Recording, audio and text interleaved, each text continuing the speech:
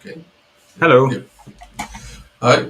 Welcome to the day two of the Swiss Unity League Championship. It's day two. We had 48 players who were qualified, with 36 remaining for day two. We'll start with 3 rounds of Edge of Eternity draft, followed by 2 rounds of Modern with the top 8, which will also be Modern. Yes, So sounds really exciting, and yeah, I'm glad to be back here today. Um, yeah, we've just recorded the first draft, and we're gonna show you it now live on the stream. Um, yeah, we're looking forward to see who's taking down the 2,000 Swiss francs in prizes, which is roughly about the same amount in euros. yes. And four top, the top four qualifies to the European Magic Cup, our big finals. That will be taking place in Bologna next year with 20,000 euros in prizes. And we're also going to crown a nice little national champion that will receive a cool little trophy. And here's an example how it's going to look like for Poland. Yes. For Switzerland, it's going to be the same thing except with different text. But yeah, we're excited to see who takes the thing down. Yeah, so I guess let's start and jump into the draft portion. Yes. Let's go. All right. Let's see. We have Matteo Buzzi, who I think finished probably highest in the standings. Let's actually That's pretty check. high. Yes. I actually don't know if Miller randomized, but he was definitely seed one after. Yes, so he's seventh with a record of 5-2 and with Yeah. one draw. Not too bad. I mean, he's definitely on course for getting into the top 8. Let's see how draft has been treating him. So we can see his first pack. From for the rare, he has the blue. I think it's the blue space station land, which It's a spacecraft. I think the one man on is blue it? spacecraft. Ah, Yes, yes. Ah, no, it's a this is pretty this. good card. Actually, I played with it before. Okay. It basically makes if you station two, it makes any of your creatures in any of your artifacts in the 2/2 flying until end of turn every turn. And if you get to 9, I think it Ha. becomes a 4/4 flying vigilance itself, and it's Oh, a pretty strong like one drop. If you have like a rather aggressive deck, it can be very good, especially if yes. you combine it with some artifacts. Yes, I think Mathieu agrees. He's picking that one as his first card, so he's definitely looking to play into maybe a more aggressive deck. But let's see what his second pack will look like. So Gene Pollinator also very good for ramping. I think this is like a bounce spell, and when the creature's attacking, Oh, you get a land or something like that. yes, that was the Gaia's Cradle Space Land, but it's difficult to play with that card. But Yeah, it's not really a draft card. Like generally, like the card is a bit overpriced in terms of yes. like setting it set up. So I like the think it only was like way. 12 power you need to make it online, and by No, then I think it's more something like 25, only 20. 20. No, I think 20. I think it was. I think when I tried with that card, I managed to get it online once, but I think it was 12. Can We can quickly check. Yes. Oh, I think it's more than 12. I think it's really hard to get it online, but we'll see. All right. It seems like the green creatures are at the moment still pickable. So he is looking to get Yeah. into. I mean, you can take one of the Nebula Dragon, which is a pretty Yes. strong high-end creature, or the Predator here, I think it's, which is also pretty good. I think if your opponent has three creatures, it costs two less, which can be like really good if you're like behind in game.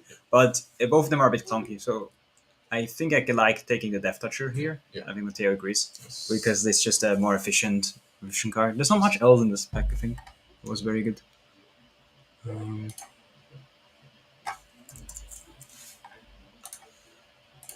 Okay, so Oh yeah, you're right. There's actually only 12. I thought it was some of them are more. I guess not only, but 12 is pretty high. But yeah, in a limited setting, maybe it could be doable. But yeah, there are rather other cards you would pick. I think I confused it with something else where it is more, but I guess it's only 12, which is feasible. I don't actually know how good this the card you just picked. It's a 4/4 Trampler that gets +1 attack for each land. I think it's decent, but it's not like the very best card. Actually, I mean, we can get some limited stats, I guess. I mean, then again, in Edge of Eternity's green is one of the more better colors. You can get into ramp. You can get Yeah. pretty decent creatures. Green is also very good supplementary color. He's considering Gene Pollinator always, especially with the Lambda tokens. It's easy to ramp, and with Gene Pollinator, you can basically use the tokens as mana source before even cracking them. Yeah, let's see.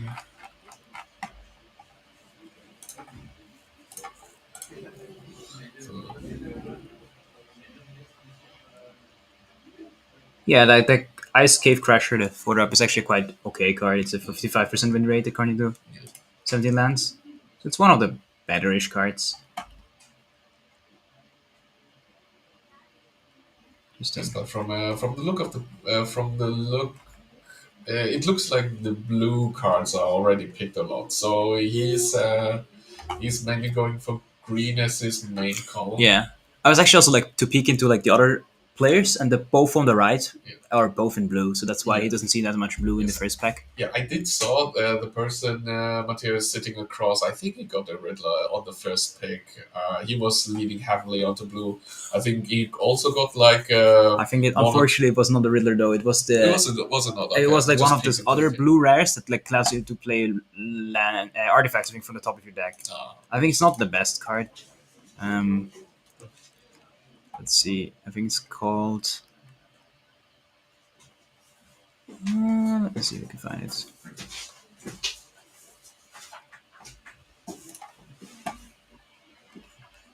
It's a Nenom the right hand. It's just a 50% win rate. It's actually not the best card. I think this is what he picks first. okay. And it's actually just a 3/4 flyer for 5, which is like, yeah, a bit better than the most like average limited flyer. But yeah, he picks up a worm, which is I think not the best card actually in green. The 5-drop worm. Let me see. What's that rate here? Yes, it's 55%. It's I mean, okay. you can warp and it gains life. So when you warp it and when it enters, you can gain some life, which may help you stabilize, especially in green if you're trying to ramp. Oh, so it looks like the Gaia's Cradle land did Did- wheel around and he picked it. I mean, I Yeah, guess at this yeah. point, why not? I mean, also, if you warp bigger creatures, it also helps stationing for the spacecraft mechanic, as they're going to leave the battlefield anyways. And with, for example, with the worm, I mean that's for 2 mana. You're stationing it for 5 already, which is like half, which is, I guess, not bad. But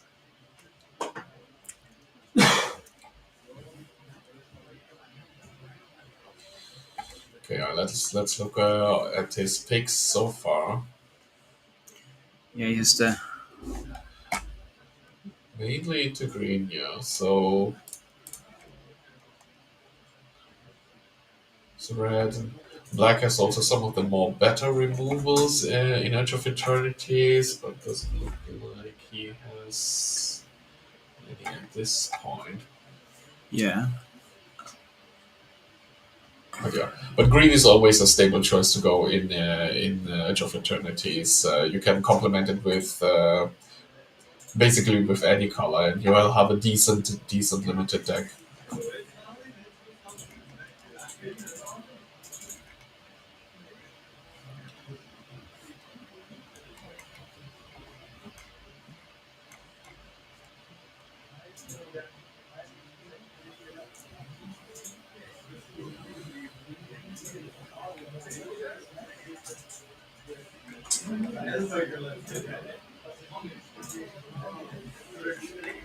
Okay, looks like players are going into their second pack. Let's see if we can open some good rare.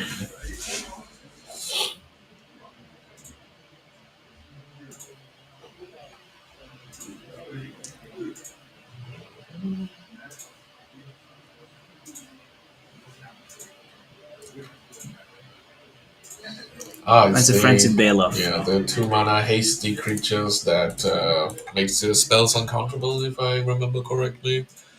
It's a nice aggressive threat. Yeah, it's not bad. Counter spell's not too important in a limited setting, but No, I mean it's essentially just a 3/2 haste. I've played this card before. I think if you have it on a turn 2 on the play, it can be incredibly devastating. yeah, Like if your opponent misses their 2 drop, they start their game on 14 life, which is a beating. And then it usually, I mean, it usually trades. Like if you attack, if they play a 2/2 on turn 2, and then it just trades usually. But if you, but it can also stay back and have free yeah, attack, which blocks nicely, like some of the 3 drops. So yeah, I mean it's just a decent card. The big problem is just it's double colored, which sucks a bit. yeah. But yeah, yeah. I mean, trading with another creature is should be good enough, especially in green. You want to prolong the game, ramp up for your bigger creatures, and if you trade your early creature for something the opponent has, then I guess that's it has done its job. Yeah. Another So, one of the bounces.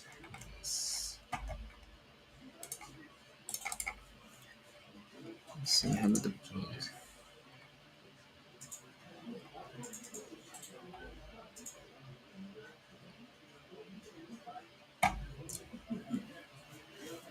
okay, so I was considering going into blues.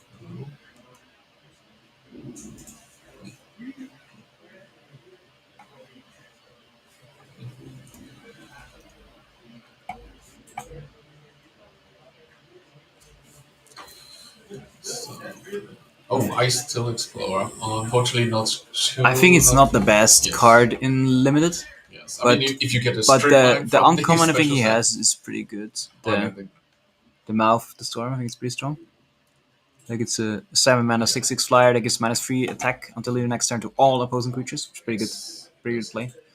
And the other thing is I think the Crash Cryo Shatter. Shatter. Yeah, it's always It's good an to. okay card, Yeah. but a bit worse than the. I mean, it gives minus for 1 blue if it attacks, it gets the creature gets destroyed, or if they try to crew something with it, it could also hinder your opponent. Mm,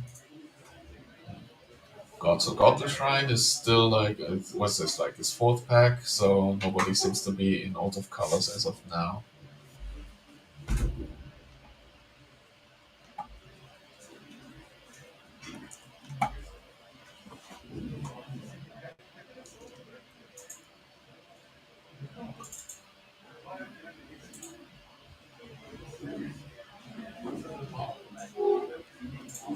That's a good pickup. Yeah, Now that you're already in the very potent colors. late game threat. Was it you draw 2 cards and make a 2/2 robot Yeah, something for like that eight for 8 mana. mana? But I Yeah, think that it also makes a lander when it then. So it's like 2/2 for 2 that makes a lander, which is pretty strong just by yeah, itself. yeah. So in the late game, if it doesn't get answered, he can pretty much accelerate your advantage. Yeah, it seems actually to be the best multicolored uncommon.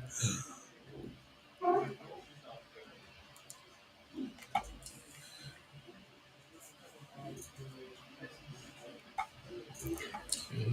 It's just oh, the whale is also a decent pickup.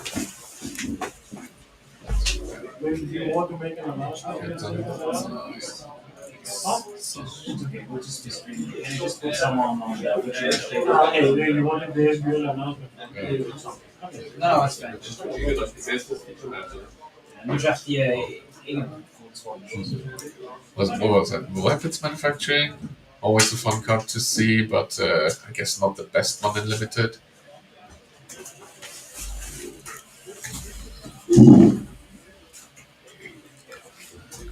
That was the guy who gave second draw card. The self quest. Yes, the subcon. Meccan. Yeah. It's okay. I mean, Not. I mean, in green, if you've got enough, I mean, if you don't have any artifacts or spacecrafts, lander tokens will also do. I mean, sacrificing a lander token to draw a card and getting +1 is definitely worth it. But yeah, seems to be like Matthias going for a slower game plan, trying to ramp up into his better creatures, and getting some removal to deal with opposing aggressive creatures. Yeah, definitely.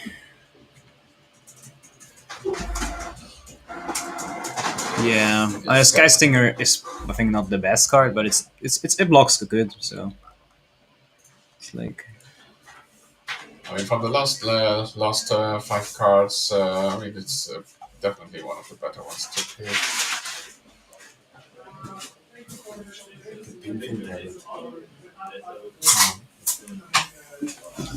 Okay, so we're down to the last cards. Not much to pick here, but it seems to be like black seems to be underrepresented so far.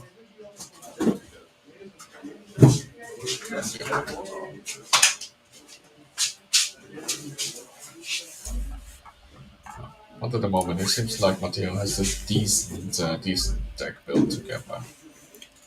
Question is, so is he going to supplement his deck with black or red? Because I think it would be best not to splash too much. I mean, he could with. I think he has a few lander cards, yes. and he has also the pollinator one drop. Yes. So like this the option to splash. I mean, when you're green, it's always a chance. But I guess there's not that many Yeah. lander cards. I think is there even one so far? I think so far. There's the pollinator I can see, but other than that, I feel like it's primarily as a blue green deck. I think, Yeah. but I think it's okay. Like this isn't curved and Yes, whatever. and the Biomancer, the two drop deck, you activate its effect for 8. You don't want to play it too early, because early on he doesn't offer anything of value. You want to keep it until the late game when you have enough mana to use its ability. Yes. Yeah, I think it's missing a bit of the landers. I mean, I guess he has the uncommon that makes a lander, but I think one or two more lander cards would be nice because he's quite a few bombs like Yes. the kill ship and like or some high end like the 7 drop. The what is it called? The mouth of the storm. The 6/6 flying for 7 with war 2. Yeah, so like getting a bit more ramp would be definitely appreciated. Yes. Otherwise, if he's splashing for red or black, going for some removal spells to survive into the late game could also be an option. Let's see what his next pack, his third pack, is going to look like.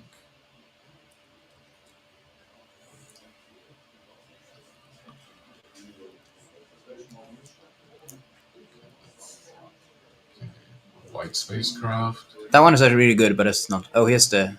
Okay. Well, That's really strong. It's really nice pickup. I mean, I think it's 100,000% the Glacier Godma, which is that's the best card. I mean, you can pick the white space ship. I think it's better, but it's not in his colors, so you just have to pick the Godma.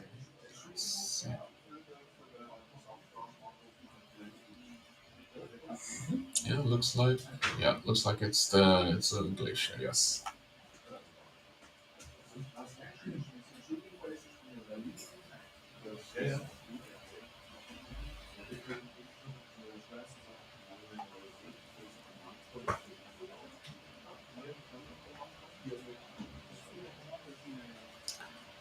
Well, come on, Bridge. The rare is too far off, but the sea ship, what is it called? I think it's a pretty good card. Like kills a lot of the cards in the format, and if you kill a cheap card, it like destroys an artifact or Enchantment, right? I think that's It's always good to have in the sideboard, especially with more artifact supports in this set. sea chip impact. Discard an artifact or enchantment. If the mana value is 2 or less, you create a lander. It's This could also help him get the landers he needs, and there's going to be plenty of artifact and enchantments going around.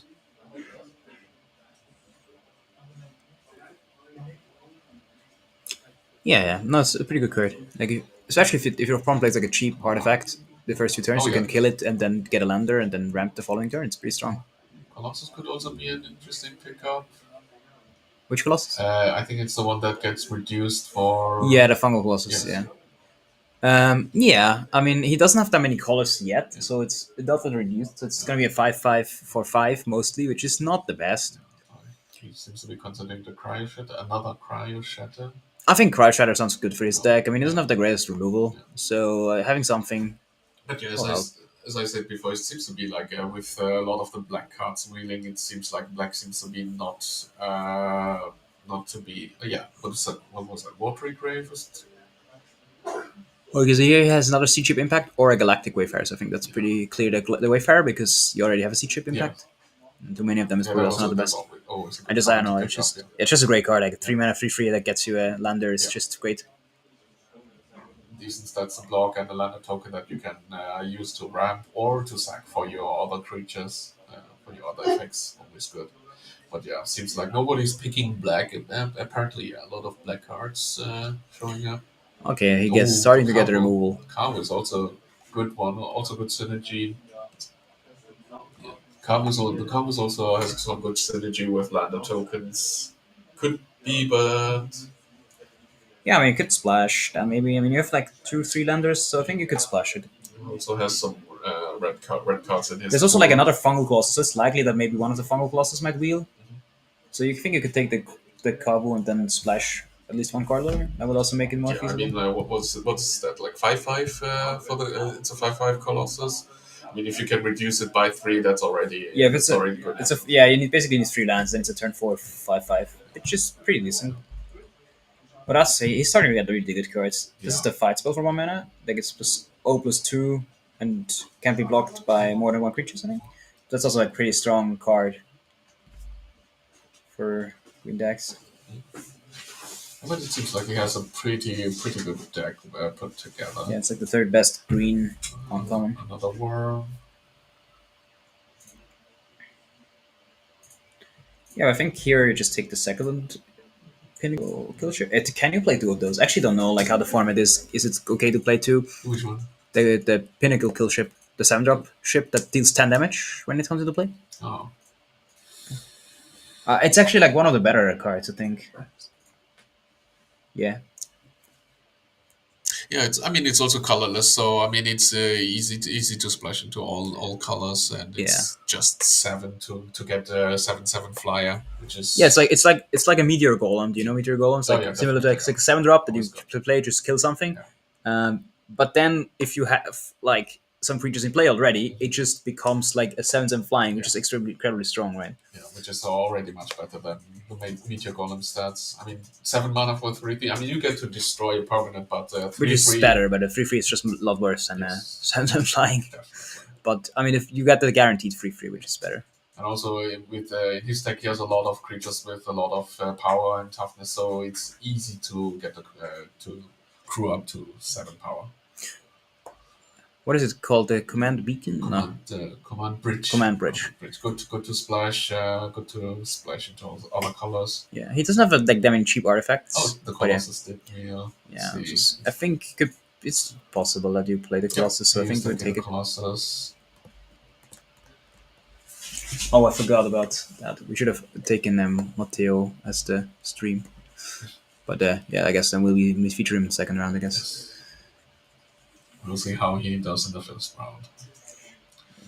Okay. Yeah. That's the 9/3 creature. That's good to. It has warp. It's a 9/3 vanilla creature, but it's good to use for crew, for especially for the land or even for the pinnacle kill ship. But yeah, that's the draft portion finished. So the players are going to register their deck lists, and then we can start with the the first round is already underway, but we'll take a look at Yes, it. we can. I think we can also maybe jump into the mid game. Maybe depends a bit like how it's going. But yeah, we can just like click here and then we're back in the booth. Okay. All right, so yeah, let's take I guess a quick break and then we'll figure out what's the next match gonna be.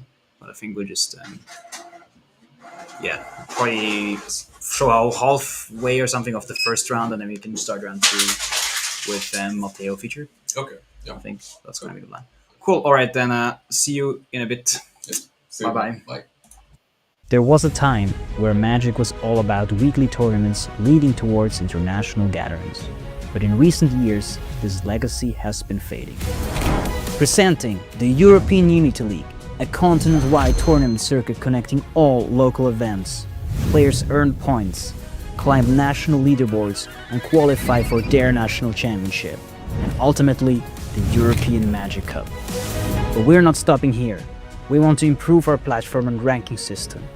Reach more players through strategy articles, videos, and professional tournament coverage. And eventually, expand to more continents and host a World Cup. To achieve these goals, we need your help. We're running a crowdfunding campaign where you can donate any amount and unlock special rewards.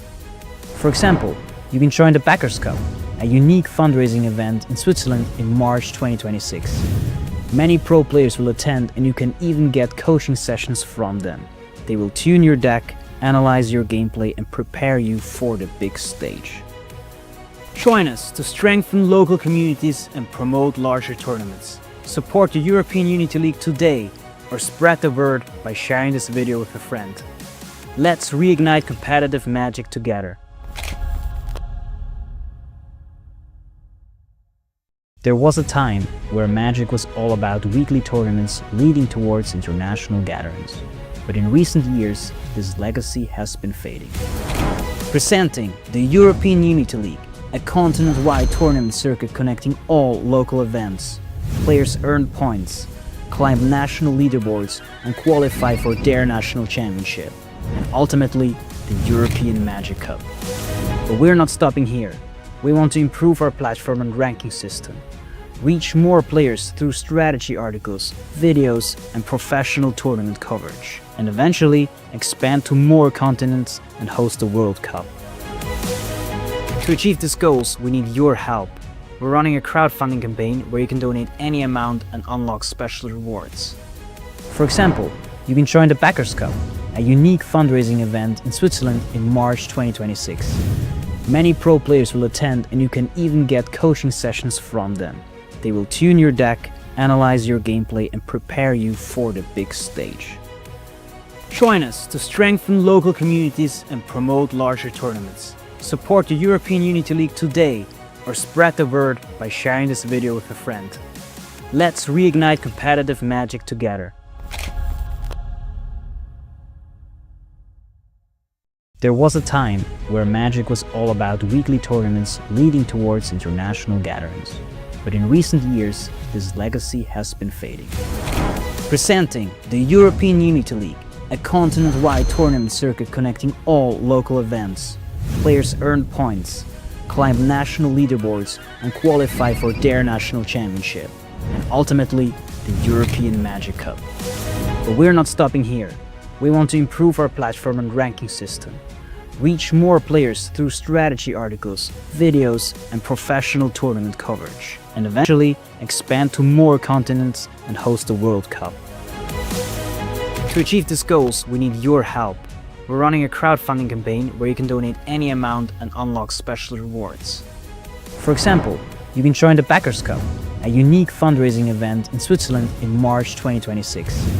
Many pro players will attend and you can even get coaching sessions from them. They will tune your deck, analyze your gameplay and prepare you for the big stage. Join us to strengthen local communities and promote larger tournaments. Support the European Unity League today or spread the word by sharing this video with a friend.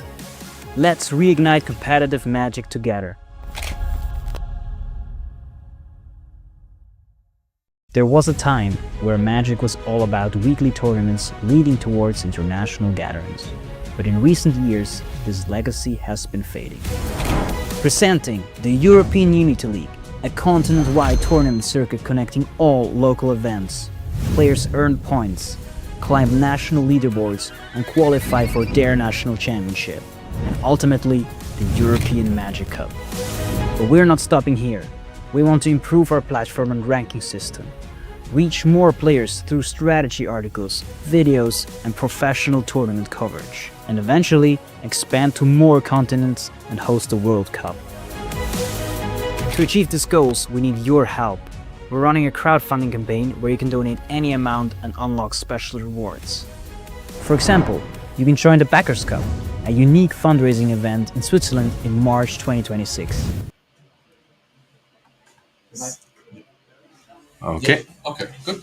Welcome back. So we're going to start with the first round of the Edge of Opportunities limited part of day two. So we are already halfway underway. We have 37 minutes game time, and we are still on the first round. So we are going to look at Lou, who's currently leading in the rankings with a record of 7-1 against Christian Crea, who's second in the rankings with 6-1-1. So let's see how it looks like. So comes.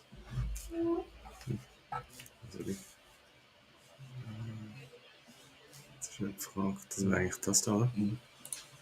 Nein, nicht das, was wir jetzt. Wo ist der Feature? Da oben. Ja. Perfekt. Okay, perfect. And let's head to the tables. Okay. Okay. Perfect. Okay. There we go. So, let's see. So it looks like Christian Kea opted into green and white, which is focused on modular playstyle. So playing with +1/+1 counters. Meanwhile, we have Lou, who is on the blue-black side, which is more on playing a more tempo-oriented playstyle. So it's still the first game. So score is still 0-0. So how does it look like at the moment? Oh, it seems like Lou is packing up. So after surveilling, it seems like he didn't find what he was looking for. He was already at 4 life, and it seems like the score is 1-0 for Christian at the moment. So players are going into the sideboard.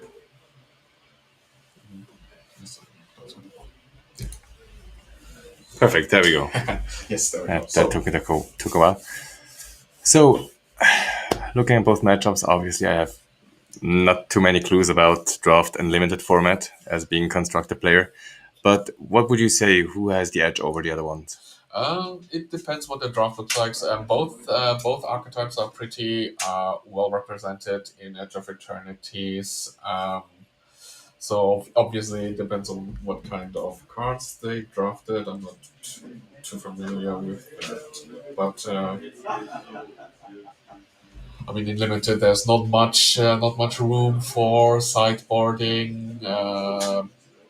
It seems like they're already shuffling up the decks and going into the second round. Let's see how that one is going to. So in draft as well as limited, obviously you have your cards which you pick or which you've opened, and you have to build a 40 card deck at least with them. But if you would be able to actually make 2 decks out of it, would you be able to play it? As in, would you be able to play it? As in, are you allowed, or would you be able with the cards that you picked? For example, if you can make 2 complete decks, Yes. 40 card each, Yes. with the picks which you have made, Yes. are you able to switch decks between rounds? Between rounds or between games? I mean, technically you could. I mean, it still counts. I mean, everything that you pick counts as the card of basically as a sideboard, the pool of cards that you're allowed to use. So technically, if you think like you can draft 2 decks with it, and you feel like giving the opponent the old switcheroo and coming with a complete different deck with a complete different playstyle. I mean, you could do that definitely. But yeah, let's see. Seems like Both have some good openers, I would assume. They're on curve. Which is already a good start for I any mean, draft matchup. definitely.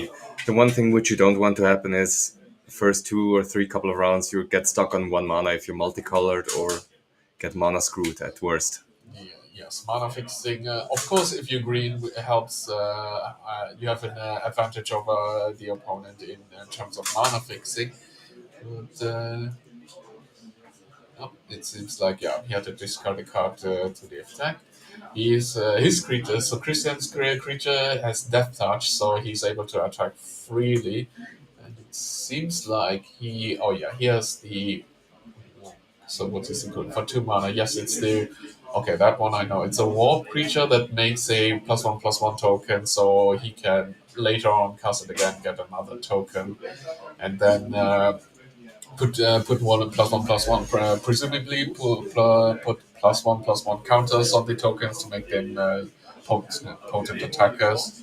Meanwhile, Lu is so in blue black. The temple play style resolves around artifacts. Let's see. So yeah, he is able to. Oh yeah, that's a creature that when he chooses one of the top 2 cards, hits his land drop. Yeah. So basically, what we see now is we have the green white deck from Christian Kerr, who's trying to either make big creatures or go wide. Yes. In this case, it's more on the go white side. So green white, you're going go more on the wider side. I mean, of course, you can have some bigger creatures for the late game. But as of now, he seems to go for more we need to start type of creatures. He has already 4 creatures on the board. Oh yeah, and that's the whale. So that's the whale is also a warp creature that where you basically surveil 2 cards and then later on you can cast it. It's a 3/5 flying creature. So if that one gets down, then Lu will be able to block the creatures Christian is attacking with. So I just had to check something. So one of the best cards in green, in my opinion, for sealed or for draft, would be the Icetail Explorer. I still explore. This is one of the premium draws, as well as the how do I spell it? The Uruboroid. Urborite. Exactly. Yes, Urborite, If yes. if Christian has this card, because we don't know, we don't have the list yet. If he has this card and he chooses to go wide, this could be an immediate win. Yes, Uroboroid is also. I mean, it's a card that's used in cubes, especially in vintage cubes as well, because just by the creature itself can win games. Because just one turn of it not being answered can exponentially increase the amount of counters it gives. Not to itself, not only to itself, but also to all the creatures on the on your side of the field. I still explore in draft not as potent as it is as in constructed, but I mean, so in Edge of Eternities you have the special cards. You have there is a strip mine that you can Yes, get. yes, the strip mine as well as the ancient tomb. Yes, so if you can manage to get this combo down, then yes, that would definitely be a combo you'd like to pick up. You can just immediately with 2 land drops per turn, you can basically ramp yourself or even double strip mine your opponent each turn, which is pretty devastating. But of course, that's a niche case. Most of the time, Obviously. you'll not have both of those cards together. And I mean, strip mine by itself, it's decent, but I still explore not as useful in this limited environment. Let's see, what is Christian's next move? Yes, a creature. Yes, Lou has to read the card. So do we. Also, quick question: how high is your priority when you draft? First off, either a fetch land or any mana fixing.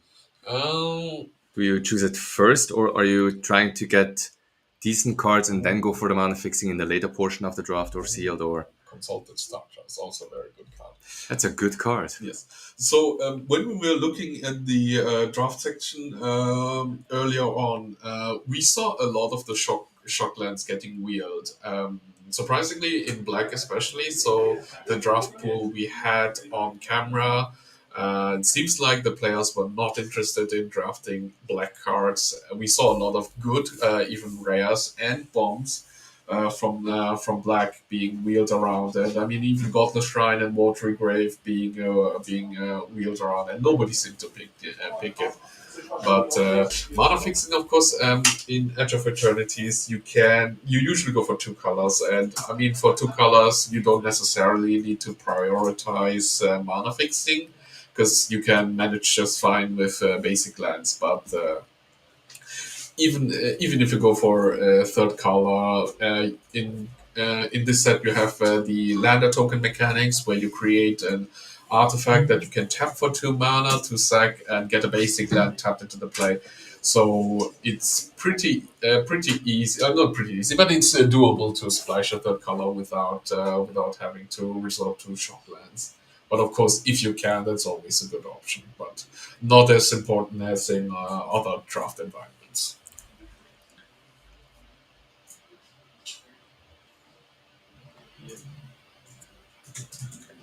So what are your thoughts about hate picking?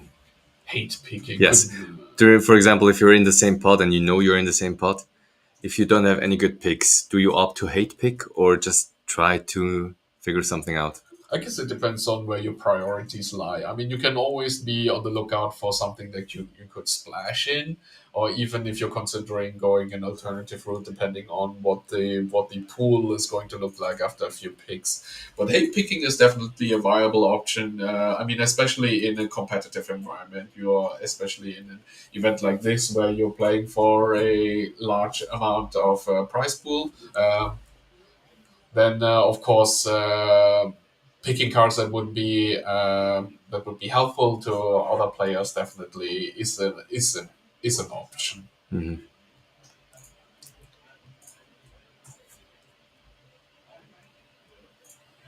I mean, for example, in black you have a lot of good removal cards, and you could definitely think about splashing it, but also taking one out of the pool so that your opponent has less options to answering your creatures is always a good choice. True, true.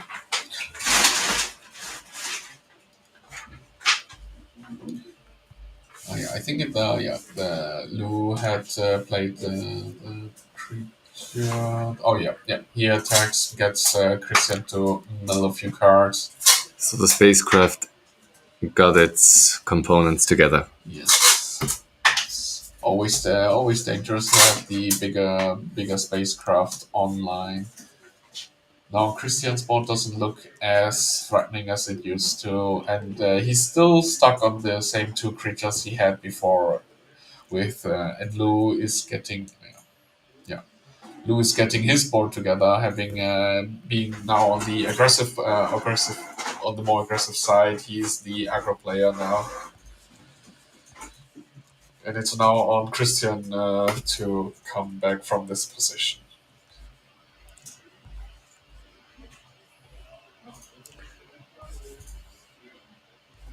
Yeah, and Lou's not going to stop. He has two creatures in exile that he walked, and they're also flyers. So if Christian doesn't have any way of dealing with them, then I guess we're going to round 3. Yeah, that one is not going to do it. I think at this point, Christian basically just wants to get a board wipe, for example, Beyond the Quiet, which exiles all creatures and spacecraft. Yes, question is, did he draft it? The question is it even in the pool? That's another one. We'll see, But we'll yeah, see. Board wipes generally are not are always a very rare sight in the draft environment. And if you see a board wipe, usually, so when I see a board wipe, I always go for it. It's always a good big reset button in an in an environment where creatures are the dominant place. Creatures are the dominant play style. Oh, definitely. I think if you can choose what kind of removals you want. Basically, you want at least one board wipe and maybe one or two removals for certain cards, Yes. which you could face from the opponent, and the rest can be basically in the sideboard as a game 2 or game 3 option. Yes. So this could be a quick one. But so Christian was leading 1-0, but looks like Lou is making a comeback, and then oh wow, he even had a spacecraft that you could use to block Lou, but Lou actually The counter spell. got the good old counter spell. Yes, Christian is This milling could actually be also a win condition, even though he can block, or if he could block, Yeah. but still, obviously, if you don't have any cards to draw left, you lose the game. Yes, milling is a viable win option in limited with a smaller deck, with a smaller pool of cards that you're playing with. Oh, definitely. I remember back in the days when either Zendikar or when you were, what was it, War of the Sparks? Well, this works. Obviously, if you had Ashiok, Oh, you could yeah. just mill your opponent out. Yes, I mean for 3 mana, basically a planeswalker where you can Well- mill 4 cards each turn, basically for a total of 20 cards if it That's survives. that's definitely a strategy. Yes, definitely. I mean, with 20 cards, that's already half your library. And with a few rounds, the opponent would be down to around 10 cards. Oh yes. But yeah, looks So like- as we can see, Lou evened it out. yes, definitely. So we're gonna go to a game 3. How important is it being on the play versus on the draw in this format? That's a good question. I mean, it depends on what kind of play style you're playing. I mean, generally, it's always good to be on the play. I don't know if being on the draw. I don't know if this set is the one where you want to be on the draw, but especially in Christian case, you want to be on the play. You're the aggressive deck. You are the deck with the weenie creatures, and you want to be as fast as possible. But I think in this format it does. I mean, obviously it's important. If you can, you will start. Yes. But I think in constructed formats, it's much more important to start. It's a constructed where decks are streamlined. Yes. Your deck is tuned to a certain strategy. Then, of course, going first is even more important. Okay. Yes, it seems like the second featured match table is already finished. So we're just waiting for Lou and Christian to finish up their match. See how this one goes. Okay. Good. Okay. Let's see. So, what's that? Okay, three. What's it? 3 or 4 lands. Four I mean, lands. Christian. It's okay. 4 or 3 lands. I think it's 3. It's a 3-lander. Maybe one of them is the what's it called, the storage land, the one where you have to actually. Oh no, it's 3. Yes. Yeah, that's a good keep. Yeah, it's a so land-wise, it seems to be decent. The question is, are the creatures aggressive enough? And Christian decides it's not, so he chooses to take a mulligan. Always good to be on the safer side, and mulligan. And Lou actually has mulligans in solidarity, apparently. Solidarity. I like to use that phrase when my In opponent that dies. case, Lou is so nice. Yes, such a nice guy. Obviously. By the way, for those who are wondering, no, we're not in the modern portion. No, we're not mono green brute skill against blue white. Yeah, so deck lists are just for the modern portion, which will come later after. So we're going to play 3 rounds of draft. After that will be a modern portion where then the deck list will be accurate. But yeah, with Lou and Christian being first and second ranking at the moment, there's a pretty high chance you're going to see their decks in the near future.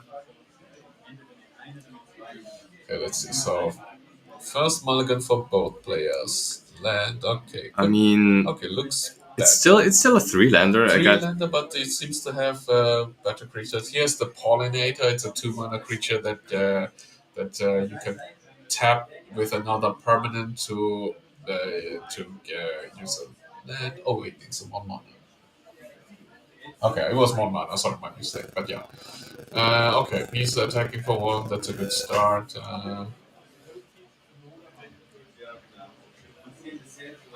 Okay.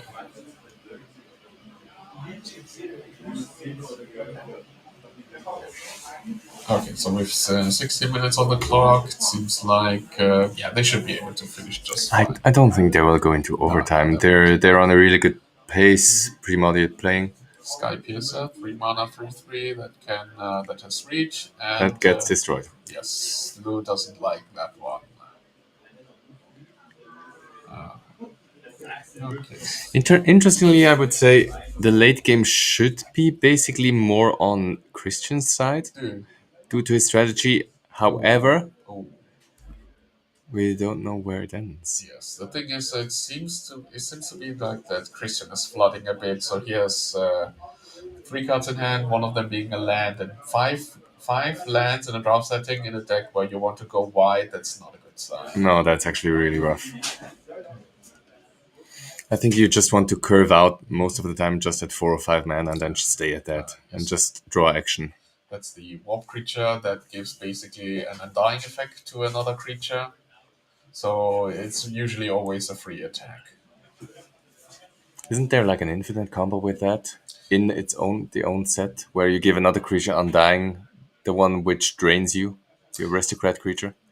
Give it undying and infinitely loop it with a sack outlet. I mean, no, because the undying effect is only for that creature. So if it dies, it loses the. Yeah, obviously, but I think you need 2 copies of the warp creature, and then you need the pinger and 1 sack outlet, and then you can infinitely warp each other out. Warping it doesn't happen until the end of the turn. Yeah, I know, but first you warp the one creature, Yes. give something else undying, then you warp in the second creature, give the warp creature undying, Yeah. and since it's an ETB trigger, Yeah. you just need a sack outlet and a piercer, and then you can just infinitely ping it.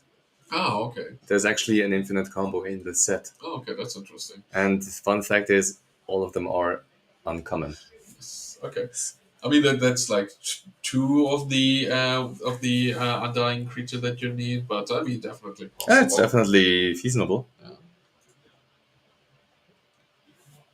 Okay.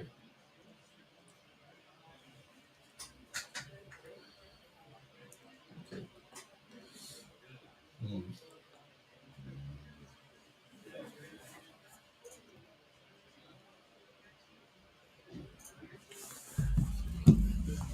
You're thinking. Just gonna go check.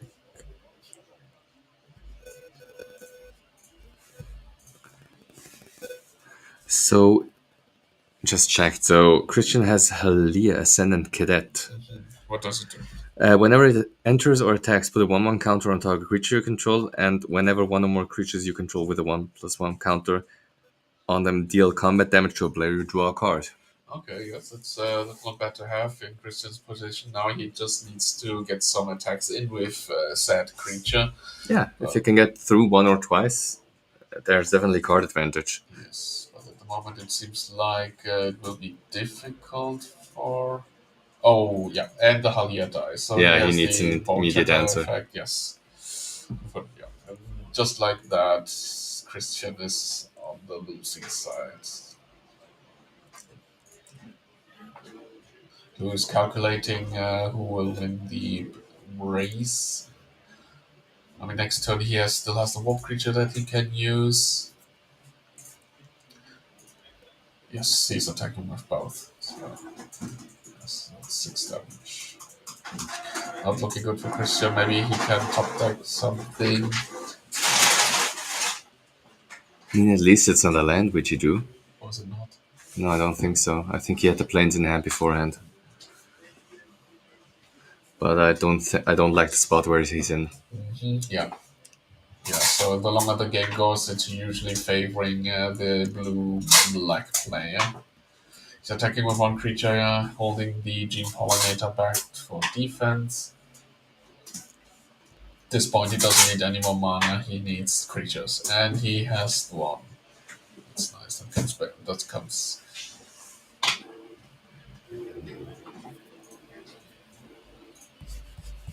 So got slanted over. Yeah. Yeah, that's one of so the special land that Lou has. It's one of the special lands from the so it's one of the special lands that are not in the regular set. Fortunately, can't recognize that one.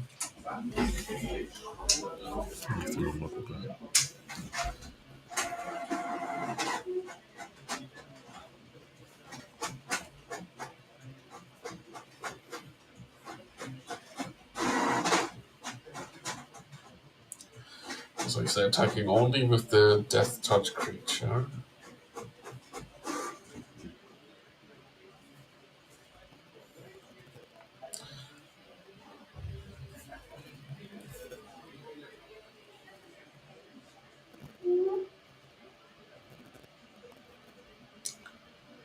Difficult to see which land that actually is.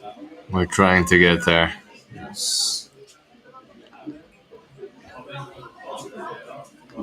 It's definitely not easy. Christian thinking about his next move. He's staring down a lot of power. Not in the best of situations. I mean, at 6 life points, Yes. are you even allowed to attack, or do you have to be on the defense? Yes. Now he has to really carefully consider that again his blocks are not as good as well. Definitely not. And I think he needs to do something because right now I think he's facing lethal, so he I needs think to I either found- block. I found the land. So we found it. It's Endless Sands. It's a desert. You can exile target creature you control, and when you sacrifice, okay, so he can repeatedly exile a creature that he controls, and then for 4 mana, sacking the desert, he can bring them back, basically refreshing their ETB effects. I don't think that's anything that he needs to use at this moment. He is the aggressor in this situation, and he wants to keep up the pressure. I mean, I see why he's playing it. Maybe if he runs into a removal spell, he can just protect one Yes. creature and then put it back at the end of the turn or so, or next turn, since it's tap ability. And it just does colorless. I mean, sure, why not? Yes, so always good to have. Christian thinking very, very hard. I mean, obviously, in his position, every single mistake which he does could actually cost him the game right now. Yes, he's passing the turn. I mean, one of the cards in his hand is land, and meanwhile, oh yeah, he's got this space station, and he can tap down 2 creatures. Yeah, that's really bad. I think that might actually do it. Yes. I mean, if you cannot go through for lethal, obviously you just want to take back a blocker if you're on Lou's side and just start crewing the spacecraft. So he has 2 mana. Oh. Yeah, he's fighting. Okay, looks like he is going to fight with one of Lou's creature to Prevent him from attacking and preventing from stationing. So, oh yeah, it's so his 2 creatures were bounced. He blocks the one creature he can, takes 2 damage, but Needs a big draw, but I don't think is that was another it. Halia? Yeah, it's another one. Oh wow. So he had 2 of them. Okay, that's always good to have. Halia is a very good card to have. And I mean, since it's a rare, it's actually... Is it a rare? I think so, yeah. Okay, he's just playing down the 2 creatures he played. I think 1 removal spell in this game. Yes, it's for power. Okay, he is warping Yeah, away. and there we and go. then attack for So lethal. Yes. Lou takes down the game. Yes. So 8-1 overall for Lou. He's still ranked first currently. He is definitely on track for the top 8. And Christian going down to 6-2-1. Still in good. competition for Yes. top 8, obviously. Yes, but now he has to be more mindful of his Yes. next matches. But yeah.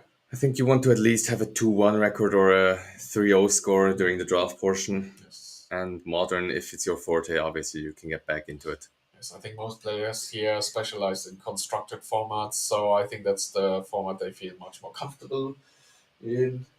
So if you can get any wins in draft, that's already a huge win. Oh, definitely.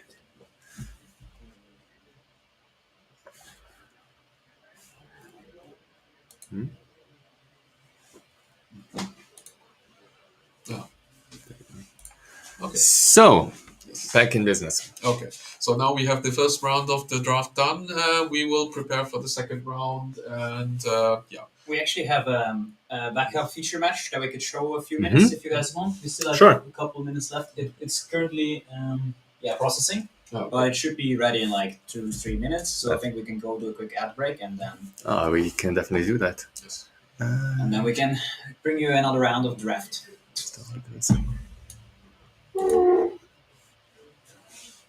Still up?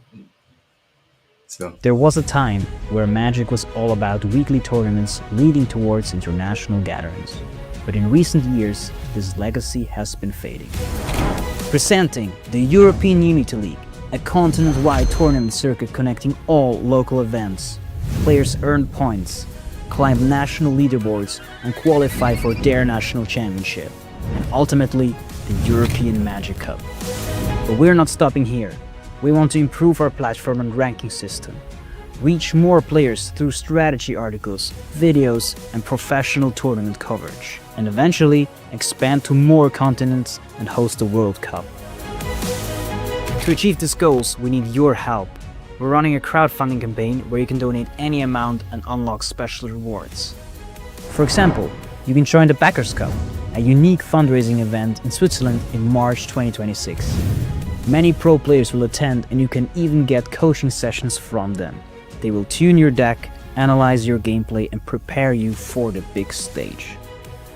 Join us to strengthen local communities and promote larger tournaments. Support the European Unity League today, or spread the word by sharing this video with a friend. Let's reignite competitive Magic together.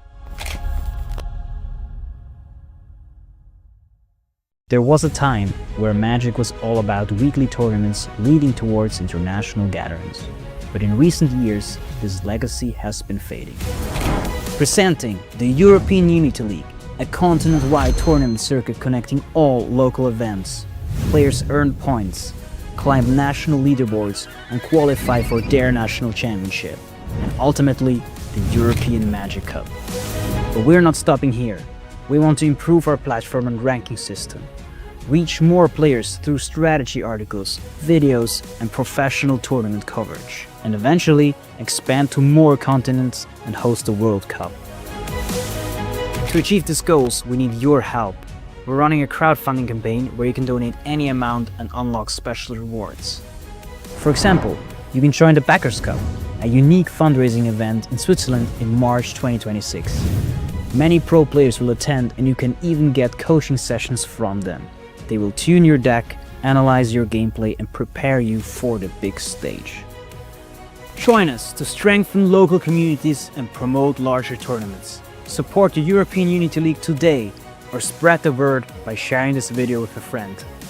Let's reignite competitive Magic together. There was a time where Magic was all about weekly tournaments leading towards international gatherings. But in recent years, this legacy has been fading. Presenting the European Unity League, a Okay, yes. So we have this backup feature match. So this is the second table that was playing. So we are starting at the second game. They've already played the first, and we'll take a look how it's going so far. Yes, way into the second game. So, so we have Julian Riedner on green black. Interesting. Against Mark Eberhard on what seems to be Esper. yes, or it looks like. Maybe it's just aristocrats plus a little bit of splash of blue or whatsoever. Yes. It seems like they're way into the second game. They have what is that, like eight, at least 8 lands each. And also the seems like they're in top deck mode at the moment. Both of them. So let's take a look. Okay. So blue black, as we saw, black white, which is more aristocrat style, as Eve mentioned, maybe with a blue splash. And we have black green for Julian, which black green which is more of a mid-range play style.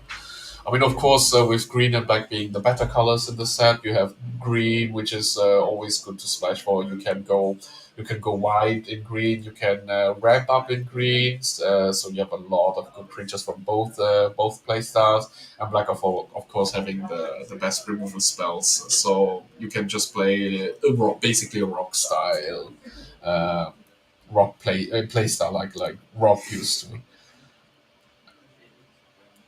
Interestingly, I'm curious on the left hand side bottom from Julian. Is one of those piles a warp zone, or is it just different piles? Maybe it's maybe it's his exile. So Could be exile as well as graveyard, but yes, so it's hard to see which one is which at the moment. I'll have to see in the last game. What's the phone course in Hampton? think so.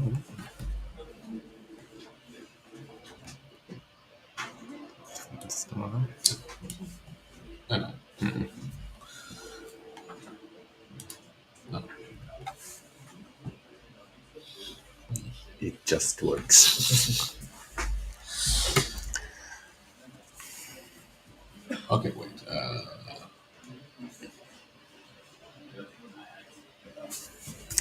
So, I mean, usually Oh. you want to aim for like 16 to 17 basic lands, or just lands in general, based on your mana curve, which you actually have, right? So I think both of them might be actually on the flooded side.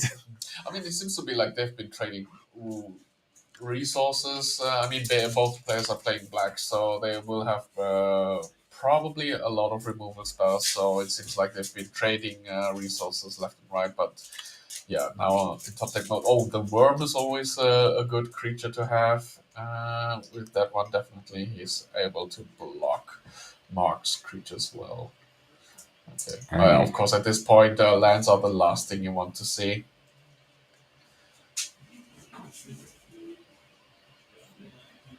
Okay, yep. So he's got yeah. That was game. Good. Well, I think that took a long time, Yeah. based on the amount of lands, and still drawing more. I don't think Mark actually had any lands left except the one which he revealed in his pile. So I mean, that means at that moment he's just drawing gas. So yeah, definitely.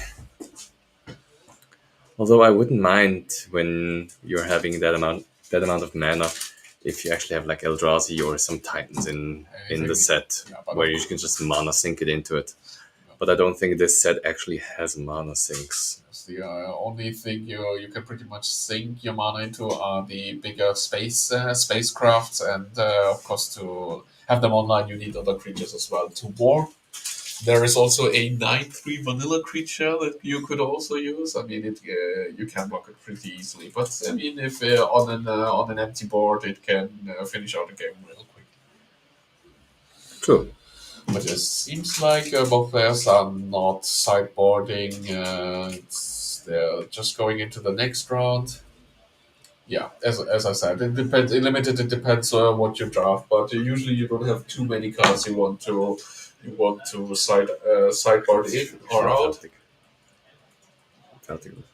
Oh wait, that was the last one. I think we might. Let us just check.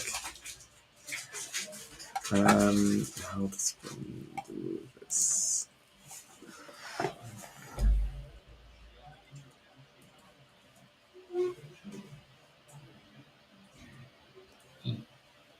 Yeah, it was a short one, but yeah, it seems to be. I think we just entered during like one of the final games. Seems like they finished up. Okay. Probably game 3 or so, which we catched up. So Oh, okay. Yeah, Mark won round one, so if he won the second game. yeah, so Mark won the second game, so it's probably just 2-0. 2-0. Oh, okay. That's why it was so short. So Okay. Yeah. Basically, with this, we're just waiting for the first round to end. The second round should be finished, starting any moment now. And in the meantime, I guess we can go for. Yeah. I guess in the meantime we can,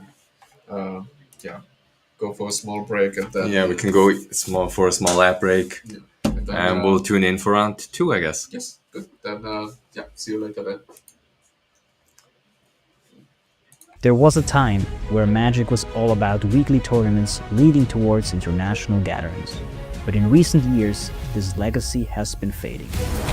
Presenting the European Unity League, a continent-wide tournament circuit connecting all local events. Players earn points, climb national leaderboards, and qualify for their national championship, and ultimately, the European Magic Cup. But we're not stopping here. We want to improve our platform and ranking system, reach more players through strategy articles, videos, and professional tournament coverage, and eventually expand to more continents and host the World Cup. To achieve these goals, we need your help. We're running a crowdfunding campaign where you can donate any amount and unlock special rewards. For example, you can join the Backers Cup, a unique fundraising event in Switzerland in March 2026. Many pro players will attend, and you can even get coaching sessions from them. They will tune your deck, analyze your gameplay, and prepare you for the big stage. Join us to strengthen local communities and promote larger tournaments. Support the European Unity League today, or spread the word by sharing this video with a friend. Let's reignite competitive Magic together. There was a time where Magic was all about weekly tournaments leading towards international gatherings, but in recent years, this legacy has been fading. Presenting the European Unity League, a continent-wide tournament circuit connecting all local events. Players earn points, climb national leaderboards, and qualify for their national championship, and ultimately, the European Magic Cup. But we're not stopping here. We want to improve our platform and ranking system, reach more players through strategy articles, videos, and professional tournament coverage, and eventually expand to more continents and host the World Cup. To achieve these goals, we need your help. We're running a crowdfunding campaign where you can donate any amount and unlock special rewards. For example, you can join the Backers Cup, a unique fundraising event in Switzerland in March 2026. Many pro players will attend, and you can even get coaching sessions from them. They will tune your deck, analyze your gameplay, and prepare you for the big stage. Join us to strengthen local communities and promote larger tournaments. Support the European Unity League today, or spread the word by sharing this video with a friend. Let's reignite competitive Magic together. There was a time where Magic was all about weekly tournaments leading towards international gatherings, but in recent years, this legacy has been fading. Presenting the European Unity League, a continent-wide tournament circuit connecting all local events. Players earn points, climb national leaderboards, and qualify for their national championship, and ultimately, the European Magic Cup. But we're not stopping here.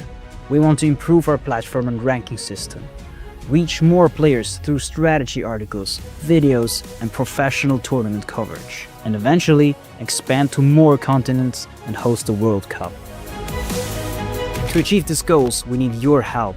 We're running a crowdfunding campaign where you can donate any amount and unlock special rewards. For example, you can join the Backers Cup, a unique fundraising event in Switzerland in March 2026. Many pro players will attend, and you can even get coaching sessions from them. They will tune your deck, analyze your gameplay, and prepare you for the big stage. Join us to strengthen local communities and promote larger tournaments. Support the European Unity League today, or spread the word by sharing this video with a friend. Let's reignite competitive Magic together.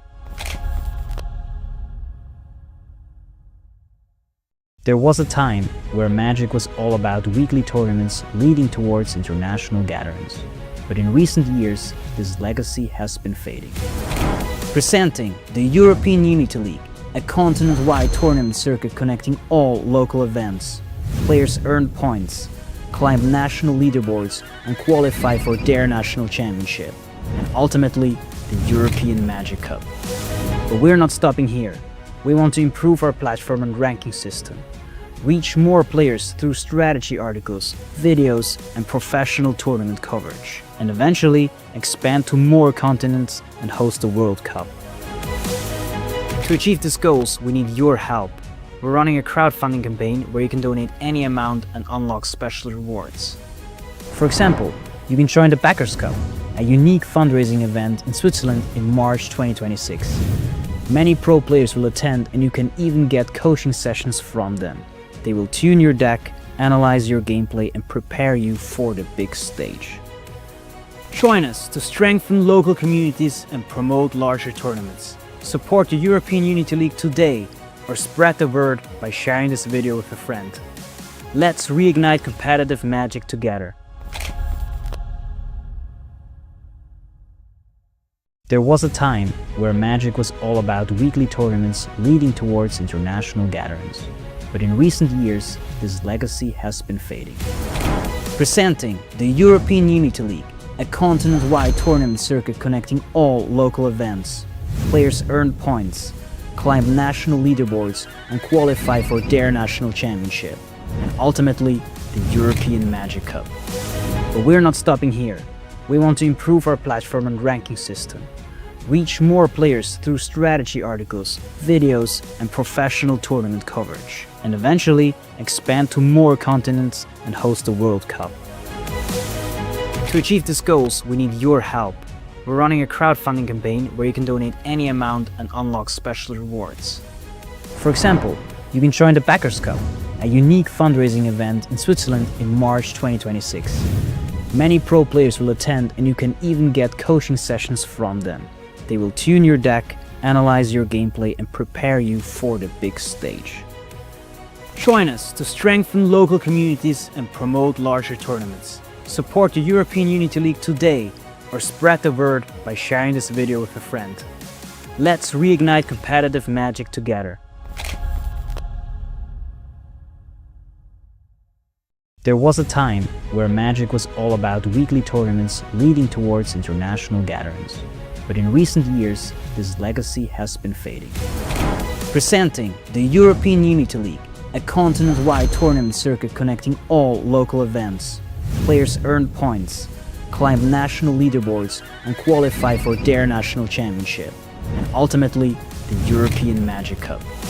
But we're not stopping here. We want to improve our platform and ranking system. Reach more players through strategy articles, videos and professional tournament coverage. And eventually expand to more continents and host the World Cup. To achieve these goals, we need your help. We're running a crowdfunding campaign where you can donate any amount and unlock special rewards. For example, you can join the Backers Cup, a unique fundraising event in Switzerland in March 2026. Many pro players will attend and you can even get coaching sessions from them. They will tune your deck, analyze your gameplay and prepare you for the big stage. Join us to strengthen local communities and promote larger tournaments. Support the European Unity League today or spread the word by sharing this video with a friend. Let's reignite competitive Magic together. There was a time where Magic was all about weekly tournaments leading towards international gatherings. But in recent years, this legacy has been fading. Presenting the European Unity League, a continent-wide tournament circuit connecting all local events. Players earn points, climb national leaderboards and qualify for their national championship. And ultimately, the European Magic Cup. But we're not stopping here. We want to improve our platform and ranking system. Reach more players through strategy articles, videos and professional tournament coverage. And eventually expand to more continents and host the World Cup. To achieve these goals, we need your help. We're running a crowdfunding campaign where you can donate any amount and unlock special rewards. For example, you can join the Backers Cup, a unique fundraising event in Switzerland in March 2026. Many pro players will attend and you can even get coaching sessions from them. They will tune your deck, analyze your gameplay and prepare you for the big stage. Join us to strengthen local communities and promote larger tournaments. Support the European Unity League today or spread the word by sharing this video with a friend. Let's reignite competitive Magic together. There was a time where Magic was all about weekly tournaments leading towards international gatherings. But in recent years, this legacy has been fading. Presenting the European Unity League, a continent-wide tournament circuit connecting all local events. Players earn points, climb national leaderboards, and qualify for their national championship, and ultimately the European Magic Cup. But we're not stopping here. We want to improve our platform and ranking system, reach more players through strategy articles, videos, and professional tournament coverage, and eventually expand to more continents and host the World Cup. To achieve these goals, we need your help. We're running a crowdfunding campaign where you can donate any amount and unlock special rewards. For example, you can join the Backers Cup, a unique fundraising event in Switzerland in March 2026. Many pro players will attend, and you can even get coaching sessions from them. They will tune your deck, analyze your gameplay, and prepare you for the big stage. Join us to strengthen local communities and promote larger tournaments. Support the European Unity League today, or spread the word by sharing this video with a friend. Let's reignite competitive magic together. There was a time where Magic was all about weekly tournaments leading towards international gatherings. But in recent years, this legacy has been fading. Presenting the European Unity League, a continent-wide tournament circuit connecting all local events. Players earn points, climb national leaderboards, and qualify for their national championship, and ultimately the European Magic Cup. But we're not stopping here. We want to improve our platform and ranking system, reach more players through strategy articles, videos, and professional tournament coverage, and eventually expand to more continents and host the World Cup. To achieve these goals, we need your help. We're running a crowdfunding campaign where you can donate any amount and unlock special rewards. For example, you can join the Backers Cup, a unique fundraising event in Switzerland in March 2026. Many pro players will attend, and you can even get coaching sessions from them.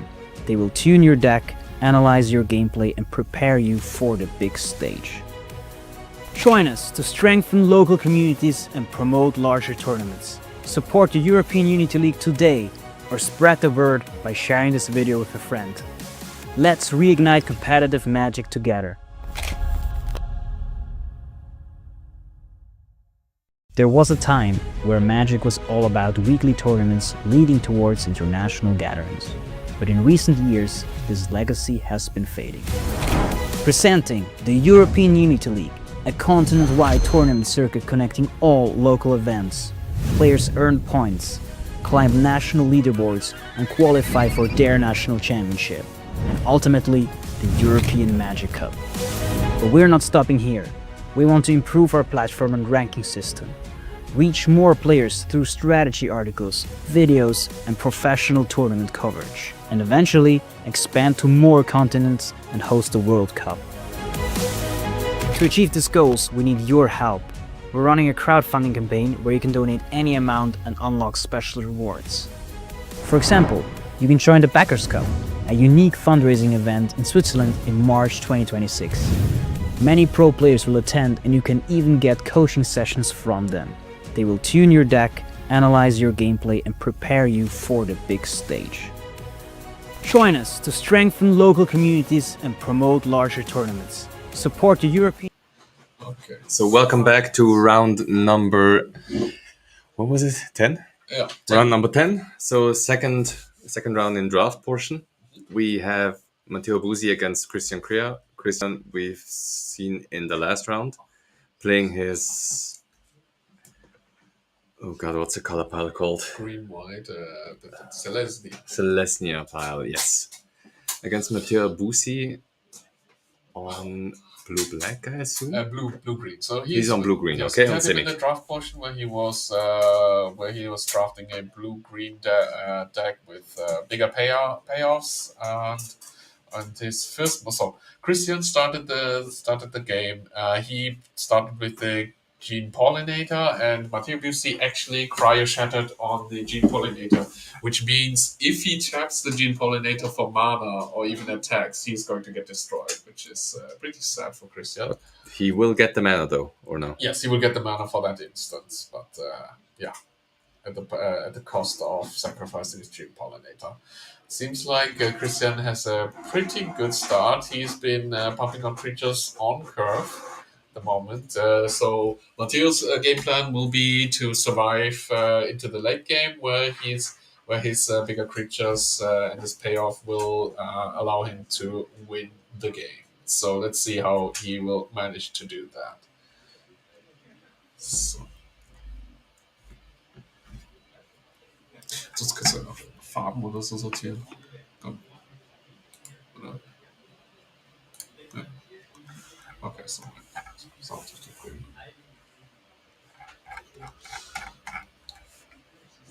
Okay, so Matteo is thinking about his next move.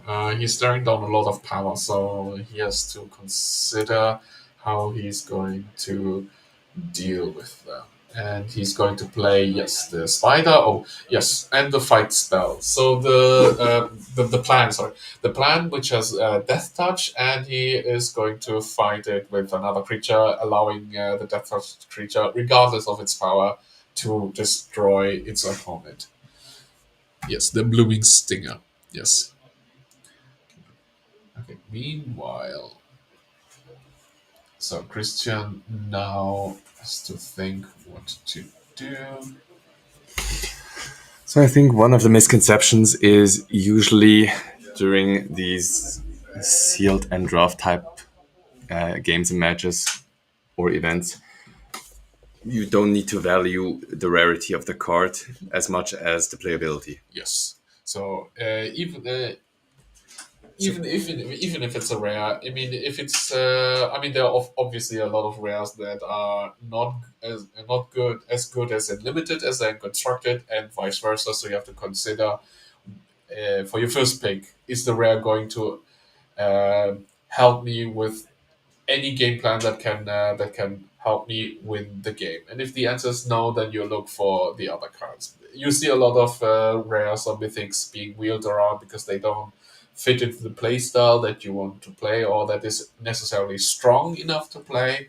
So always important to consider all the cards, even for your first pack.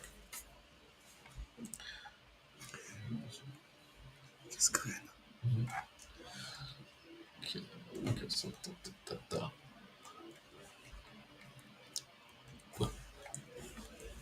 Thornbringer. Oh, okay. Yes, it's this one. 3 mana, yes. So we got Thornbringer from Christian Krea when it enters or dies Surveil 1, which is very powerful, as well as it's being a 4-2. But I think it just got bounced. It's no. So he attacked and it's traded with the Death Touch creature from Matteo, which is something that Matteo would take any day of any time of the day. He plays for 4 mana. He plays a. What does that creature look like? It's an Ice Cave Crusher. Landfall. It has trample and landfall. It gets +1, +1/+0 until the end of the turn, which is decent. I mean, you're not going to get too many. I mean, if you have lander tokens, of course, you can get more triggers, but not necessarily needed for Matteo's game plan. And I don't think that there are any fetch lands in this specific set. So Yes. you will only be able to get the landfall trigger either once or with lander tokens multiple times. But other than that, Yes, and it also looks like that Matteo played a second Crasher. So now Christian is staring down a lot of power, and he is on the receiving end. So now he has to consider how he's going to survive that. So with the only creature on his field being the Terra Botanist, so landfall you gain a life. Yeah, not too significant. I mean, I mean it's a 2/3, but obviously he's staring on something bigger. And there we go with the rare again, Yes. one we talked about. Yes, Halia. So he's going to give a counter to the botanist, and if the botanist is able to connect, then he is going to draw a card. But it doesn't look like that's going to be very likely in the near future. Since for now, I don't think he has a viable attack. Obviously, if he attacks with any creature, with a 1/1 counter, I think Matteo is inclined to just block and Yes. give a trade at maximum because he has the bigger creatures, and it's more favorable for him just to get rid of the creature instead of letting your opponent draw a card. So in this case, oh, the Is it the Bailiff. Bailiff? Yes, that's Interesting. the Bailiff. Yes, we saw him draft the Bailiff. So he attacked with his 2/4/4 trampling creatures, even though knowing that if Christian gets to attack, he's going to get to draw a card. But in this case, Matteo thought that the Bailiff would probably be able to block the creature. But in the meantime, Christian plays for 6 mana a white creature, and he's going to the Weft Blade Enhancer. So when it comes to the blade, you put a mono creature of up to 2 target creatures. And he hardcasted it. It's not warped, so it's going to stay on the field since So he it's needs- probably a good synergy with the with Valia, definitely. definitely. Okay, so he put surprisingly he put two counters on these 2 creatures except for Halia. Because does Halia's effect trigger with herself if she has a counter, or is it another creature? No. Well, let me. I think whenever a creature with a counter damage, so it does look at itself as well. But let me just double Okay, check. because he did attack with Halia, even though Yeah, whenever a creature put a 1/1 counter, whenever one or more creatures you control with okay, a. So it doesn't make a difference if he attacks with both of them and deals damage. He just gets to draw 1 card Okay. at maximum. surprisingly he attacked with Halia. He did put a counter on Halia and then attacked, and Matteo was able to deal with it with what's that? It's a blue instant, which I'm on it. yes, we're going to take a look which one that is. There we go. So it's the Sculpting Blast. Return target non-permanent to its owner's hand. If it was attacking, create a 1/1 drone token with flying, and it can only be blocked by creatures with flying. So basically, you just got rid of it by bouncing it. That's all. Okay, so basically just delaying. So the thing is now, Christian's creatures, I think they're both 4/5 now with the counters, so they are able to block Matteo's creatures as of now. And Matteo plays for 4 mana a spacecraft that allows him to draw 2 cards. I think it's basically draw 2 cards and discard. Blah. So he played the land, which triggered the landfall abilities of his 2 trampling creatures. They are now 5/4s, which would be able to trade with Christian's creatures. So it was the Eutheros Scanship, as I presume. So when it enters draw 2 cards, discard a card, basically just a looting effect. Okay. Has station 8, and it's a 4/4 flying when stationed. Okay. So it's decent. So it's a 4 mana draw to discard a card usually.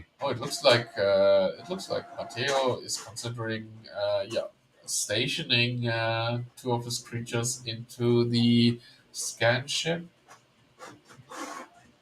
Thinking about it, yeah, it seems like he did. Yes, so he okay. Since the so the Bailiff has 3 power, and due to the landfall ability, his one of his trampling creatures was a 5/4, so he was able to reach 8 power for his scanship station ability. And so now he's staying back with his creatures to block and presumably trying to finish out the game with his spaceship. I mean, obviously, both of Christian's creatures do not have flying and or reach. Yes. So what Matteo probably is going to do is just going to keep on attacking with the spacecraft over the heads and keep the creatures on the ground covered up. Yes. It's a viable strategy. Preferably, I hate that strategy. Obviously, Yes, dealing with It's- flyers. and it's limited always is annoying. Yes, it's when you don't have enough reaches or flying creatures yourself, and your opponent is just flying over you with even like a small flying creature, and it wins the game by itself just because you couldn't deal with it. It can be frustrating.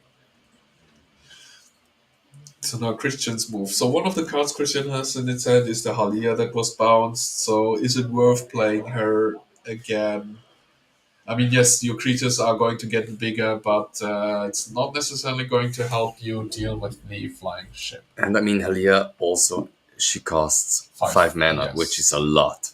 Okay, so he's opting for so paying 6 mana for a. I think that's the one with X in its cost. If so, it comes with I think X counters. So I think it's double green and X.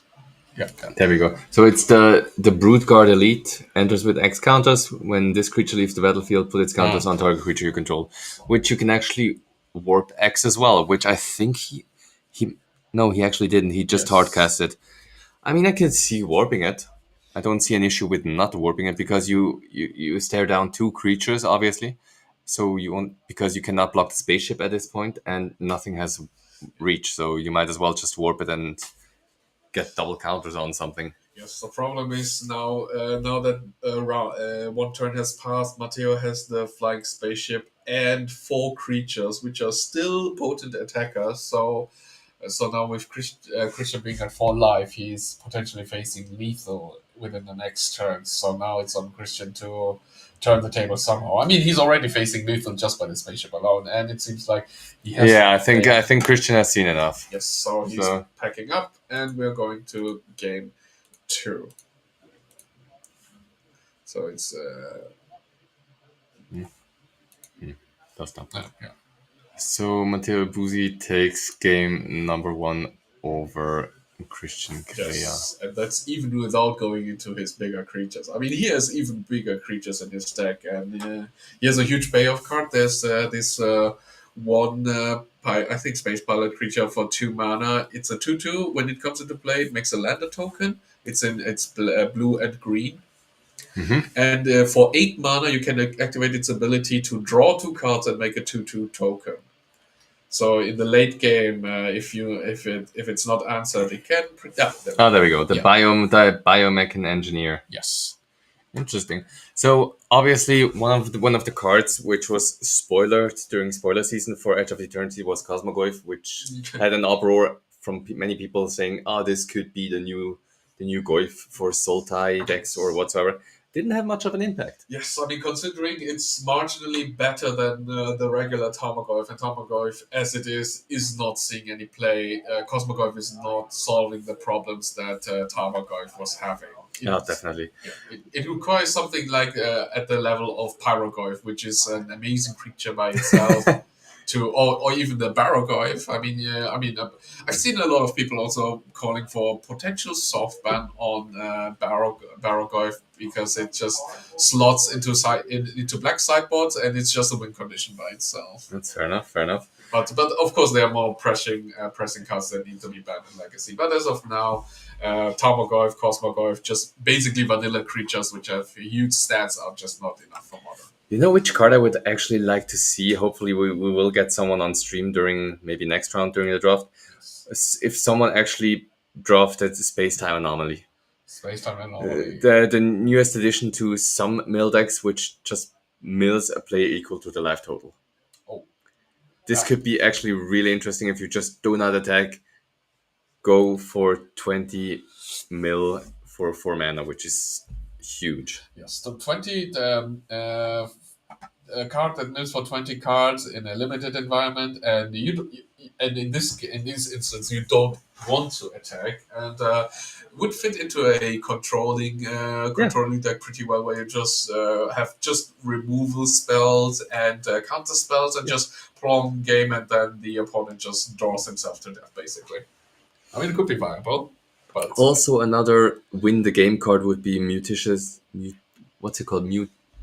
Massacre. There we go. Yeah. Which you can choose even or not. Destroy each creature with mana value, and then you get to take control of all creatures until end of turn. They untap and gain haste. Basically, it's just 7 mana win the game. Yes, most of the time. Fun fact: that's the card that was wheeled around in Matteo's pool. Yes, nobody seemed interested in taking that card. Very sad, but yeah. I mean, obviously, it's 7 mana cost and double red, double black, which is really tough to pull off. But in the late game, it can just win you the game on the spot. Yes, but it seems like the players had other cards which they prioritize. Especially, you're trying to win and you want the best card possible, of course.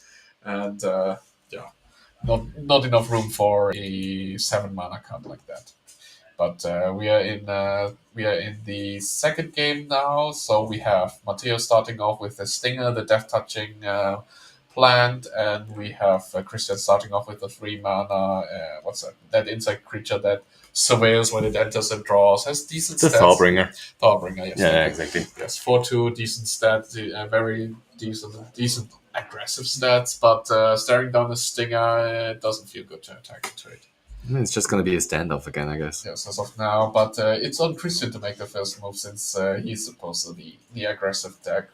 So let's see what his next move is going to be. So he is going to cast a green creature for 3 mana, and it seems like he is creating a lander token. Okay, so yeah, no, I know this card. It's basically 3 mana, 3/3, and when it enters, it makes a lander token. Yeah.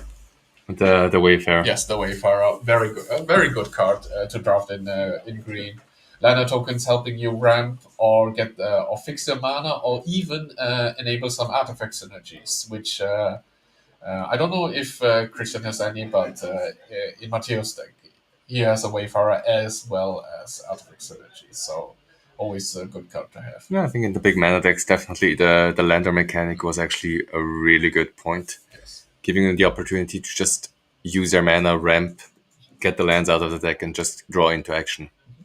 So Matteo played what's that? A blue it's that I think it's the blue creature that when it enters, you can suck an artifact to draw a card. I think it's no. Hard to see which card that one is.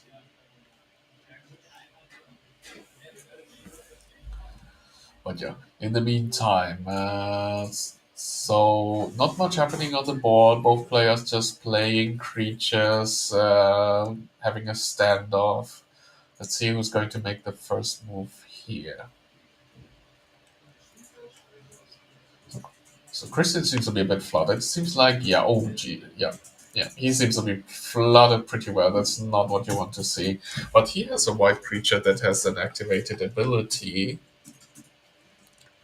That so let me see. So I mean that makes the ability to pour in some mana not. I mean, obviously you're flooding still, Yes, so at but the it's very not least- in a bad place as you would usually see otherwise. Yeah. So let's go check this out. So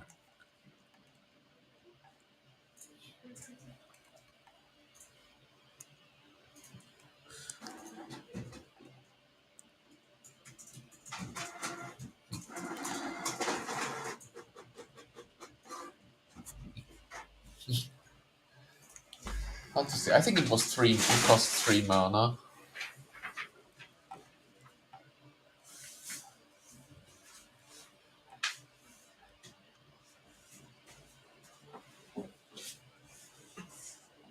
Okay, so what's that? Mateo's playing a Sky Piercer. oh, there we go. Oh. So we got the dual Sun Adept. Oh, 5 mana, oh. creatures you control get +1/+1 until end of turn, and it's a 2/2 double striker.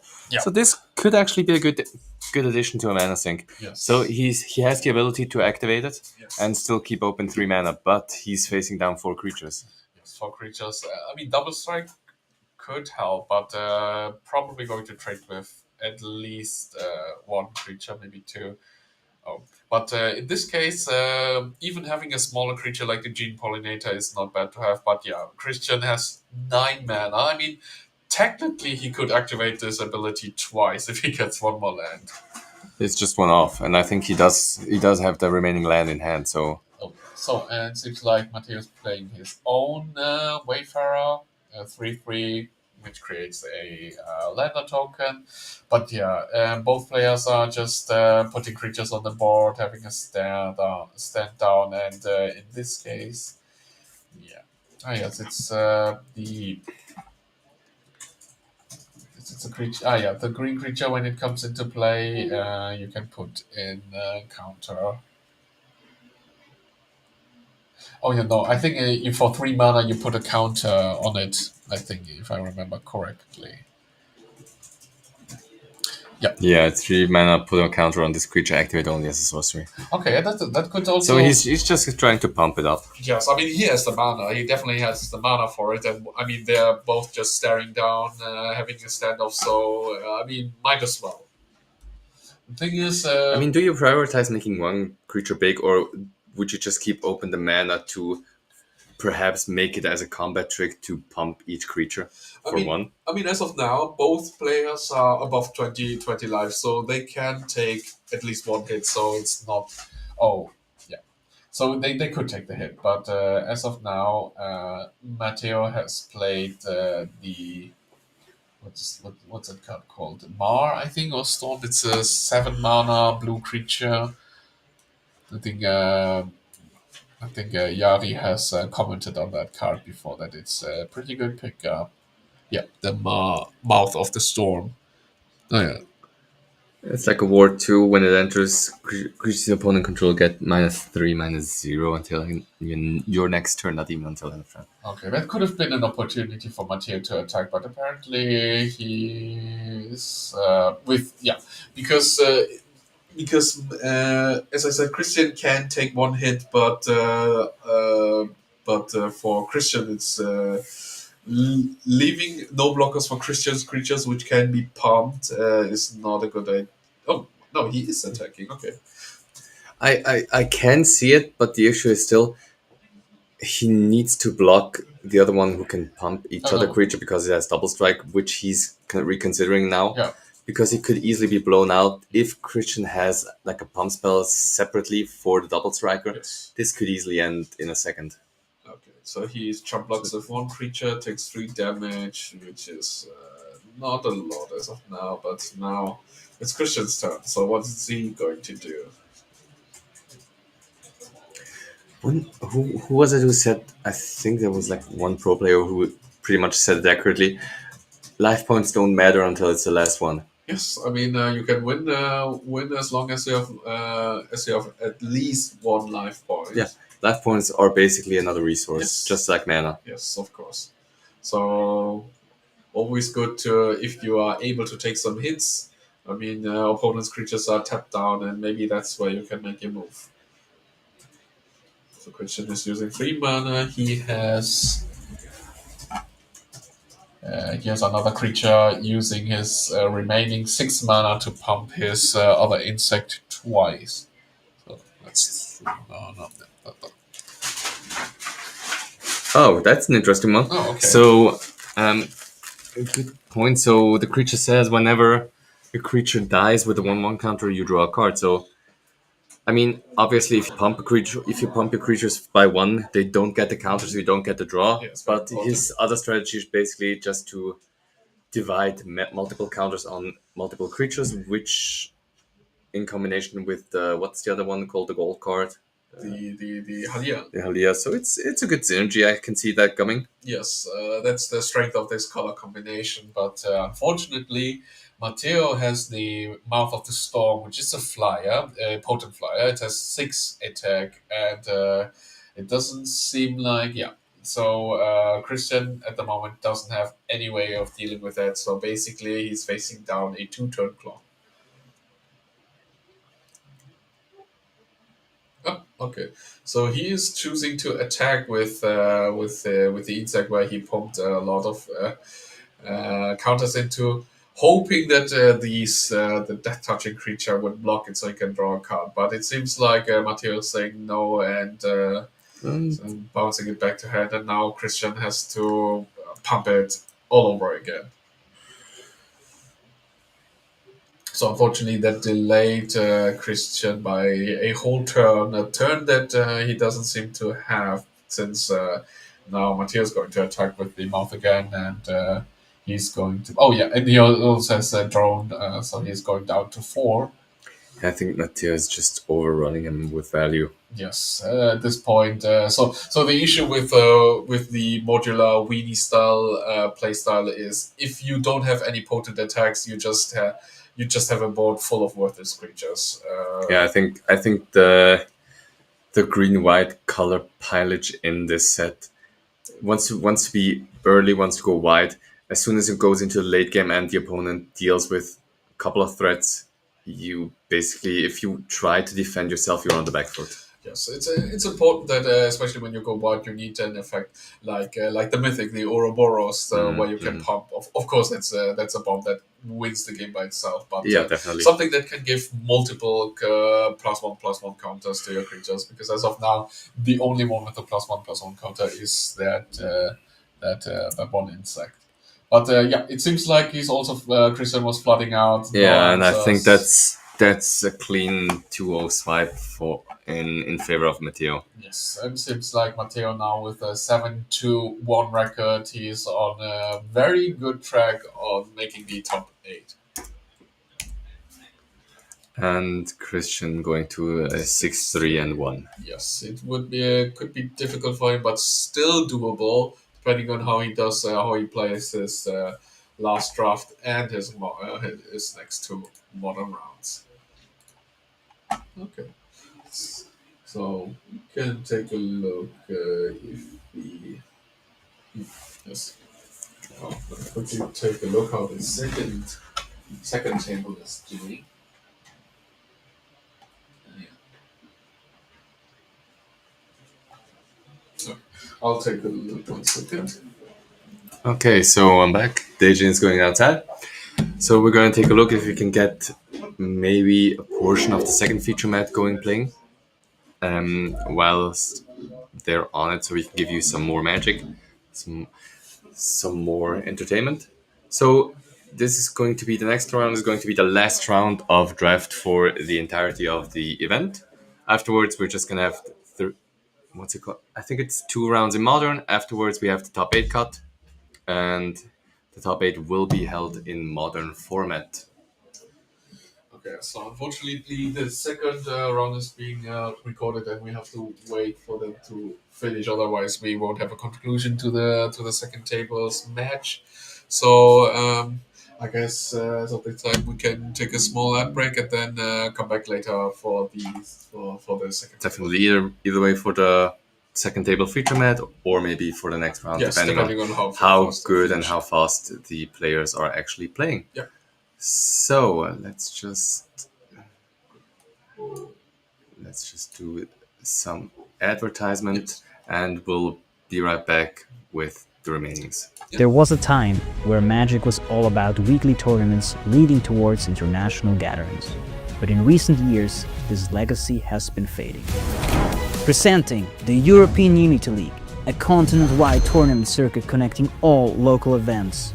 Players earn points, climb national leaderboards, and qualify for their national championship, and ultimately, the European Magic Cup. But we're not stopping here. We want to improve our platform and ranking system, reach more players through strategy articles, videos, and professional tournament coverage, and eventually expand to more continents and host the World Cup. To achieve these goals, we need your help. We're running a crowdfunding campaign where you can donate any amount and unlock special rewards. For example, you can join the Backers Cup, a unique fundraising event in Switzerland in March 2026. Many pro players will attend, and you can even get coaching sessions from them. They will tune your deck, analyze your gameplay, and prepare you for the big stage. Join us to strengthen local communities and promote larger tournaments. Support the European Unity League today, or spread the word by sharing this video with a friend. Let's reignite competitive Magic together. There was a time where Magic was all about weekly tournaments leading towards international gatherings. But in recent years, this legacy has been fading. Presenting the European Unity League, a continent-wide tournament circuit connecting all local events. Players earn points, climb national leaderboards, and qualify for their national championship, and ultimately, the European Magic Cup. But we're not stopping here. we want to improve our platform and ranking system, reach more players through strategy articles, videos, and professional tournament coverage, and eventually expand to more continents and host the World Cup. To achieve these goals, we need your help. We're running a crowdfunding campaign where you can donate any amount and unlock special rewards. For example, you can join the Backers Cup, a unique fundraising event in Switzerland in March 2026. Many pro players will attend, and you can even get coaching sessions from them. They will tune your deck, analyze your gameplay, and prepare you for the big stage. Join us to strengthen local communities and promote larger tournaments. Support the European Unity League today, or spread the word by sharing this video with a friend. Let's reignite competitive magic together.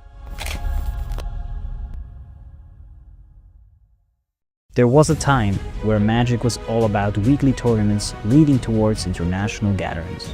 But in recent years, this legacy has been fading. Presenting the European Unity League, a continent-wide tournament circuit connecting all local events. Players earn points, climb national leaderboards, and qualify for their national championship, and ultimately the European Magic Cup. But we're not stopping here. We want to improve our platform and ranking system, reach more players through strategy articles, videos, and professional tournament coverage, and eventually expand to more continents and host the World Cup. To achieve these goals, we need your help. We're running a crowdfunding campaign where you can donate any amount and unlock special rewards. For example, you can join the Backers Cup, a unique fundraising event in Switzerland in March 2026. Many pro players will attend, and you can even get coaching sessions from them. They will tune your deck, analyze your gameplay, and prepare you for the big stage.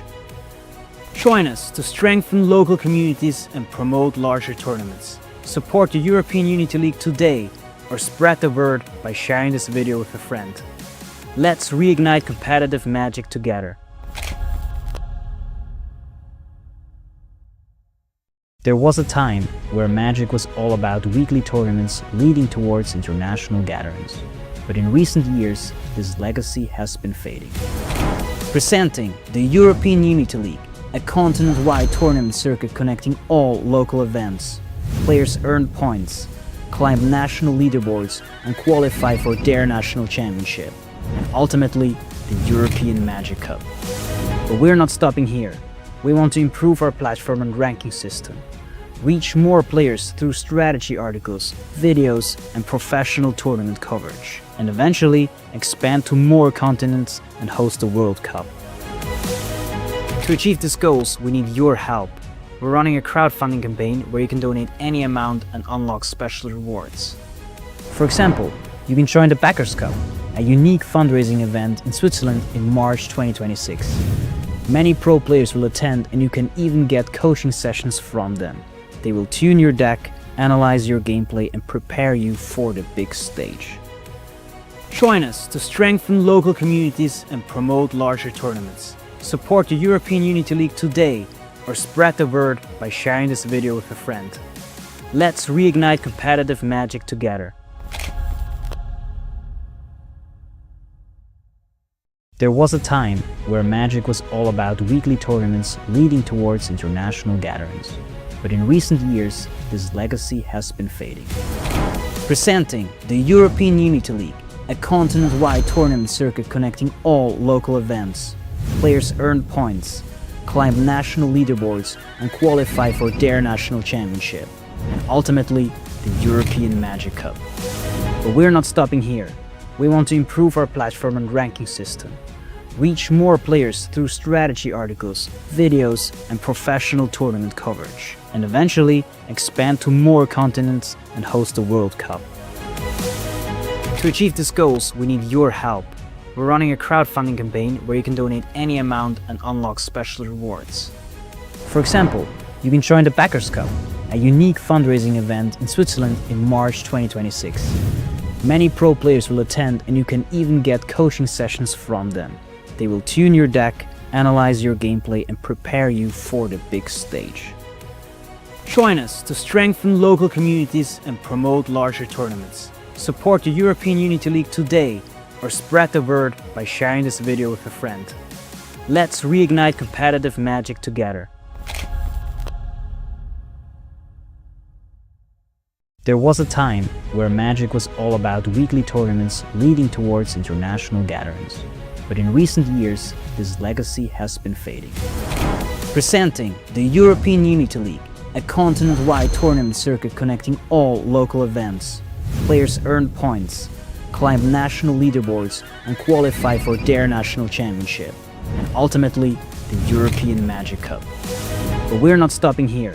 We want to improve our platform and ranking system, reach more players through strategy articles, videos, and professional tournament coverage, and eventually expand to more continents and host the World Cup.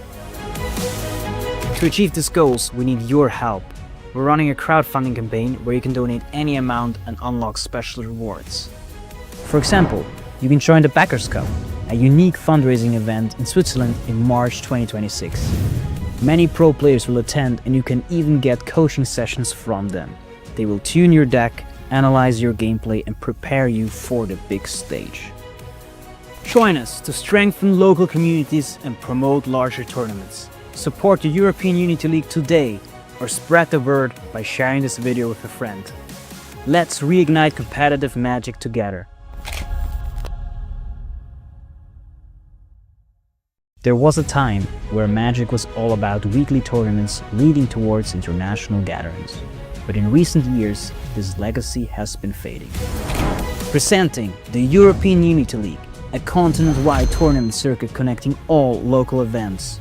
Players earn points, climb national leaderboards, and qualify for their national championship, and ultimately the European Magic Cup. But we're not stopping here. We want to improve our platform and ranking system, reach more players through strategy articles, videos, and professional tournament coverage, and eventually expand to more continents and host the World Cup.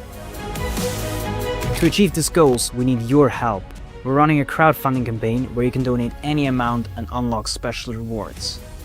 For example, you can join the Backers Cup, a unique fundraising event in Switzerland in March 2026.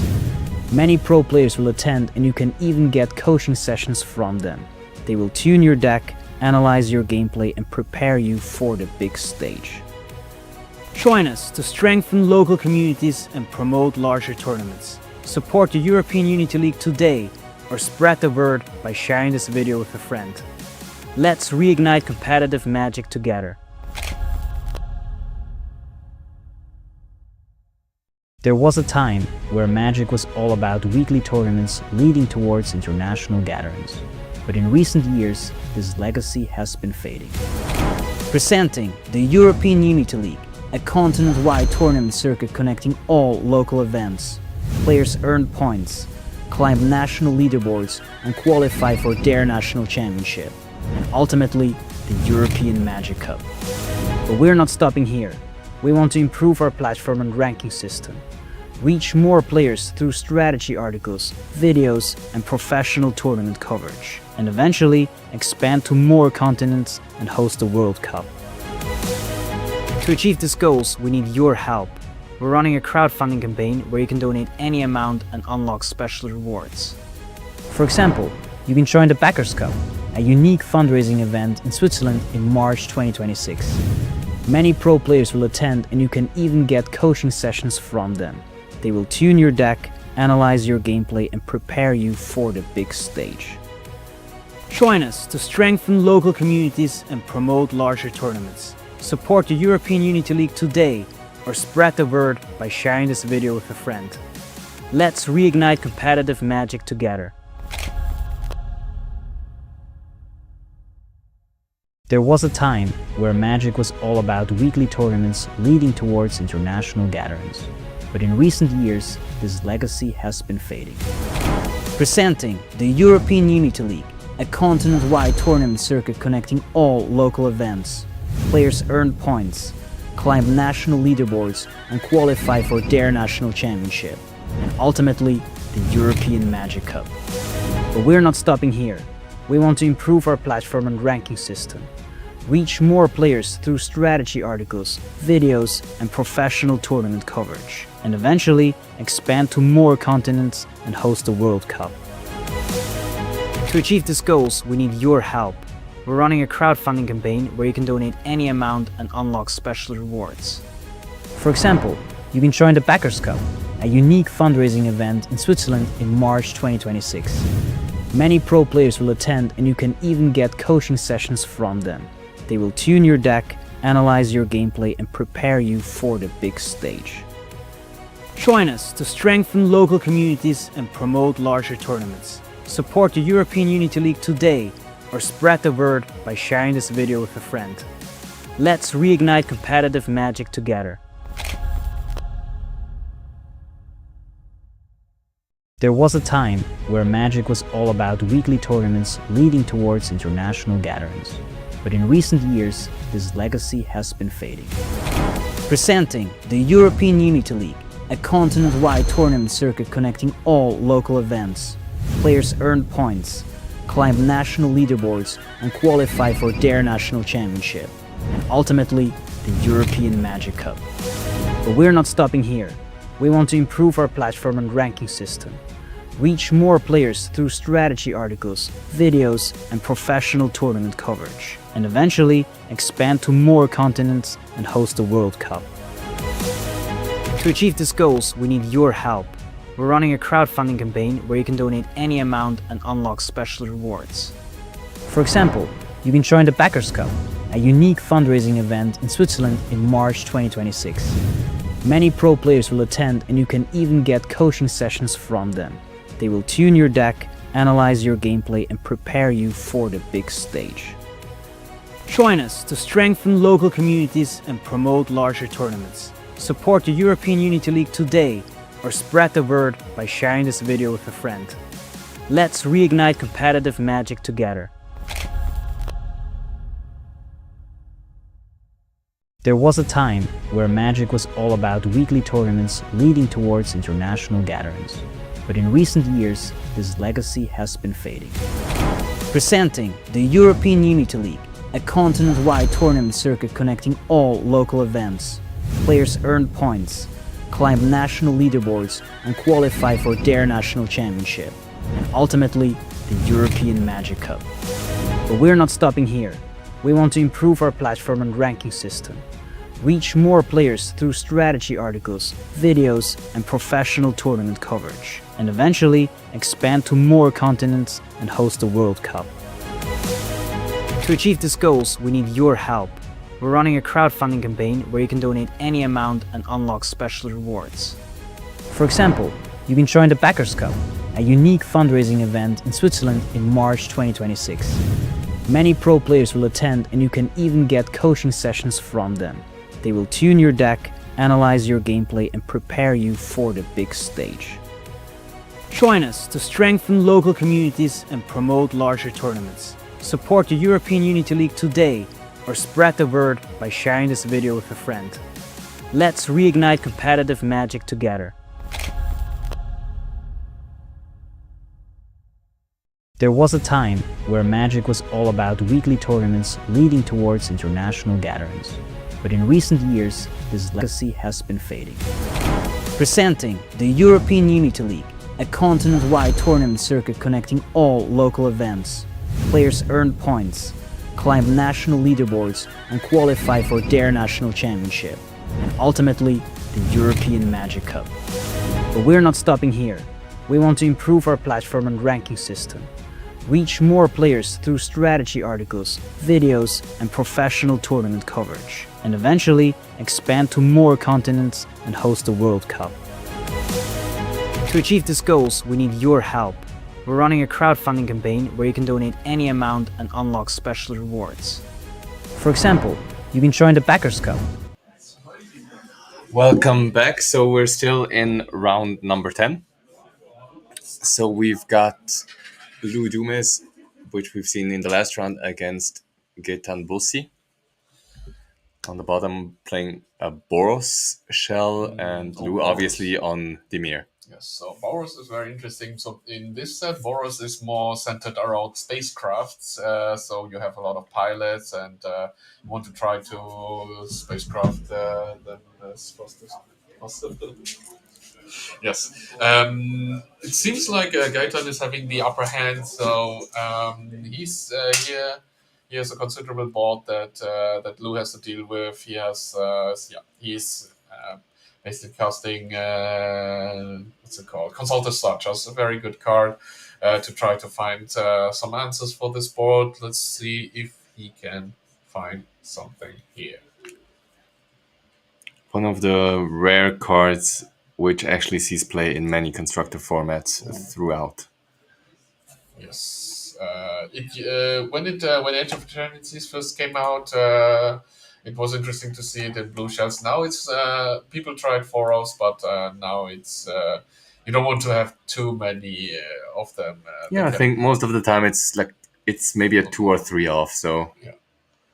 So let's just go and Yes, see the cards being played. Yes, what did he play? It was a 1-mana black creature that we haven't seen before. It's trading with. It's the. I think it's. Oh, is it the double strike? No, it's a different one. But yeah. It's the red white. Let me just go for our beautiful lists that we have here. Our cheat sheet. Yes, there's Gaitan has Sami's Ship Engineer. So at the beginning of your end step, if you control 2 or more tapped creatures, you create a 2/2 robot artifact, which he just did. So in this kind of deck, you try to go wide. If you have spacecraft and their crew, they can also help counting towards the total amount of creatures. So you try to trigger Sami's effect as often as you can. And of course, the robots can also help crewing your starships as well as spacecrafts as well. So for 5 mana, Lou is casting a black spell. Whatever that one does, seems to be a. Doesn't look like a creature. What is it? Yeah, there. Oh, yeah. It's Gravekill. It's 4 mana, exile target creature or spacecraft. Oh, yes. Okay. Question is, what is he pointing at? Yes, probably Sami. I see that. Probably targeting the Sami, I guess. Sami. Oh, because Gaiton has another rare, which is it has a Guide of Souls kind of. Yeah, effect. it's basically, isn't that the card which also sees plays in Boros Energy right now in Modern, which gives life points? Yes, life points, and if you've gained like 3 lives in one turn, you also get to draw cards. Yeah, it's Halia, guided by light. Yes. Also has the warp ability for 1 white. Yes, so you can trigger its effect early on or combo it later in a turn, where you try to trigger its effect as many times as you can in one turn to at least get the draw effect. But yeah, of course, not as easy to trigger in a limited environment, but this is where Sami comes in pretty handy because she creates a free token at every end step if you have 2 or more creatures which were tapped. So you would only need to have 2 more extra creatures to enter the battlefield. And for 5 mana, there is another black creature that Lou played. Yeah, the Voidforge Titan. It has void. So if something has left, non-permanent has left the battlefield this turn, Lou would get to draw a card and lose a life. A decent effect for a 5 mana 5/4 decently sized creatures. Well, it can at the moment block everything that Gaetan has. So very helpful to stall the board for the moment.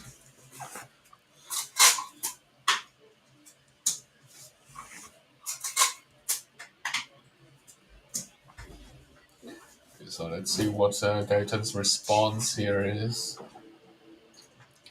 Red mana for 2. Looks like an artifact. Yeah. Looks like some kind of saw. The equipment artifact. Yes. Just give me a sec.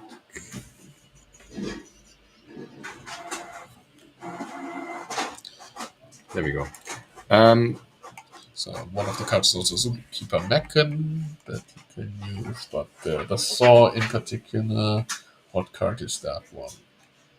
Ah, yes. There we go. So it's Melted Moxite. has the ability when this artifact enters, you may discard a card, draw a card, draw two cards, obviously. And for 3 mana, you can sacrifice this artifact, create a 2/2 tapped robot artifact creature token. Basically the same as the one he had before on hand. Whenever you have two tapped creatures, you get to do the same thing. Yes, another 2/2 robot creature token. So we do see some sort of this robot artifact creature shell going on. I'm not sure if he actually runs any affinity cards. There are a couple of cards who have affinity for artifacts or in its ability to, for example, there's this one card you have to sacrifice an artifact and you get a lightning bolt effect, which deals 3 damage to any target. Oh yeah, there was also another rare ace that looks like a spacecraft that Gaitan played. Looks like we didn't see that one.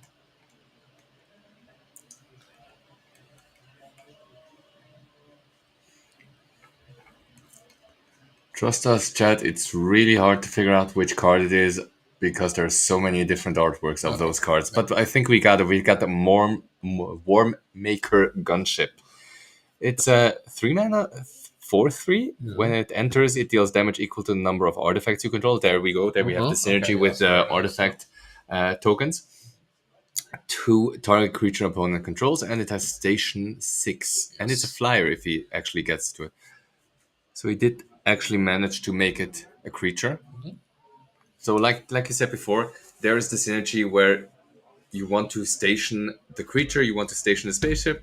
Therefore, having the amount of tapped creatures needed to be able to create other tokens. Yes, in that case, you wouldn't even need to attack. You just by tapping them down for the spacecraft space station ability would also be enough to trigger Sami. Definitely. So stationing is sorcery speed, so you cannot do it in any other point other than main phase 1 or main phase 2.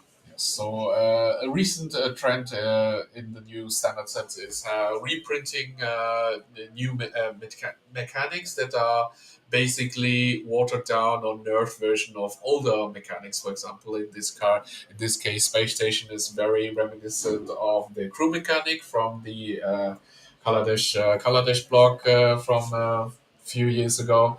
We have in the newer set, in the Spider-Man set, for example, we have Mayhem, which is kind of like a what's it called, madness type effect. We have a Web Slinger, which is like a ninjutsu type of effect, but you have to cast the spells. Also, what we can see is they are trying to reprint cards from the reserved list, but gone down. Basically, there's the station land, which as soon as you have the station amount, it is basically the same ability as Tolarian Academy. Yes, another one also that we talked with Yari before. The Orthros, I think, but I'm not sure what the actual name is. But yeah, something like that. Yes, and there's also another one that acts like a Gaia's Cradle if you manage to get it stationed. For both cards, I think it was having 12 power at the very least, which is a lot. And not as convenient as having the lands by themselves. But I mean, if you manage to get that far, I mean, I guess you will end up with a lot more mana. I mean, I did remember back when this set was pre-released, I did run up against my opponent who had the red station land, and it swiped me because it made lands into creatures with haste and trample. Oh, yeah. The red one, and devastating. Yes, in the late game, I mean, you have more lands than what you can use it for. So turning them into creature definitely a way to win the game. So most notably, Lou is at 1 life, so he is fighting on by the skin of his teeth, and it seems like he managed to stabilize at this point. So now suddenly Gaiten is the one facing a lot of pressure. So he was able to. Can we just call it crew, or do we just have to go stick with station? So, anyways, he managed to get that stationary to become a creature, which is also a good way to block the opposing station creature because both of them have flying. Yes. So yeah, so Gaiton currently has a station creature, a rare spacecraft that seems like it's been he was able to turn it into a creature.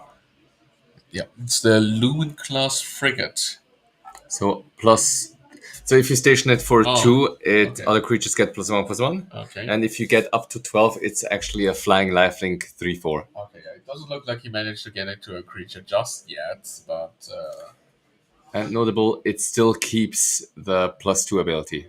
So all yes, the abilities will be still remaining on the creature itself. yes, it's not a bad creature to have, especially It's a good one. I mean, it's an early game drop for 2 mana. Obviously, it's really good.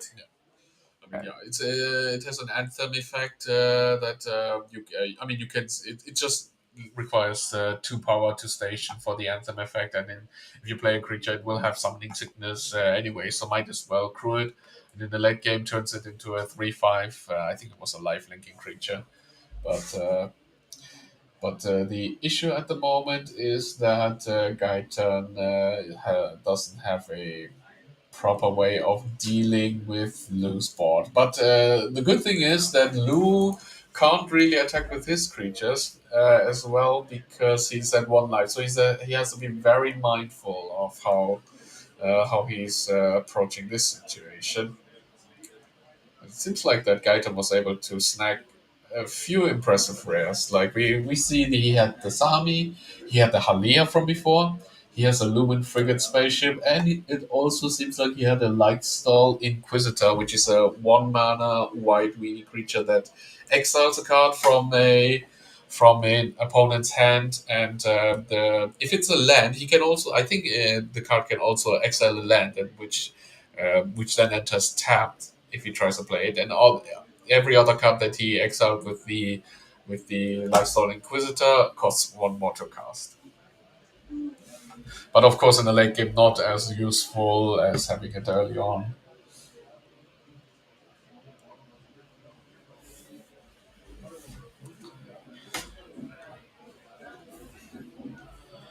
So let's see who is able to break the stalemate first.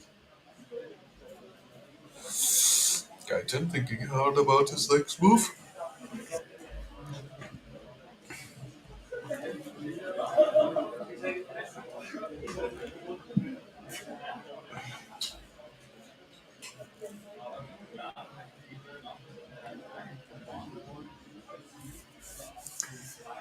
So yeah, putting that aside, while we're waiting for them to make the move, we can still talk about a couple of cards which people talked about. So I think one card to mention was the Sothera, the Super Void. It did Oh seem yeah. on surface, it did seem like a really busted legendary enchantment card, which has the ability whenever a creature you control dies, each opponent chooses a creature and exile it. And at the beginning of end step, if a player controls no creatures, you sacrifice it and bring them all back under your control with an additional +1/+1 counter. It seemed nice on the surface, but then again, the sacrificing itself part made it basically unplayable during constructed formats or yeah. Yes, and also the requirements for the effect were seemed very conditional, not very yeah easy to make use of in constructed. I totally agree with that. Since personally I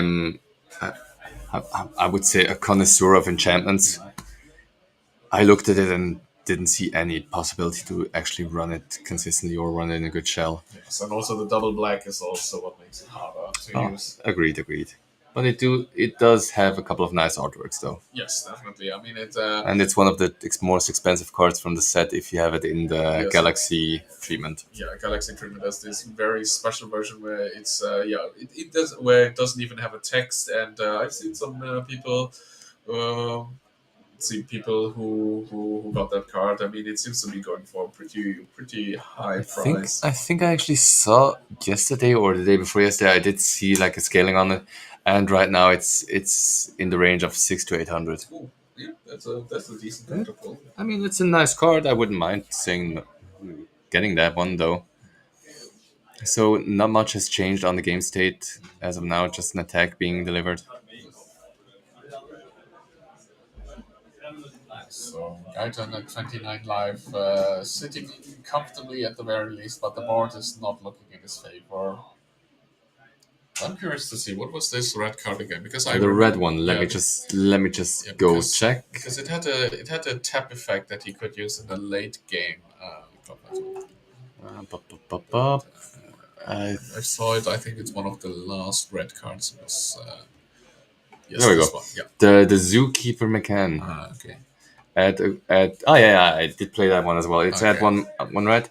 For 7 mana, target creature gains +4/+0 until end of turn, but you can only play it as sorcery. So that's why it's in the land slot. I'm not a fan of that. Yes, I mean it's a 2 mana 1/3 creature. It's an artifact and robot, so it helps with the artifact synergy that Gaetan has in his deck. It can tap for 1 red. I mean, I guess it's okay to have. It's basically like a filler card. Oh yeah, definitely. I mean, I'm just not happy that it's in the mana part. Okay, it seems like Gaetan is going in the offensive. He is in fact using Zookeeper Mechan's ability to make the Robo token a 6. I think 6/2. Yes. Blocking And we have an instant card. a white instant card, so with flash that automatically equips for 1 white.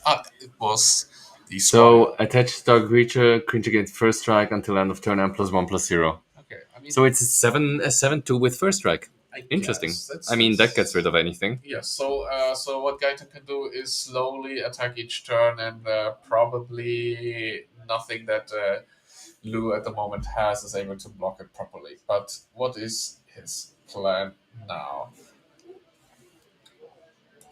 So he's starting to attack with 1 creature, with 2 creatures, and I guess yeah. Now that Lou is facing a first striking creature, he has to uh, consider ending the game as fast as possible. Okay. It seems like maybe. Let me quickly check. I think it's maybe already time for the last round of draft. Trying to get that set up. Um,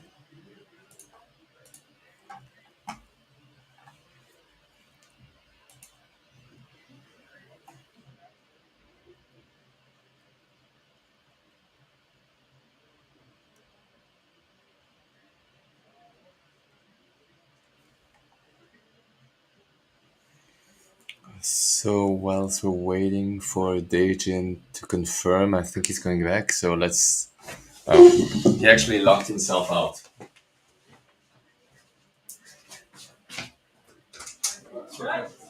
Excellent. Okay, so let's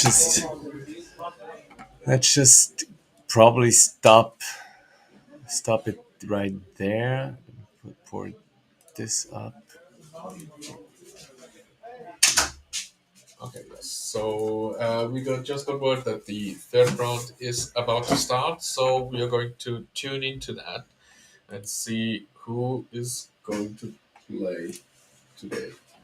So for the third round of the draft portion of day 2 of the Swiss Unity League Nationals. Jetzt wäre da. Dann ist das da muss ich removen. Yes. So there we have. So we have Matteo Bussi again playing against. Just let me quickly confirm. So he's 8-1. Yes, so Matteo is currently 8-1. I think he is the right second. I think Matteo is a top player, the one in blue, which is this guy. But his opponent, who is his opponent? Let's just.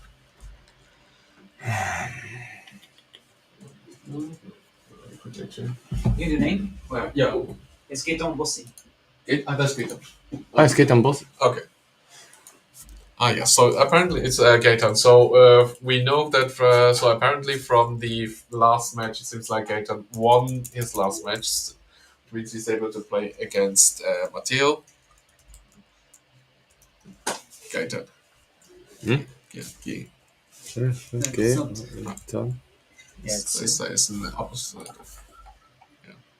Oh my god. Some small technical difficulties, but we'll be right on it in a second. So we have yes, yes. There we go. Oh, yes. yeah. There we go.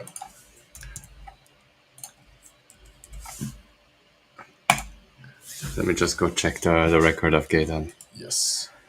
So for Uh, round 11, we have yes. So Wait, it that's state. was. No, that's Meta State. Oh yeah. For, So Gaetan is 8 and oh 2 no, as I was right into yes. 8 and 2 as well. So let me just. Yes, makes sense. There we go. So we both have.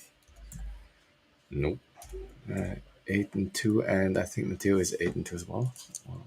Yes, they're both. No, Matteo is 7, no, he was 7 2 17. and 1. We missed. Okay. 7 2 and 1. There we go. Okay. Okay, so we're up to date now. Perfect. So let's see. So from the last few matches, we know what both players are playing. So we have Matteo, obviously, he's on the blue-green ramp deck, and we have Gaita Bossi, who is on the interesting Boros spacecraft robot artifact synergy deck, which is so it's considered one of the less viable options in draft. So that's not usually something you would be openly drafting for, but it seems like Gaetan was able to put together a pretty good draft. He's able to he is currently 8-2, so he was able to win his last two matches, and he is also on track on making the top 8. So, but notably, it seems like yes, it seems like Gaeta didn't have the best start. So he has the 2 mana creature, that 2 mana white creature. Is it the Starlight? The Starfighter palette when it Yes. enters. No, when it's becoming tapped, it surveils 1. Oh, that's not bad. That's so every So- time he attacks or in with his deck, if he Stations Yes. stations a spaceship. yes, he gets a surveyor, so basically fixes his draws, which is like to have. And there's the Lightstall Inquisitor.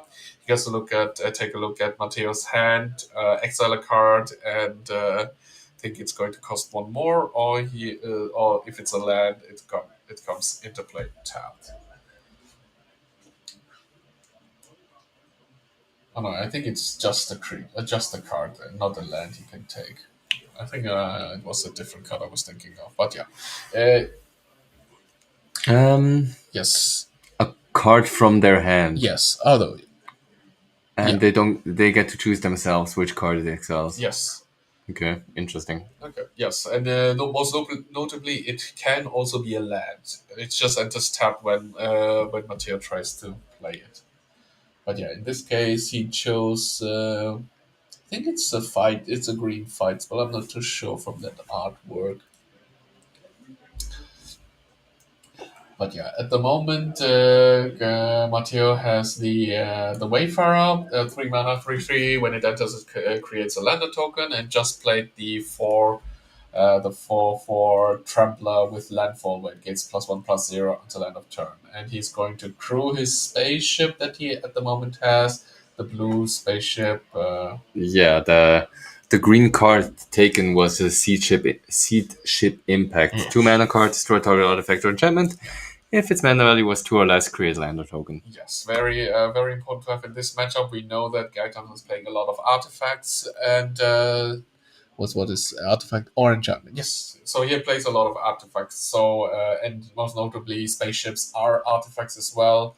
So it's definitely a card that you could consider in the main board as well in this draft environment. So basically, it's just like naturalize, just Yes. with an upside. Yes. Naturalize that basically destroys a lot of the cards in this pool. And Gaetan, he plays a red card that was able to get rid of Mateo's artifact. So it looks like a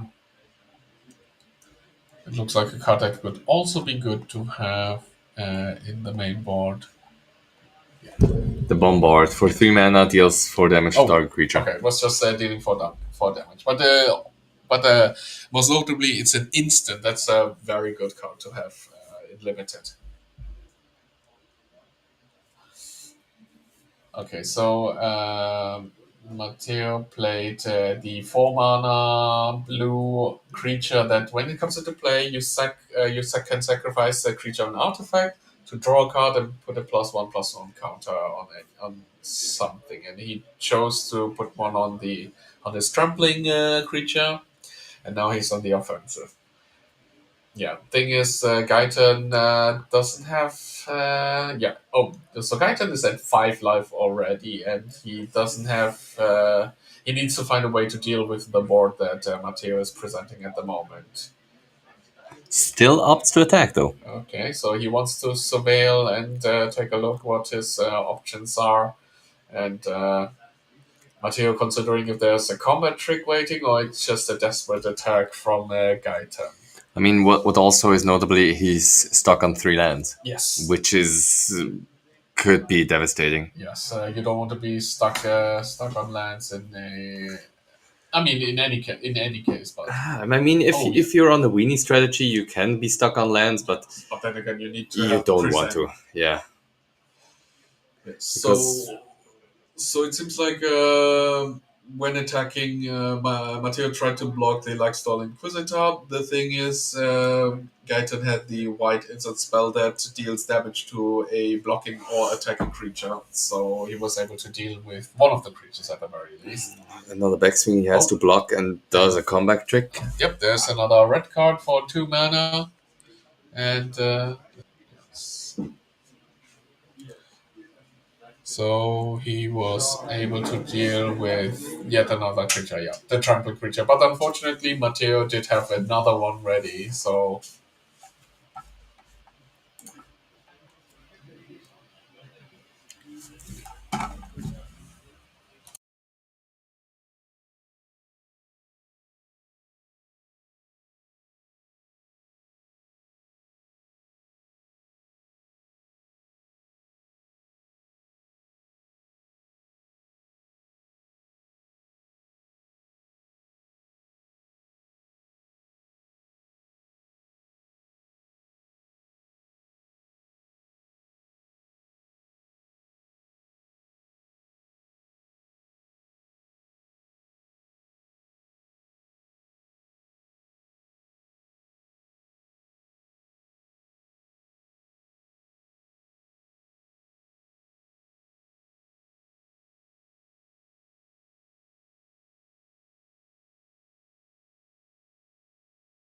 Okay, good. So we're back. We just had a small thing we had to discuss real quick. Yeah, we asked Uber Eats. Yes, we need to eat lunch as or well. we asked Yari Eats. Yes, we need to eat lunch because commentating is a very hard thing.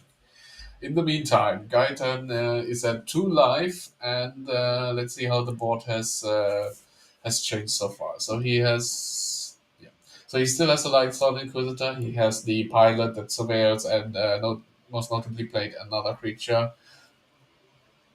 But Matteo doesn't seem to mind too much. He's considering, and he is attacking with the Wayfarer and his trampling fungus creature. Yeah, attacks are locked. So now Matteo is going to blocks, and he has to block like this. Oof, trades with that's tough. So basically, it's yes. He traded with the Trampler. That's one start. Now he has to deal with the 3/3 creature, which is easier to deal with than with the Trampler. And what is it? It's the looting card, the artifact where he discards and draws 2 cards. Yes, and there was an additional effect that it's not coming to mind right now. I'm on it. So it's the 3 mana sacrifice artifact, create a tapped creature token. Yes, that's not bad. But the issue is, I think from what I see, the issue is it's tapped. Yes, it's tapped, and also Gaitan currently is flooding out. It seems like he has no other option. at the Yeah, and moment. I think Matteo is actually presenting lethal. Yes, so So the 3/3 I creature think bites I down. think maybe Gaiten was hoping to draw some Yes, into something. even just one creature would have been enough to at least block. Oh, as I can see, they're having a judge call right now. Oh, okay. They're explaining something to the judge who is next to Matteo right now. What was happening? So I we don't know. We'll have to see. I think they're asking on how certain interactions work, or Was there something amiss? I don't think so. Oh, okay. He Maybe if was he. asking to react to the enter the battlefield effect of the artifact, so he can react before he loots. Okay. So Yes, because because he wants to know if. I mean, obviously, yes, you want to interact before the looting takes place. yes. So yeah, so now that they've resolved Gaiten, he discarded a card and drew two, and now he played a red creature. What is that? That's 2 mana for what's it, a lizard or whatever. Oh, okay, yeah. Yeah, I think it just shows them the was it the bounce spell? I don't No, know. it's this what it's the that one spacecraft where it's for 7 mana. When it comes into play, it deals 7 damage to the creature. Oh And, yeah, then and if obviously you don't have a yes, blocker. So yes, Matteo takes game number one. yes, looking very good for Matteo, and we were very confident when we saw his draft too that he had a pretty good deck put together, and it seems to show in his performance as well. Uh, Facing down the more aggressive deck. So he played against Christian Crea, who had the green white modular go white strategy that Matteo was able to deal with. And now with the red white, the Boros spacecraft artifact synergy deck, that's also more on the aggressive side. And Matteo doesn't even need to ramp up to his bigger ones. Basically in his matches he's been dealing. He's been able to win with just his mid creatures that like 3 mana, 4 mana creatures that were able to block and pressure the opponent. But yeah, not much need for sideboarding here as well. Both players are shuffling the decks and preparing for game two.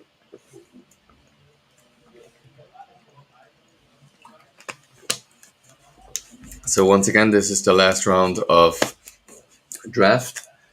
After that, we're gonna go for 2 rounds of modern. Yeah, that's fun. Modern constructed. Finally, a format we actually know about, and bear with us if we don't immediately get the creatures or spells right in this draft portion. Yes. Because Who knows? I mean, who knows? Only the experts knows, and the only cards I think we know is basically the Riddler as well as a couple of other cards. Some of the more known bombs that had an impact on constructed formats. Exactly.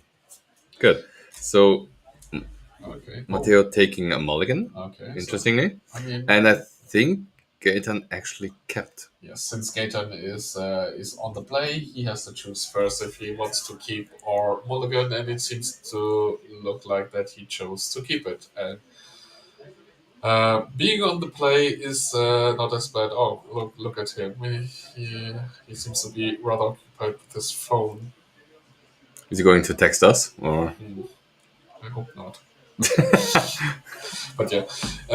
Anyways, of course, in a competitive setting, always have to be careful of using your phone without in certain circumstances.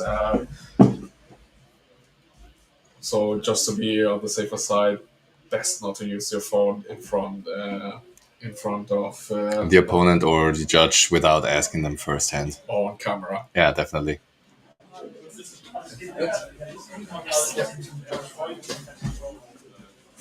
Okay, so Matteo, of course, being on the draw, taking a mulligan is not as bad since he is able to.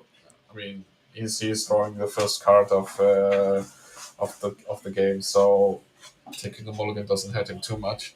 Seems like he kept this 6 card hand. Both players just playing a land and passing, and Gaiten with the first card. Oh yeah, Oh, it's the flagship, the one that has the Anthem effect and lifelink trample, I guess. I think lifelink flag. Oh, and we have the Bailoff dealing hasty free damage. Yeah, the good old annoying Bailoff.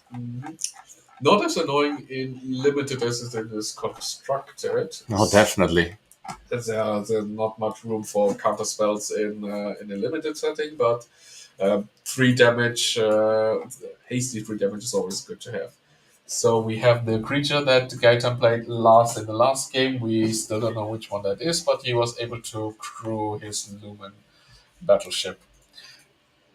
And Matteo, yes, just applying a lot of pressure on the board right now. Having the Bailiff and the Wayfarer already secures his next place as well.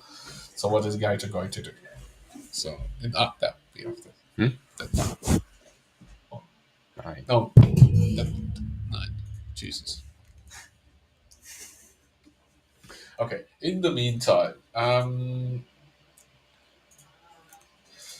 Gaitan playing his 4th land, and what is he going to do now? Spacecraft still needs a lot to be a creature, so if possible, Gaitan has to put some pressure on the board to deal with Matteo.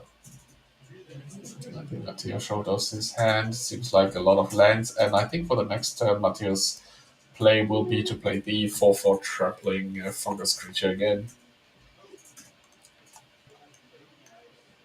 Which, to be honest, that creature has been picking a lot of slack in his games, being able to block opposing creatures well, and applying a lot of pressure with trampling and a little bit of pumping with its landfall triggers. But yeah, so Gaitan choosing to be on the offensive, attacks with his red creature. And so for 3 mana, what's he going to do? He's going to play another creature for 3 mana. Yeah, it's the Webstalker Ardent. Whenever a creature or artifact you control enters, this creature deals 1 damage to each opponent, which is not bad to have if you're stalling out the board. He's not considering blocking, even though he could, instead choosing to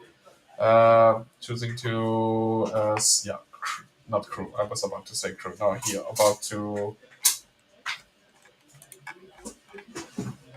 Oh no, I'm missing the word. Yeah, basically Station. Station. Thank you very much. You're welcome. Of course, it's a very heavy investment. I mean, you need 12 power for the spacecraft to become a creature. But if Matteo, as he showed us in his last round, has a card to deal with it after Gaitan has sunk all his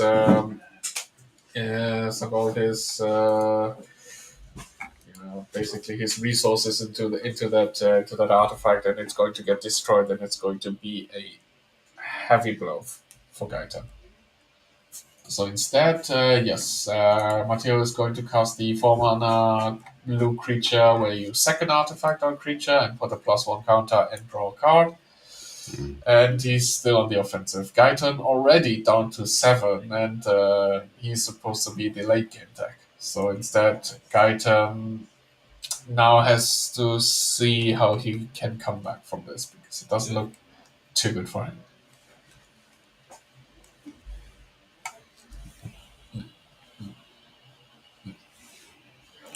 So that's the self-craft mechan. Yes. We haven't seen that one on camera before, right?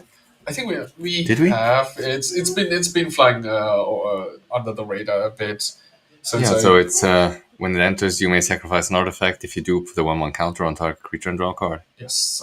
So just sack creature, draw a card, and it has a 3/4 body. I mean, if you put it on itself, it's a 4/5 for 4 mana, which also draws you a card. It's not bad. Oh, okay. So the ship has maximized. Yeah, so it's now a 3/5 flying life-linking creature. So Gaitan is able to recuperate some of the life he has lost. Also important to note for the creature that where you can put a +1 counter and draw a card. You can also sack an artifact, and Matteo had the lander token from his Wayfarer, so he can just sacrifice that token to activate its ability.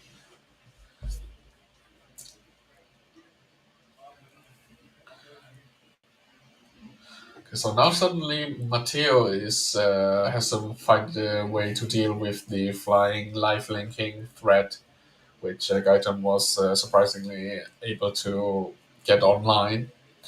But now every time Matteo attacks, it will be met back with a life linking attack. So instead, for 3 mana, he casts. Was that an enchantment?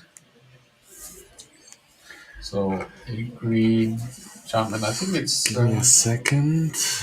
Before, let me just check. I think. It's green. Green. Yeah. So it was 3 mana. No, it's actually a combat spell. It's the diplomatic relations. Yes. Oh, It's the 1/1/0 vigilance, and it deals damage equal to its power to target creature an opponent's controls. Oh, wow. He's able to. Oh, yeah. With that, he's able to deal with. Is he not So able to deal it with deals. If he puts it on the other effect creature, it's a 5 damage combat spell plus the 5 vigilance. Oh, okay. So in response, Gaiton has the bombard spell, so he's able to get rid of the creature that Matteo was targeting to fight one of Gaiton's creatures. So Clean 2-for-1, I guess. yes, that's a very clean way to deal with that. And suddenly Matteo is very far behind. He gets in for 4, but he'll be able to get 3 life back. Yeah, I think the life link portion of the card is really good. Basically, he can just he can decide he can attack over the head, get the lifelink damage in, or he could even just stay back, put it as a defender and the lifelink gainer as well. Yes, but in this case, I think with Matteo not having a way of dealing with the flying threat at the moment, I think it's a good choice of Gaetan to go on the aggressive. Now he's even attacking with everything. The good old math is for blockers. Yes, I mean that's Matteo's problem to deal with right now. Gaetan is in the dominating position, and Matteo chooses to trade the bail. Oh, is he even trading with the anthem effect? So that's 3 damage. I think that's 4 and 3, so that's 10 damage. I think so. Matteo should be at 1 right now. 3. Oh, 8, but I think, whatever. I think definitely Matteo has seen enough. Yes, at this point, he's backing he it cannot up. come back from this one. So Gaten evening out the score. Yes, very exciting back and forth. Actually, it was. I thought for a second that Matteo was getting the easy win, but with the last-ditch effort, Gaetan was actually able to crew the ship online, and then was able to help him win the game basically. Obviously. So during these kind of games, how do you decide whether or not to scoop if it's game 1 and just preserve the time which you have left in the round? It's difficult. I mean, it requires knowledge about what the potential, or of course, what you saw that your opponents play, and what his potential pool could look like. I mean, it's in limited. Of course, deck lists are not as set in stone as they are in constructed. In constructed, you can make a better guess of what the opponent is playing. Of course, in draft, you have to. So the guesses you take in draft are much more dependent on your intuition and your knowledge, basically. So in this case, of course, in as long as you still have the time, I think it's a good choice to play it out as long as you can. Especially now we are on the 3rd game and they still have 23 minutes on the clock. They're on a really good pace. Yes. So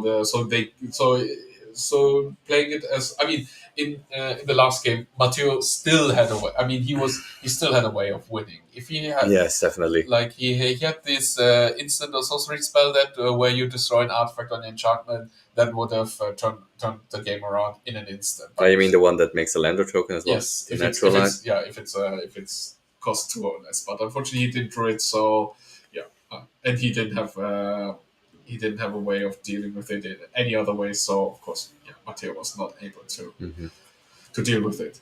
So now in game three we have yes. So the Gaetan starts with the pilot creature that surveils when it taps, Yeah. and Matteo plays a 2 mana creature that I have not seen before. I Yeah, think we've seen it it in the was last game, but we weren't able to actually okay. I think it was figure out what it I is. think it was two mana. 2 mana. Yeah. No, I remember. Yeah, it was. I'm definitely saying these artworks, Yeah, I mean also. they make it not easy. Is it this one? No, it's not No. this one. This one. Oh, Yeah, it's this one. yeah. So it's the Ilvoy Operative. So when you cast your second spell each turn, put a 1/1 counter on this creature. But Okay. it's just traded. Yes. So basically, Gaten got the surveil off, decided, okay, he likes that card on top. Most likely it's a land. Okay, and I guess he was scared that the operative might get too big, depending on what Mateo's deck, Mateo's card would look like if he drew a lot of cards. But I've not seen too much of that in Mateo's deck so far. But you never know. Yeah, I don't think it's easy to pull off double spelling in that color combination. Yes. It's definitely possible, and other than that, it's just a 2/1 body for 2 mana. It's not that bad. Yes. So now Matteo playing the death touching plant again, and meanwhile Gaetan responds with the creature. I think the 3 mana creature. When a creature or artifact enters, then you ping the opponent for 1. I think that was the one. Yeah, that one we already had. Yes, it also has a warp ability.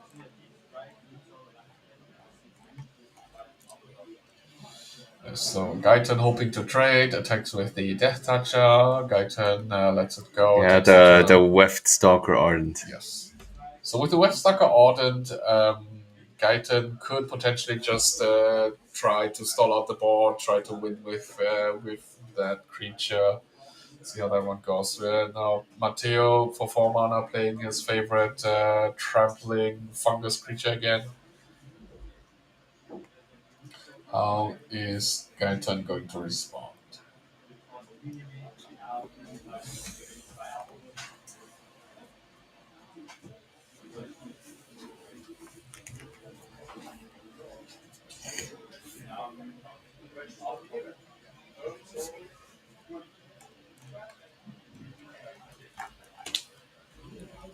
So Gaetan playing his fourth land, tapping 3 to cast. That's a card we haven't seen before. 3 mana instant or sorcery that dealt with the trampling fungus creature. There we Yep.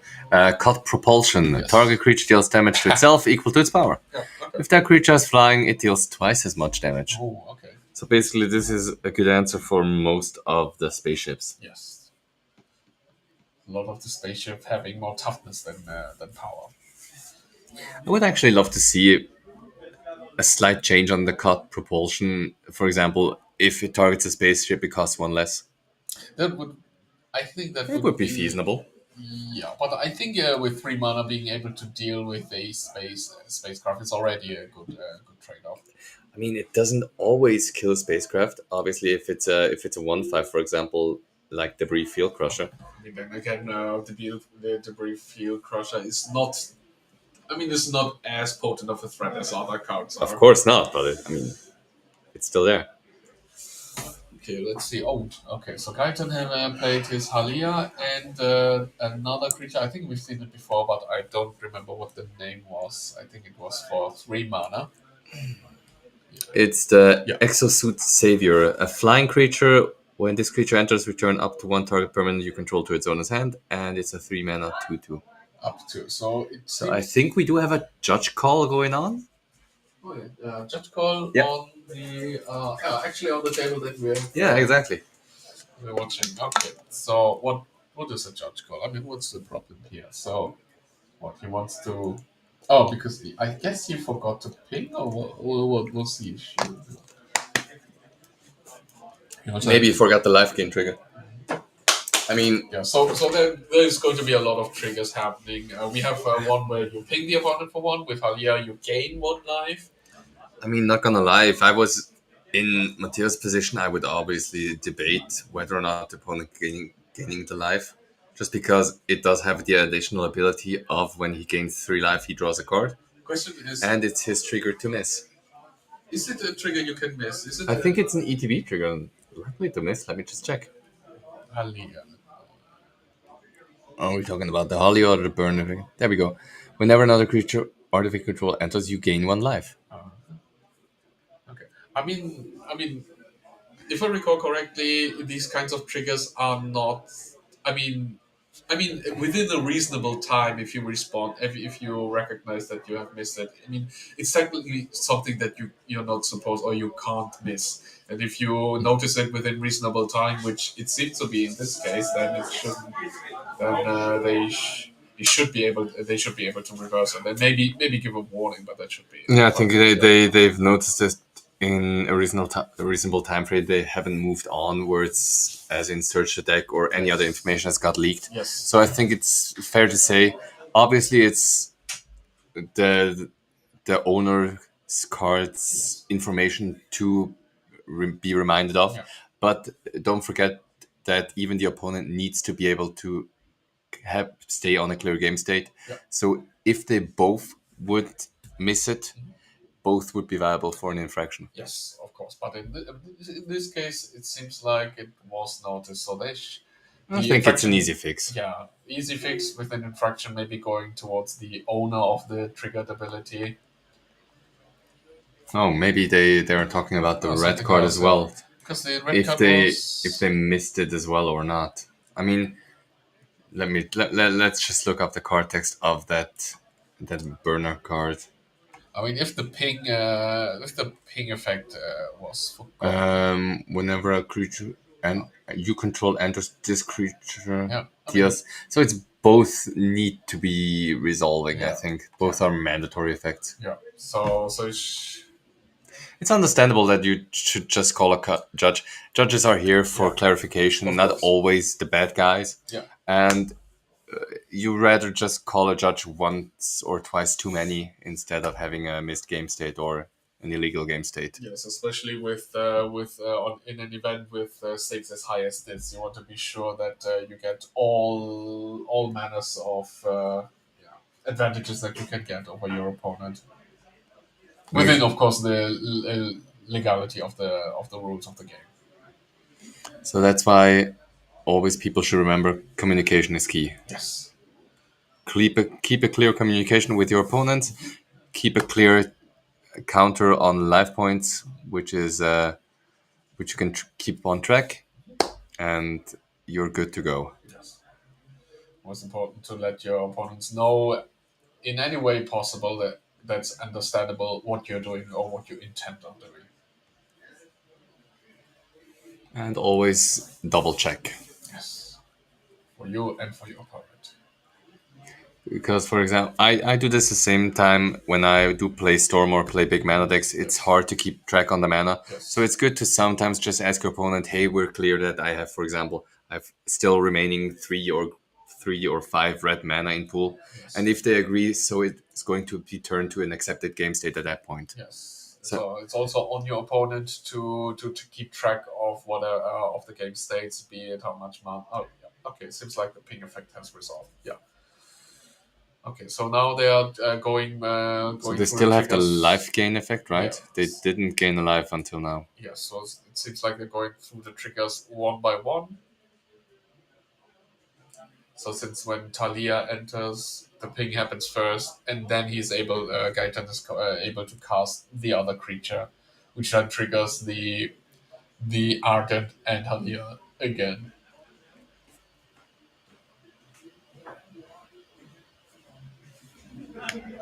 Okay, so So did we resolve everything, or so most notably Halia was warped, so she is going to go into exile at the end of the turn.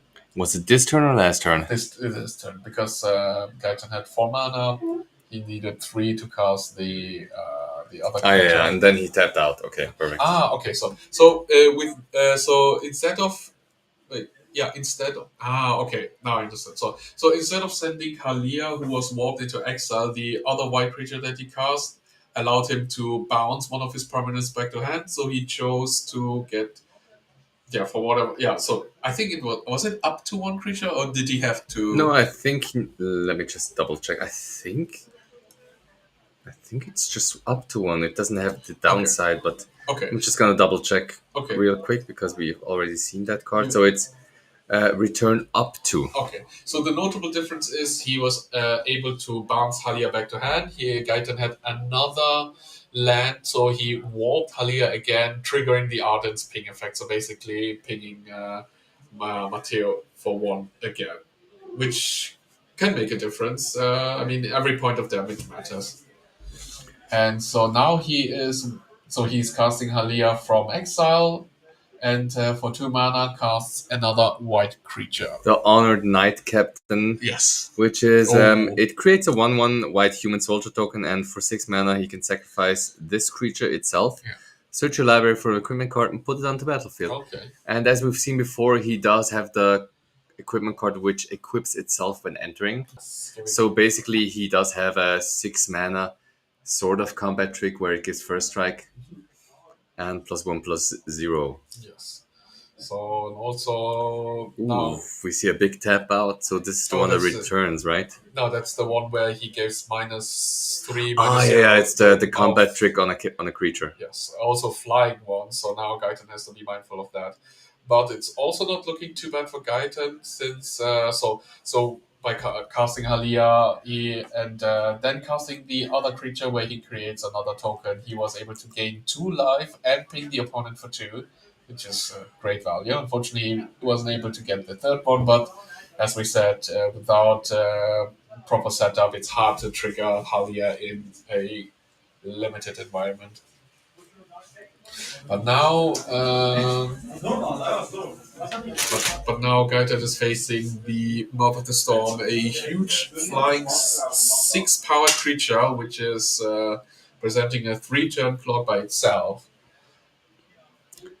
Also, it has Ward 2. Or So 2 years, very difficult to deal with. since most of the removal spells cost a lot already, they do need to Ooh. pay a lot. So wait, I've seen that gold card before. Yes, that's Sabi, the ship's engineer.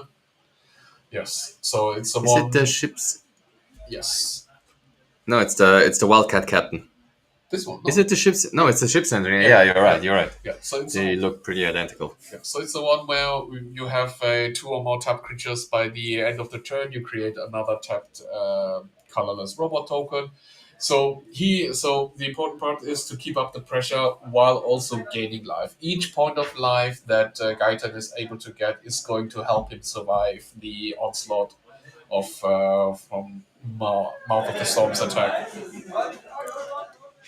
And also, each creature that enters is also going to ping material for 1, which also helps Gaiten win. I mean, it's a slow clock, but it is a clock nonetheless.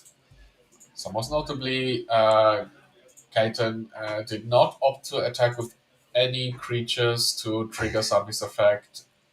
Losing creatures is also not very viable in this position, so he has to be careful how he's going to deal with that. Yeah. Also, I think the 2/2 flyer is basically maybe going to be soon on block duty Yes. because I think that's the only actually flyer that he has.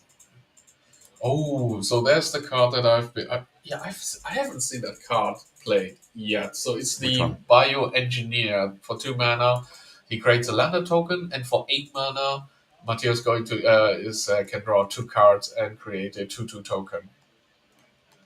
So Matteo is so when he cracks his lander token, he's going to have 8 mana. He's in a position where he doesn't need to cast anything at the moment, since Gaiten has to find a way to deal with the maw for now. So Matteo can use that time to, in case that Mouth of the Storm is not going to be enough, to regain some of the card advantage that he needed to close out this game. So let's see what Gaiten's plan is here now. I think if Matteo actually gets to...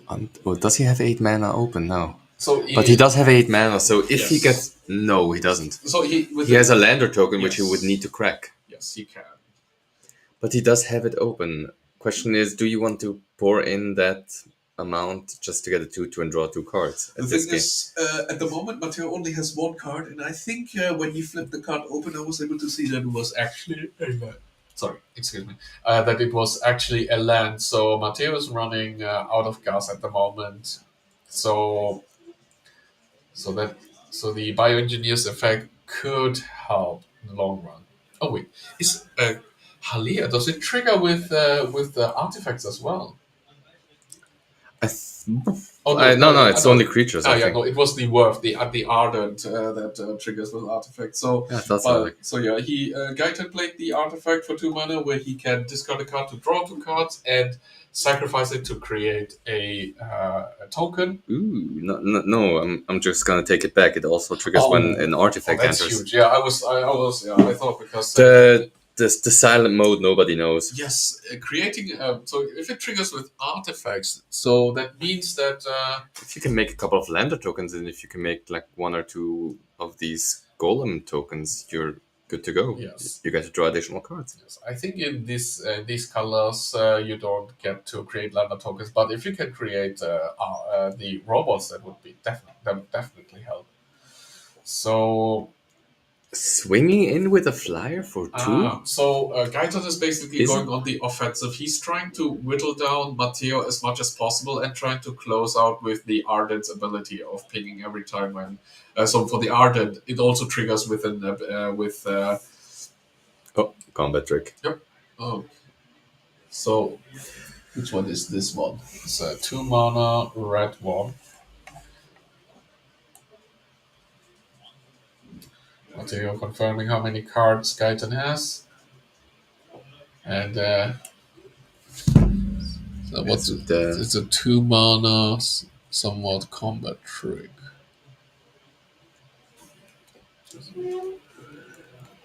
There we go. Yeah. So it's target creature gains +3/+0 and first strike and reach. Okay. Oh, and Matteo responds. So he had the Sky Piercer. It was a 3/3 creature that deals that has reach. And now, before the pump spell resolved, he was able to put a +1 counter on the Sky Piercer and fight the flyer. That's a huge blow to Gaita. He had a plan thought out, but now it's been thwarted by a reach creature and the attractive spell that Matteo still had in its hand. So he cracked so at the end of turn, Matteo cracked the lander token. Now he has 8 cards. He's currently hellbent, but with the bioengineer, he's able to replenish cards in his hand pretty soon.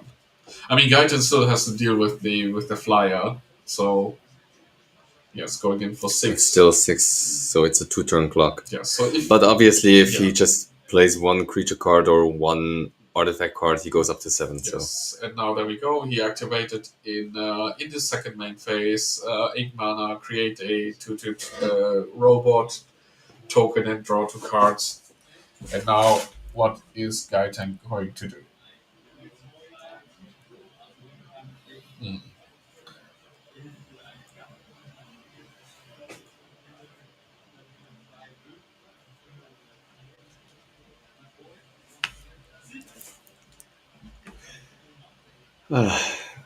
Yes, difficult position for Gaiten to be in. He has options. He has some cards in his hand. Unfortunately, I can't recognize which one. I mean, he does, but Is it going to be enough? I mean, it's tough. He's on the back foot.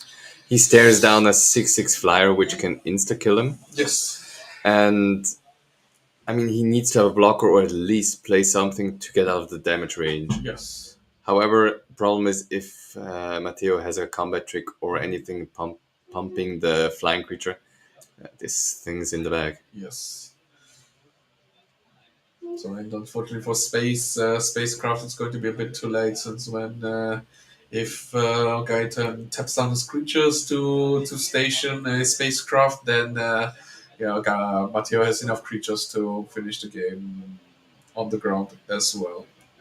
So Gaiten for 3 mana, he is going to cast the card we saw. It's Ah, yeah, it's the one that deals damage. I think it's a rare. It's spacecraft. Yeah, It's it's this rare. one. No, it's another one. It's a rare one. Oh god. These spacecrafts give me the ick. Yeah. Down here. The one which it deals damage equal to the number of artifacts you control to target the creature an opponent controls. Yes. So Yeah, I think he controls a lot of artifacts, or at least a couple of them, I think. okay, and then for 2 more mana, he's going to cast the Mechan that is able to tap itself for 1 red, and also for 6 mana. The Zookeeper. Yeah, the Zookeeper Mechan, yes. So for 7 mana, also gives one creature +4/+0 until end of turn. Most notably, with 2 artifacts and creatures played, he pings his opponents down for 2 and gains 2 life.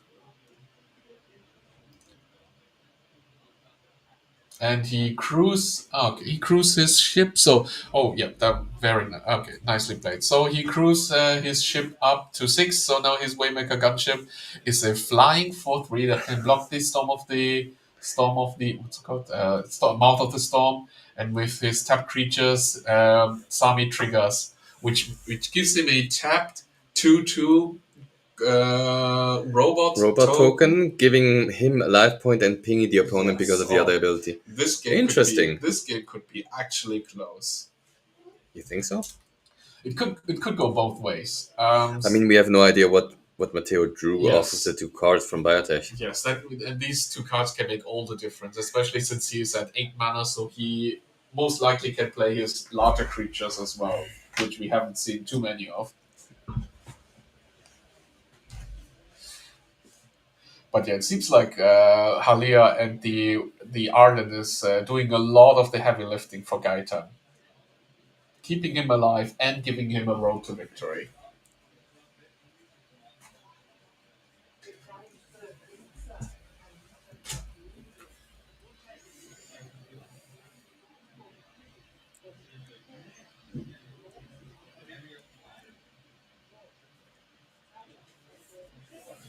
Okay, so Matteo's turn. What is he going to do? I think he's still contemplating on what he wants to play, Yes, or if he very- just wants to move to attackers. Yes, very, very difficult position to be in. Every mistake can cost your life. One land is not what you want to see, but looks like he has a plan set.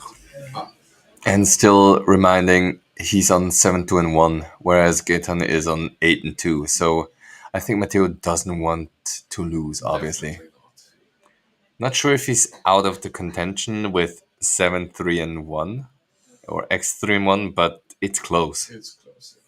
So of course, in this position, you have to win no matter what. And oh, there we go. The 7. Oh, that the 7 mana spaceship.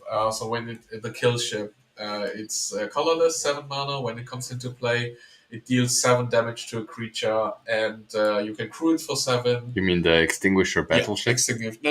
No, it's not that one. Not that one. It's the... Pinnacle kill ship. Yes. Oh, it deals 10 damage. Oh, it was 10. Jeez. Oh yeah, 10 damage. Nice. Sorry, yeah.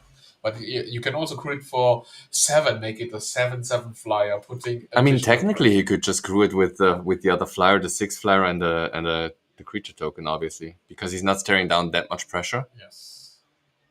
And it's a 7/7 flying.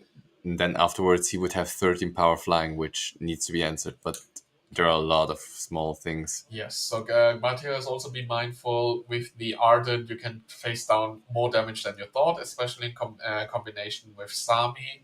And since Gaetan has a lot of smaller creatures on the field as well, he can't just mindfully crew his creatures as he wants. So, question is, what does Gaetan have? He needs to deal 7 damage.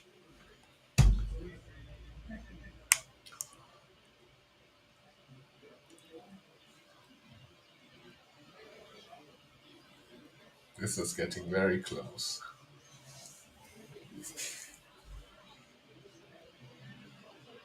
Most notably, he still has the artifact, so he can sack 3 mana to create another 2/2. Which, in hindsight, will ping the opponent again and gain him some more life. Yes. So what's he going to do? So, he is using 6 mana to. Oh, he actually casts a spell for 6 mana. What is this one? It's a. Oh, I think it's the battleship that you were talking before. In red, there was one another one. Yeah. Oh, at the moment you mean this one, the Yeah. galvanizing Spin. saw ship. It's just basically a 6-5 flying haste Okay. and has station 3. Okay, it's only station 3 for Yeah. 6-5. That's actually very good. So, question is, what is he going to do with it? I mean, you can tap down a couple of creatures, station it, attack, force a block by the opponent because it would be lethal, and use till end of turn get the robot token that pings and gains you another life. So the thing is, so guy Matteo said it's at 6 right now. Okay, seems like he's stationing it. Hmm. So the thing is, I think he's just gonna swing with the ship yes, with the ship and because if he can force his opponent to block with the flyer, there's no flyers left. thing is, he still has the Sky Piercer, which has reach. It does have reach. Yes, it has reach. He Obviously, was yeah, Sky Pacer. Yeah, so he's going to block it and trade both of them. That's one less attacker that Gaten has to deal with on the backswing. End of turn, obviously we get another robot token Oh, yes. tapped. We ping you for 1. We gain a life. Yes, that's so much. Did he gain a life off of the spaceship? Yes, he did. He Okay, was okay. at 9 and then he went Ah, to 10. perfect, perfect. So now he's counting. So Matteo is suddenly on the losing side. It doesn't look too good for Matteo. Yes, just Halia and the Ardent alone are doing so much work. I mean, right now, basically, even if Gaetan doesn't attack, he can just create those tokens and just... Does he have two? No. Okay, yeah. Yes, so he can create one more token, that's one more damage for, yeah. He still has, Gaetan still has 2 cards in hand. Matteo counting.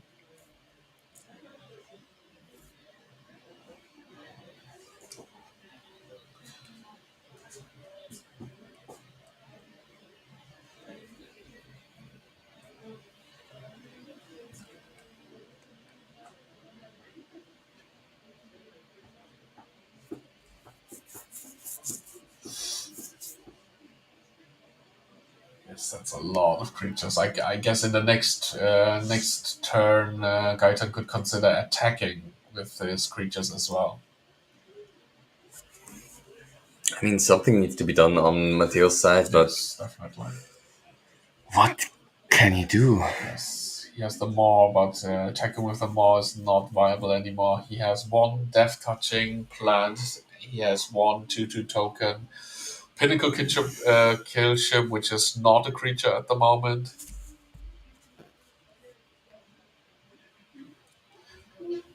Drawing it is also not going to help.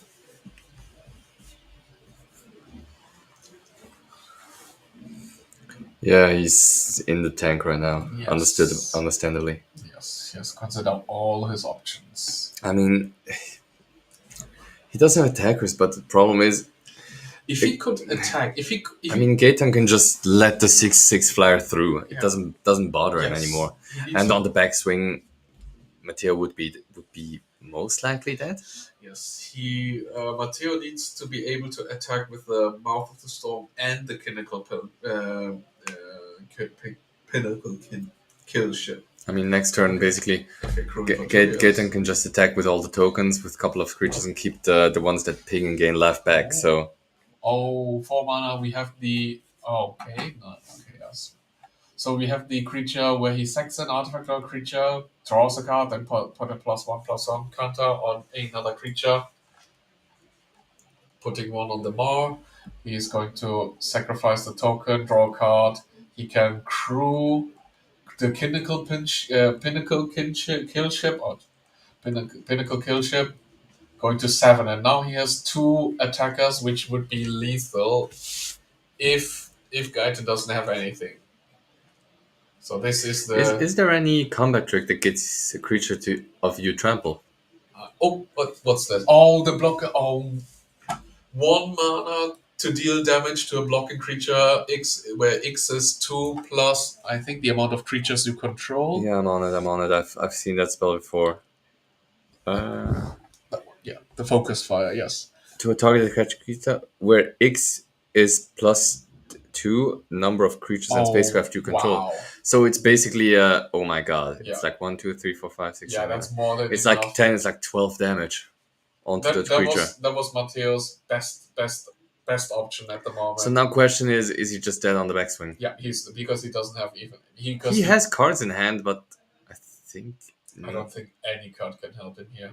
Yeah, yeah, And that's the handshake. And Gaita takes it down. That was the best that Matteo could do. It was lethal. He got the creatures. He had to try to win that game. And with 1 mana open from Gaita, of course, it could be focus fire, it could be a bluff. That was his best bet. That was his best bet. Unfortunately, it wasn't enough, and Gaita takes it down 2-1.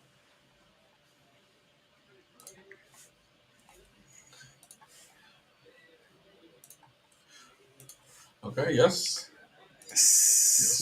I have to admit, the last round of the draft match was actually pretty intense to watch. It was back and forth for quite some time, and a lot of decisions had to be made. And Gaiten able to snag out the victory thanks to in great parts to Halia and the creature that pinged Matteo down for a lot of damage over the course of the game. Yes, definitely. I think Gaetan had so many angles to combat his opponent's strategies, making creatures, pinging his opponents, gaining the life, even if he gains enough life, drawing cards, keeping the card advantage clear.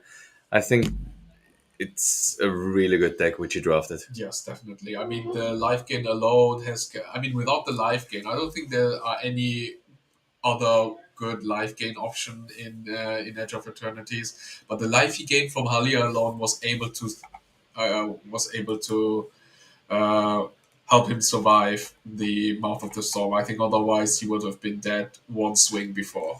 I mean, definitely, he had Halia, he had the flagship, the frigate, which was the anthem effect and the lifelinker as well. Yes, from the last and years. He was able to go wide as well as keep the opponent under clear reasons. Yeah. And I think we do have an announcement going on. So what we're going to do is this is actually the finish of the draft portion of this game, of this tournament. So we're going to go for the 2 remaining rounds of Modern right now, trying to give you some more magic. And afterwards, we're going to have the top 8 cut as well as the elimination rounds. Yes. Going all in Modern.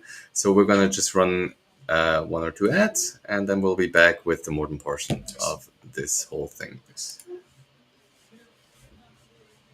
There was a time where Magic was all about weekly tournaments leading towards international gatherings. But in recent years, this legacy has been fading. Presenting the European Unity League, a continent-wide tournament circuit connecting all local events. Players earn points, climb national leaderboards, and qualify for their national championship. And ultimately, the European Magic Cup. But we're not stopping here. We want to improve our platform and ranking system. Reach more players through strategy articles, videos, and professional tournament coverage. And eventually, expand to more continents and host the World Cup. To achieve these goals, we need your help. We're running a crowdfunding campaign where you can donate any amount and unlock special rewards. For example, you can join the Backers Cup, a unique fundraising event in Switzerland in March 2026. Many pro players will attend, and you can even get coaching sessions from them. They will tune your deck, analyze your gameplay, and prepare you for the big stage. Join us to strengthen local communities and promote larger tournaments. Support the European Unity League today, or spread the word by sharing this video with a friend. Let's reignite competitive Magic together. There was a time where Magic was all about weekly tournaments leading towards international gatherings. But in recent years, this legacy has been fading. Presenting the European Unity League, a continent-wide tournament circuit connecting all local events. Players earn points, climb national leaderboards, and qualify for their national championship. And ultimately, the European Magic Cup. But we're not stopping here. We want to improve our platform and ranking system. Reach more players through strategy articles, videos, and professional tournament coverage. And eventually, expand to more continents and host the World Cup. To achieve these goals, we need your help. We're running a crowdfunding campaign where you can donate any amount and unlock special rewards. For example, you can join the Backers Cup, a unique fundraising event in Switzerland in March 2026. Many pro players will attend and you can even get coaching sessions from them. They will tune your deck, analyze your gameplay and prepare you for the big stage.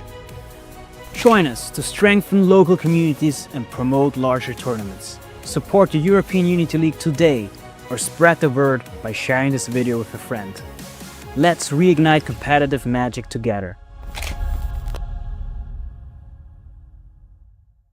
There was a time where Magic was all about weekly tournaments leading towards international gatherings. But in recent years, this legacy has been fading. Presenting the European Unity League, a continent-wide tournament circuit connecting all local events. Players earn points, climb national leaderboards and qualify for their national championship. And ultimately, the European Magic Cup. But we're not stopping here. We want to improve our platform and ranking system. Reach more players through strategy articles, videos and professional tournament coverage. And eventually expand to more continents and host the World Cup. To achieve these goals, we need your help. We're running a crowdfunding campaign where you can donate any amount and unlock special rewards. For example, you can join the Backers Cup, a unique fundraising event in Switzerland in March 2026. Many pro players will attend and you can even get coaching sessions from them. They will tune your deck, analyze your gameplay and prepare you for the big stage. Join us to strengthen local communities and promote larger tournaments. Support the European Unity League today or spread the word by sharing this video with a friend. Let's reignite competitive magic together. There was a time where Magic was all about weekly tournaments leading towards international gatherings. But in recent years, this legacy has been fading. Presenting the European Unity League, a continent-wide tournament circuit connecting all local events. Players earn points, climb national leaderboards and qualify for their national championship. And ultimately, the European Magic Cup. But we're not stopping here. We want to improve our platform and ranking system. Reach more players through strategy articles, videos and professional tournament coverage. And eventually expand to more continents and host the World Cup. To achieve these goals, we need your help. We're running a crowdfunding campaign where you can donate any amount and unlock special rewards. For example, you can join the Backers Cup, a unique fundraising event in Switzerland in March 2026. Many pro players will attend and you can even get coaching sessions from them. They will tune your deck, analyze your gameplay and prepare you for the big stage. Join us to strengthen local communities and promote larger tournaments. Support the European Unity League today or spread the word by sharing this video with a friend. Let's reignite competitive magic together. There was a time where Magic was all about weekly tournaments leading towards international gatherings. But in recent years, this legacy has been fading. Presenting the European Unity League, a continent-wide tournament circuit connecting all local events. Players earn points, climb national leaderboards and qualify for their national championship. And ultimately, the European Magic Cup. But we're not stopping here. We want to improve our platform and ranking system. Reach more players through strategy articles, videos and professional tournament coverage. And eventually expand to more continents and host the World Cup. To achieve these goals, we need your help. We're running a crowdfunding campaign where you can donate any amount and unlock special rewards.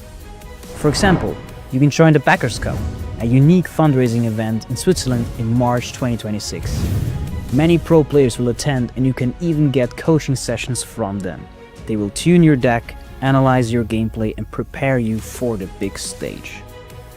Join us to strengthen local communities and promote larger tournaments. Support the European Unity League today or spread the word by sharing this video with a friend. Let's reignite competitive. Alright, welcome back to the Swiss Unity League Championship, which is the Nationals of Switzerland for the EUL. We had 48 players qualified for this event, grinding all year, points for the Unit League at all the local events. And now we're in day 2, and only 36 are remaining. Yes. And we're in the, I think, 13th round. Or is it the 12th? No, I think it's around 12. Yeah, true. Round 12. So one more round of Modern to go. So this is the first round of Modern this day. Then the 13th round will be the next one. And then we conclude to a top 8, which will also be Modern. Yes. And yeah, and then we'll see who will secure the 4 invites to the European Magic Cup and the 2.5k in prizes. And yeah, we're going to crown the first Swiss national champion for the EUL, at least in years. Yes. It will be fun to see. It's been a long time since the last time. Yeah, it's been a couple of years. So yeah, Unfortunately. yeah, let's go down to the table. We have a nice matchup going on. Wait, is it correct? Is it Leo against? No, it's Leo against Antoine. Still against Antoine, yeah. Seems like it's not quite correct. All right, there we go. So let's Perfect. go down Okay. Let's head to the table.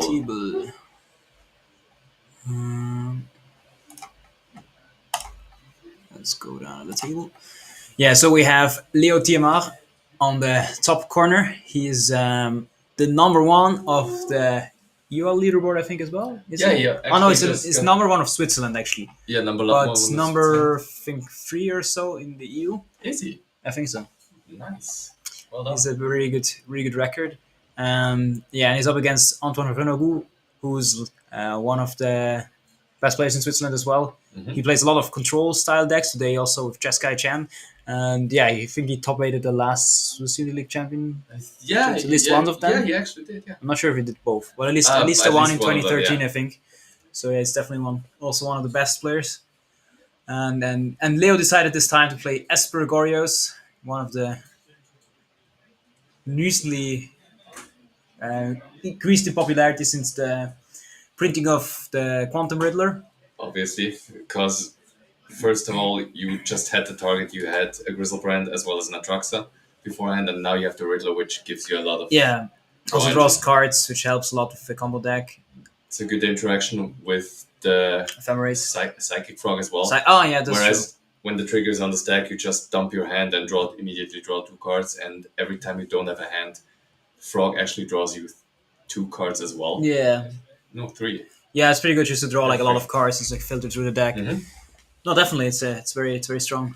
That was a good hit off of the Surveil land, hitting an Atraxa. So Yeah, now it's like when the Boros players surveil the Flage in the graveyard. You're always, it always feels bad. you always. But now actually, Antoine is always facing down a Goryo's Vengeance at instant Yeah, now you need to be prepared because a reanimated Atraxa will be bad news for you. So interestingly, we've seen it's Antoine's playing Jeskai Chant. Usually you just see the blue-white chant list. So what could be the reason for the additional coloring? Basically just sideboard cards, or does he play mainboard cards? For which color? For the red color for Jeskai Chant. Basically, Aha, usually you yeah. just have blue-white Chant, which is the blue-white Scepter deck, which actually went second in the Pro Tour, the last one. Yeah, so I think you play. So you play the Galvanic Discharge. They play Galvanic Discharge 3 copies in the main deck and 2 Flage Titan of the Fire's Fury in the So sideboard. basically, that's just the only thing, as well as, of course, the 3rd additional color for Prismatic Ending. Yes, of course. Other than that, I think it's pretty much a stock list, just like we've seen at the Pro Tour. Yeah, for Nothing. Narset. I'm still a bit surprised about the Narset part of Wales being 4 copies in this deck. Oh, I love that card. But why? It's like always feels like so fragile and clunky. But I mean, still, but Narset plus Days Undoing is most of the time sealing the deal. But other than that, yeah, that's fair. But I mean, like Days Undoing is more like a choke card. It's not like one of the really yeah, you don't really want strong to have cards it. you want to Yeah. have. But yeah. You just want to have it as soon as you already have the advantage on the board. So, going back to the other parts. Not too much. So, Antoine is actually playing a Teferi. So, in these kind of matchups, whoever gets Teferi down first usually has the upper hand. Yeah, I think so. Like having a second Teferi and now a chant to take an extra turn. Basically, just take an extra turn. And with this Teferi resolving, being on the field, if Anton manages to go up to 5 mana and has a Scepter plus an Orange Chain in hand, it's basically game. Yeah, then the game is over because It's the hard lock, no attacks, no spells castable. The only way out would be a Notvara. yeah, yeah, yeah. We've seen him. We've seen them play. We've seen him. What's his name? Aaron Friedrich, I think, played Affinity versus Antoine on Jeskai, and yeah, there we also like were we confused about why Aaron was not conceding for a long time, but it was because of the one copy of Otuara that he can still draw from the deck. Yeah, definitely. If you still have outs, keep it. There's a prismatic ending to get rid of Teferi. Or was it chant used before? And it was in the turn used to actually resolve the ferry. Okay, I see. That makes sense. And we see the companion being drawn to the hand, one of the few remaining companions which are actually viable and not banned yet. Yeah, yeah. There's not that many. We've seen Lutri yesterday. Yeah, I've heard of that. Lucerne as Spellslinger or Spellbinder, I don't know. Yeah. Yeah, that would be an interesting matchup to see, but I don't know how they. The only good part about playing against Lucerne is you're not playing against multiple copies of any card. Yeah, yeah. So we've seen Scepter. What's Anton going to imprint into it? I seen a chant, so. But that's kind of game. Not necessarily because Leo can still go instant speed. That's fair, yeah.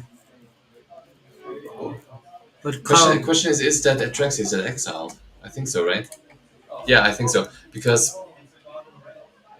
it's in different powerless, the prismatic ending which was played, so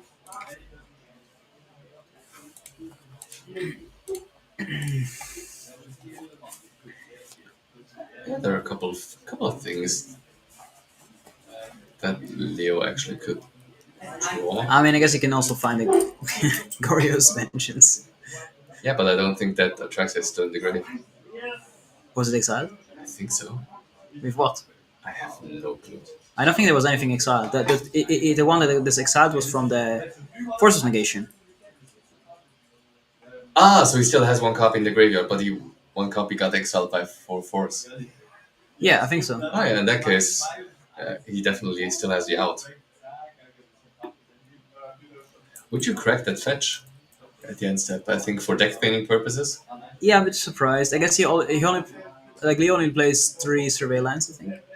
Still, but I mean, it's one less card which you can hit, which doesn't do anything under a scepter. Yeah, and it's a control matchup, so like I it's think- not like there's a lot of strong lands. Or No, like there's like the life total matters, so like or there's anything else you need to fetch. So I feel like yeah, it's definitely. I think every slight advantage of thinning brings you more opportunities to get you the outs to that scepter, which right now you do want.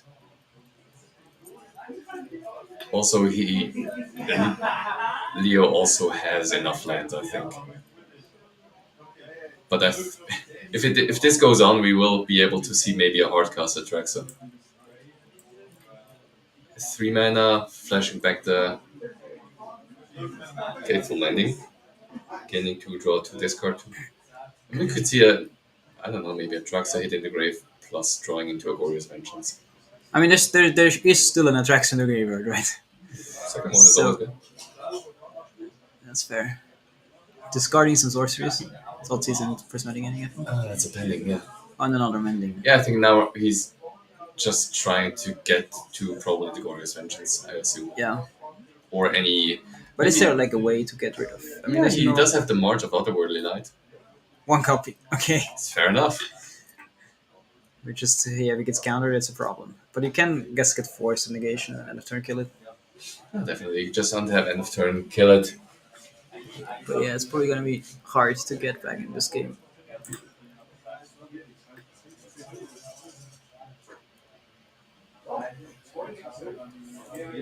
So if you would be participating in this tournament, for example, what would you play?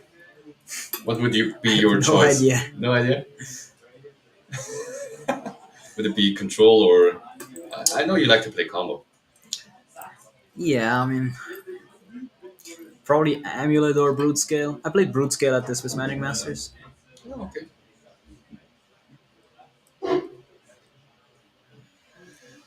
Yeah, I wasn't able to attend. It was too far away, actually.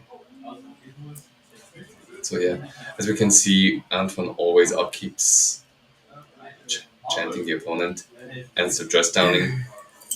I could also see just dress down being played and then just flashing in solitude and start attacking. He does have a full grip of cards in hand, a couple of counter spells, a couple of interaction spells. Yeah, it just doesn't have any. Like they don't have any lands left, so there's Yeah, only. I think the fifth land is missing. Is the fifth land missing, or do they have it? I'm not quite sure. I don't think so. I mean, they haven't. Yeah, they're looking for it definitely, and they found it.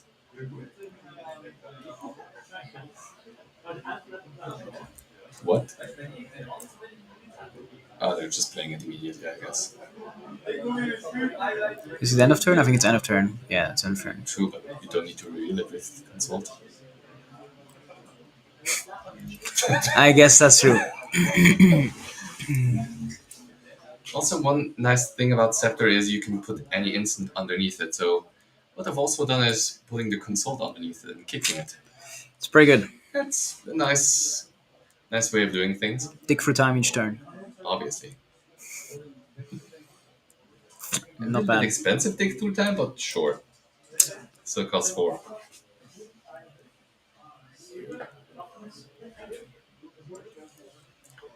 So yeah, Leon needs to find the outs, and as long as Antoine doesn't forget to upkeep chant his opponent, odds aren't that bright. Nope. So I think it's just counterspell plus force of negation. So what are the outs for Antoine? What do they actually play to win? Just a manland and base on doing plus the creatures probably. There's not that many win condition in their deck. It's just typical. Solitude Okay, I'm going and to. one Hall of the Stormshines. I think that's about it. It's just let me grind you out or until you concede on your own turns. Yeah, it's mostly the Scepter Chant lock.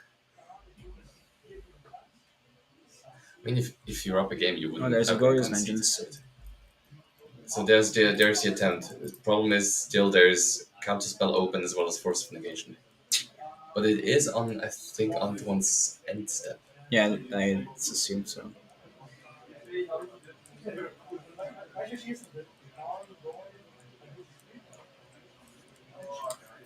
Let's see.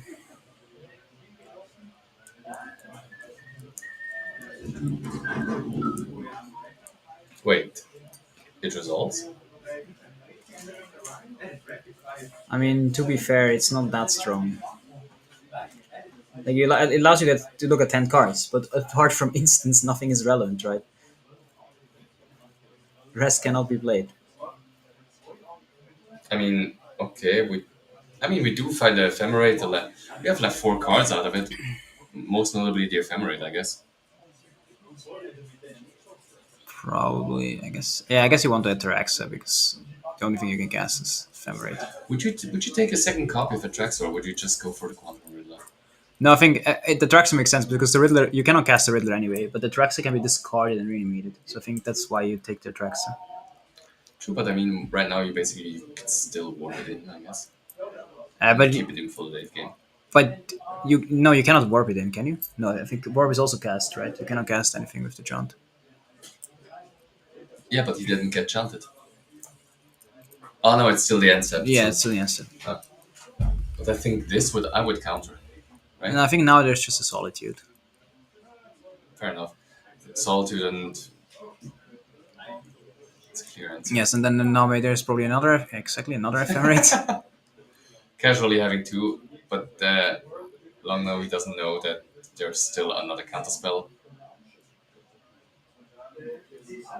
Or maybe Leo is just trying to make them tap out so that you cannot chant them for one turn. Just forcing the tap out. I don't think. But I think it's too far. If you have 6 mana, you will be able to.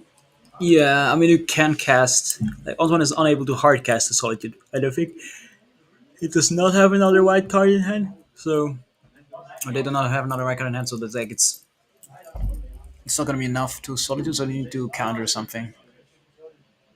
Yeah. Here's the cast spell. Is there another Ephemerate? No, there was one discarded earlier. Was there? Oh, there's another one. But still, there's still the force of negation, right? Yes, but then you cannot chant, which is very Ooh. risky. Yes. Because if you can't chant, it's a problem. The Oh, there is second- another for. There's second another. solitude. The stacks keep getting bigger.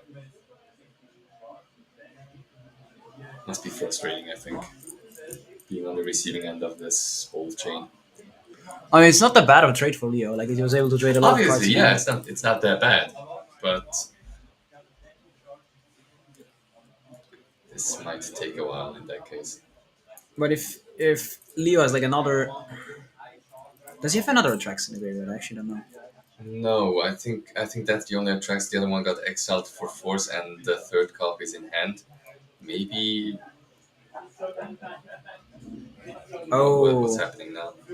he's forces negating the chant. That's like another way to It's get out. forcing. Well, I mean, it does get to go on the stack as a cast. Yeah, It's just a copy, but still. yeah. So he's countering it. Then, oh, and then he can. And force back. So I think Antoine is now hellbent, right? Yeah, Well, that's a favorable position for Leo to be in. Still, he cannot cast anything, but who cares if he finds the march, for example? He's yeah. in the Now it's clear. great if you get the march, but otherwise, Now on the side of Antoine, I would actually always try to fetch and deck them, so I don't draw Yeah. into lands.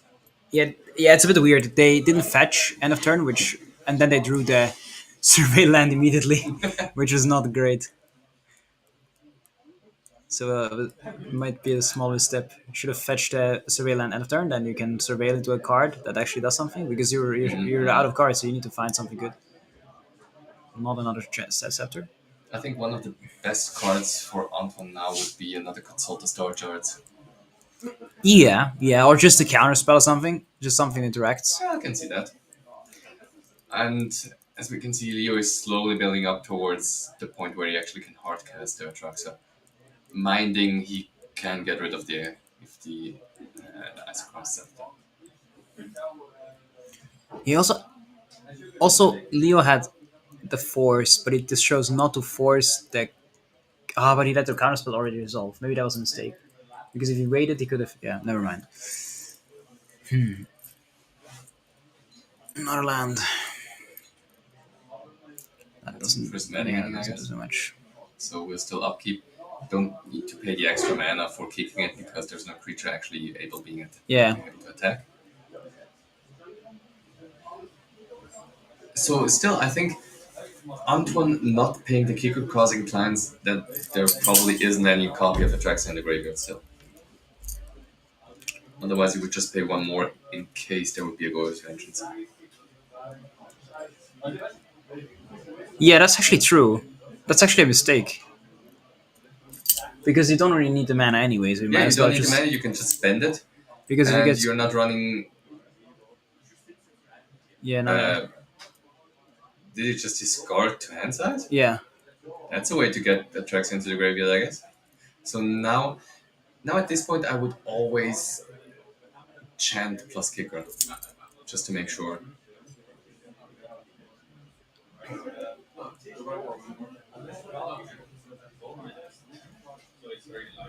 So I think they're counting deck sizes now.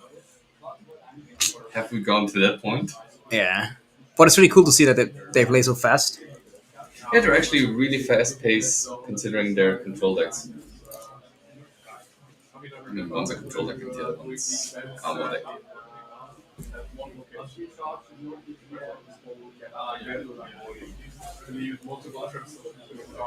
Yeah, so there's the Gorgeous Vengeance. Maybe he has multiple I copies as presumed. well. I don't think he has a counter. I mean, Anton might still have a counter. I mean, they drew so many cards. Oh, there's not. It's gonna resolve. But Leo doesn't have an ephemerate left, I believe.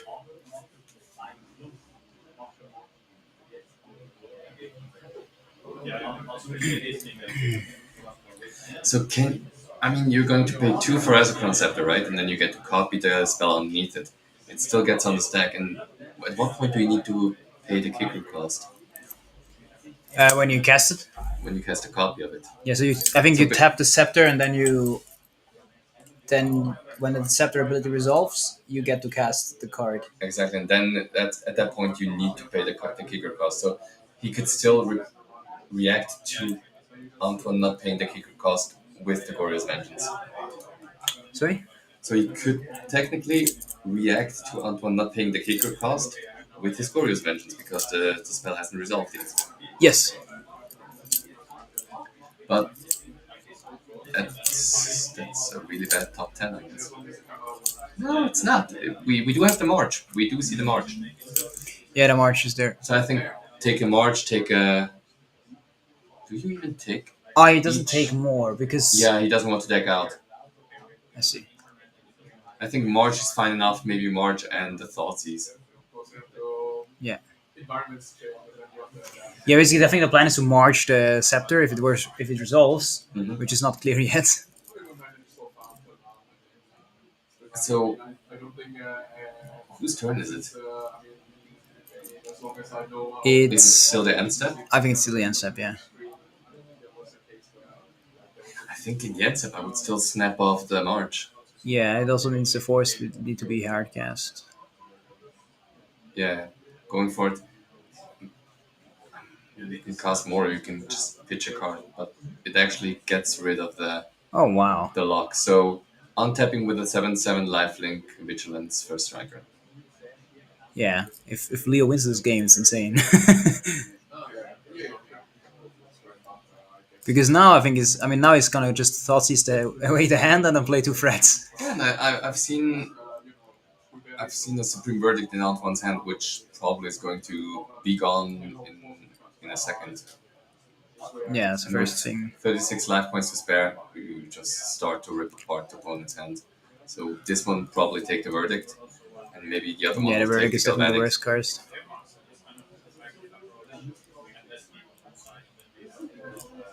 Yeah, I mean, it depends, I guess.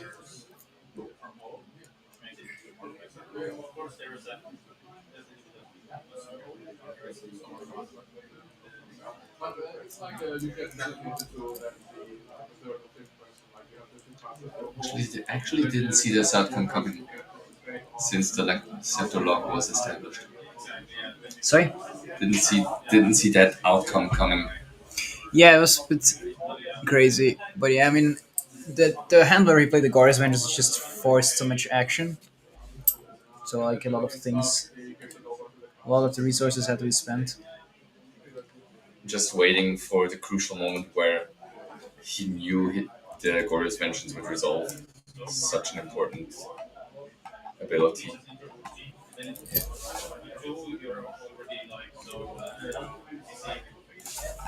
Playing out. Okay, so now he's definitely presenting lethal with the frog, maybe playing a Quantum Riddler, and just drawing a singleton card. So I think he's presenting lethal right now. 7/7 plus the frog is 8, which is already lethal. Discarding 2 cards with the trigger on the stack, drawing a couple more cards. Just have to make sure that you don't outdraw yourself. Yeah. I think right now the only way for Leo at this point to lose is to outdraw himself. Or he doesn't want to discard the last card.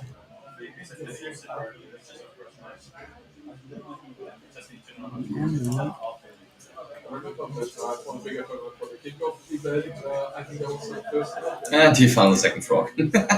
So the galvanic discharge didn't do anything. But the frog isn't that big. It's only a 1-2. It was only a 1-2.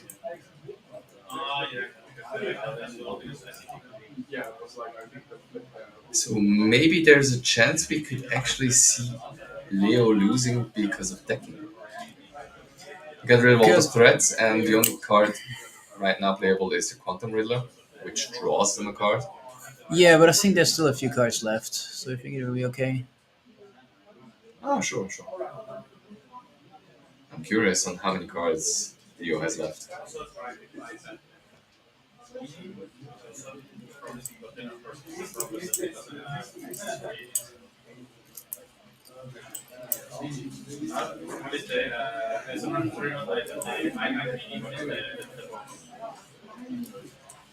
I think what Anton wants to see now is pretty much Supreme Verdict, I guess. Yeah. Just any way to get rid of those creatures. I think also at this point, is Frog actually dangerous? Oh, When you thought oh the game god, was going to end. this is just bad. So what's going to happen is they're all going to shuffle their hands and graveyards back into the deck and draw 7 cards. And since it was Antoine's turn, the turn immediately ends. So Leo is getting to untap and do first thing first. So I think Antoine is basically just hoping to find a Solitude at this point. Or just any answer. Because giving Leo a full stack of cards into the hand immediately gives him lethal on board for discard of the frog.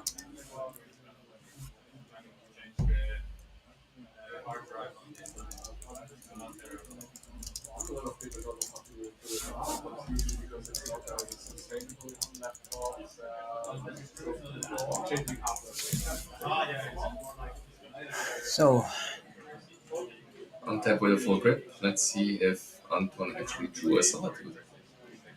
probably. Hopefully.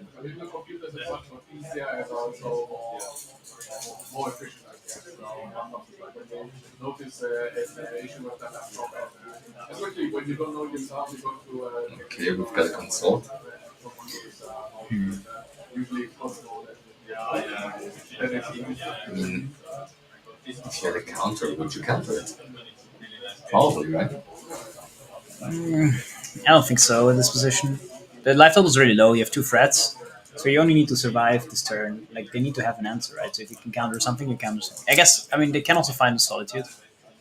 If I'm going to find a Solitude, then it's you cannot necessarily counter it with a Force of Negation if Leo has the Force. Yeah, hard to say. I think just them actually kicking it entices me to think that they don't have it. They're actually looking for it. Maybe they found it, maybe they didn't. But they do need to stop this attack from happening.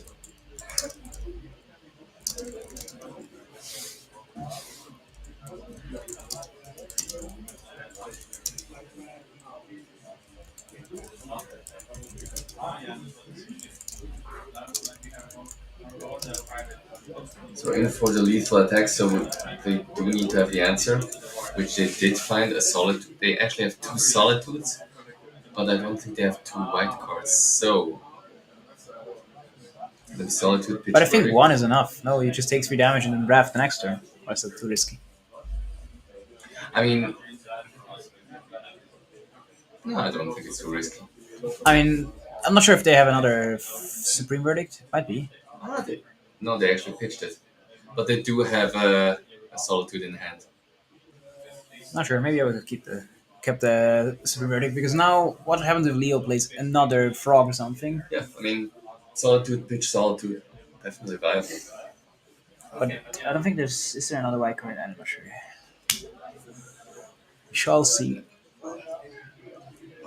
That's rough. If this one resolves, He's in a world of hurt.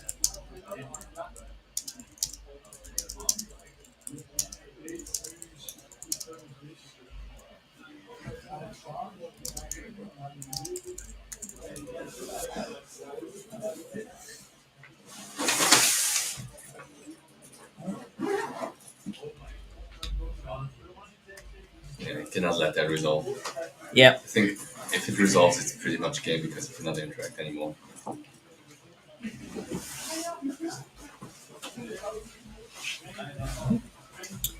Narset. Now sit minus, hoping to find another mercy. Something. Something, I guess. What is that fancy card? Which one? The one on the back? That's a prismatic ending. It's a special guest card.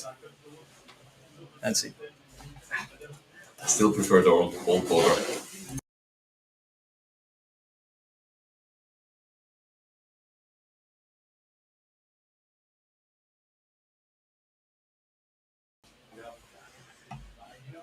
And we turn the value solitude. And there's the Oh, chant. Kicked chant, obviously. Is it kicked? I think so. Wait. Doesn't seem kicked. No, it's not. I think. I guess he just plays the solitude then. So the Riddler Yeah, blocked the our solitude. solitude and block the solitude. I just wanted to not have to face any interaction from the opposing side. Yeah. By the way, is this still game one? Yeah. So they're down to 18 minutes. Yeah, I think so. God. Give or take. That's rough. I think they could still take a draw maybe at their stage. I think 8-4-1 might be good enough for the top 8. So, Yeah, it's close. it's close. Have to have some good tiebreakers, I guess. I think they're ranked like 8 and 9 now.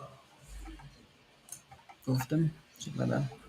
Yeah, but we still have to see that there might be intentional draws into the top 8. Either 8th and 9th. So they probably will have to play out.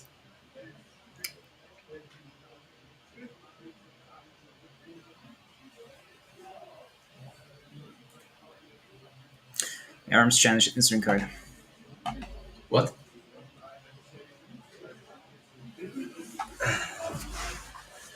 It's a good card. I'm not fond of it anymore. I had my fun with it. But, nah.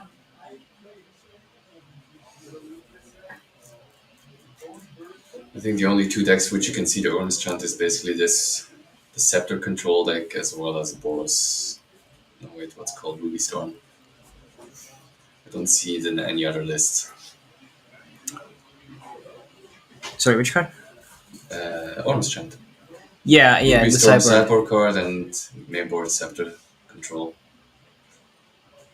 Oh, now the Narset comes in like real handy. Oh my god. And they're different artworks.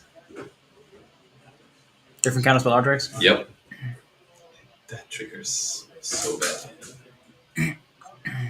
Another value of solitude. All the So solitude obviously we can tell that Antoine is probably not going to win the life point race, being on 6 versus 42 right now. So I think it will be very important to win this game, obviously. Not sure if they're going to go into a draw, given the game state, but I think it's going to be one win and there's not going to be a second game, probably finished.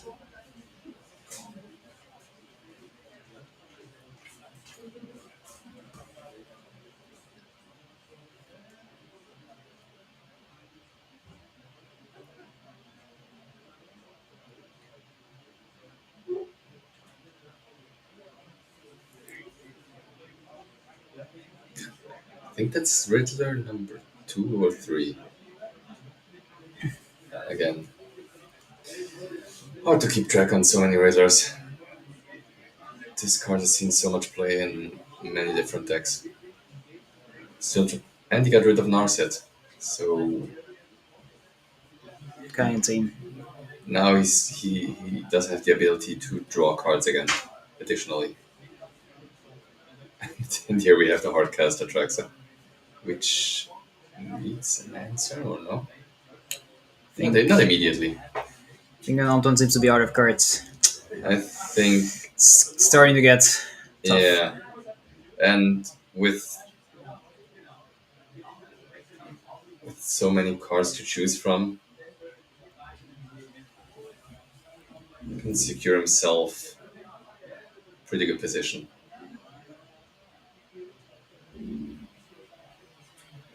I don't even think that Leo wants to take a land because I think he already has every Yes, land all on of the them. field. All the lands in play. Yeah, so I think you just keep them in the deck See, just to keep them. 1, 2, 3. There's 3 basics, 3 shocks, and 3 So it's 9. surveillance. I'm not sure if he has 9 lands. Pretty much looks like 9. They tapped 7. No, he tapped 7. And yeah, I think Alton's seen enough. Oh, we're picking it up with 13 minutes on the clock. and 42 life versus 6. Yep. All right. Nice game. Well played. I guess Was a good one. I guess this match is gonna go in 10, probably, most likely. So sideboard wise, let's look at the sideboard plans. Sure thing. What would we have? This one. Okay, so for Leo playing against control deck, what cards do you bring in next to? I think you just bring in the Dispute, maybe? the Teferi, and maybe the Dream Render, right? All the other cards don't matter. Yeah, I mean, yeah, I guess those for sure. Dream Render I can see just for the exile portion as well, because you can Yeah. mill yourself and still get the exile of your opponent's graveyard, making their Days Undoing a lot worse. Yeah, I'm sure. I mean, the rest is kind of weak. What do you cut? I guess it's like the push that is useless. Cut the push.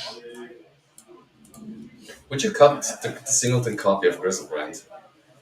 I mean, the ending is also not the best one. I mean, the ending can get rid of an opposing Teferi or Narset, I guess.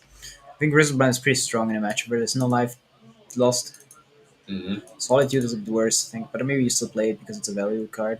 What else? I think the March you keep because of the Scepter. Maybe cut one Faithful Mending. Don't think you need that many. It's tough. This one's actually tough. Yeah, maybe one Faithful Landing. Probably you can cut like one Retrax or one Grizzlebrand. Probably like one Retrax, I'd say. Definitely. One attracts one Fatal Push. 2% ending and like one. Yeah, one Atraxa, one Faithful Mending, and the 3 remove spells. 2% ending and one push. Yeah, Something like that. pretty clean. Alright, and on the other side, The opposing side we have. That's a good question. I think you definitely bring in the Surgical, the Celestial Purge, obviously. You can bring the Rest in Peace. And maybe the Dress Down. Just because there are so many enter battlefield triggers from the opposing side. Other than that, I don't see much. I think you can. I don't think I would bring the dress down. I think it's not that strong against Solitude in this matchup. Would you cut the Wrath of the Skies from the main board? Probably. Maybe. Maybe. I mean, the only thing it hits is actually just Frog. Yeah, I mean, endings and rafts are not the best, but you still need some of them. I mean, the Galvanic Discharge is even worse at killing definitely. frogs. I mean, I'd think rather that have a this- Celestial Purge than a Discharge. This. Yeah, I think the Purge definitely comes in. The Rest in Peace for Surgical. Maybe the Dispute. Yeah, maybe one or two copies since you've seen that he's I mean- running the Riddle package. Yes, there is. But there's not that many blue cards. It's just I guess it's a pretty good answer against the Frog. Would you cut the Scepter Lock? Probably not. I don't think this deck can cut the Scepter Lock. It's so built around the Scepter. The Scepter, you don't have any other Mhm, threats. mhm. I guess you have to kill here, I guess, to like win the game once you have the lock assembled. But yeah, Yeah, but until that point arrives, you're probably pretty much in game time, I guess. Yeah, I'm not sure. I think I don't have enough experience to tell you like what's the best configuration of cards. I'm not sure about the dress down, the dispute, like what to cut, which rule to keep. But I think I would cut the discharge. The discharge is the worst. It's hard to I say. can see that. Yeah, I don't know. I'll see. I guess we can. Um, yeah, they're still a bit undecided when the next match is going to when the next game is going to start. But I think they're taking a mulligan, so probably can hop back. Yeah, I think they're mulliganing, but I think they decided on the mulligans and going into game two with Leo being on the lead.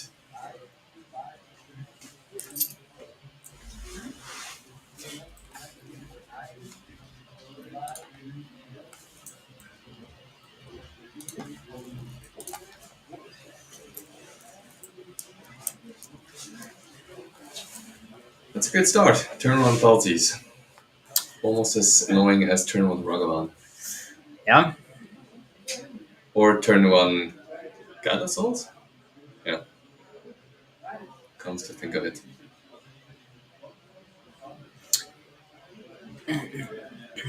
So if you're one up against a Chant player, Scepter Chant, and you see you only have about 8 minutes time, you don't need to rush. Technically, right? If they chant you, you just cannot concede. Let yourself be in chant every single turn, and yeah, it's yeah. their game to lose. I mean, that's also the reason why I don't like playing control because it just takes so long to win games. Oh, definitely. Yeah, I mean, also like assembling the locket is losing is not a great showing of the deck. Assembling the luck is one part, but I think Yeah, but like actually having a win condition, which yeah, is but like quick. I mean, you kind of like need to win quick, right? Otherwise, it's questionable like why you play the deck in the first place. Like if the Deceptive Shot Lock doesn't win the games, then like why do you play the deck? But yeah, I mean to be fair, probably it's just like one of the rare cases where actually someone was able to get out underneath and win the game, which doesn't happen that often. Like it's kind of crazy like how long the game. We have a Grizzlebrand in And graveyard, again, the Grizzlebrand hit, but there's a spell snare, so it will take some time. and there's the Thoughtseize. And there's Dotsies. I mean, sure, you can chant. It doesn't make any difference, I guess. Yeah. Just take the remaining card. But now you're really still dead. And now they just end of turn Grizzlebrand if you have it. Yeah, and I think Leo also has a protected Grizzlebrand in front because having Force of Negation. And if this Teferi resolves, just immediately minus it, I guess. Just draw a card because you know it gets prismatic ending. Yeah, exactly. Yeah, and it will have to be presenting ending. I guess Lea could even consider to force it. I think he has a voice of negation, doesn't he? Leo? I think so. Yeah, he has a Force of Negation. So that's why he could also go just end of turn, reanimate Grizzlebrand with Force backup. Yeah, I don't think already leave in the tank. maybe Leo will be able to actually pull this one out in the remaining 6 minutes. Yeah. Oh, okay. I That's mean, sure. no, I think that makes sense. I guess that's Yeah, definitely. I mean, if sideboarded correctly, could find a Celestial Purge or any other answer. But since Teferi is protecting the counterspell to be countered, it's just the question is whether or not Leo has a reanimate spell in hand.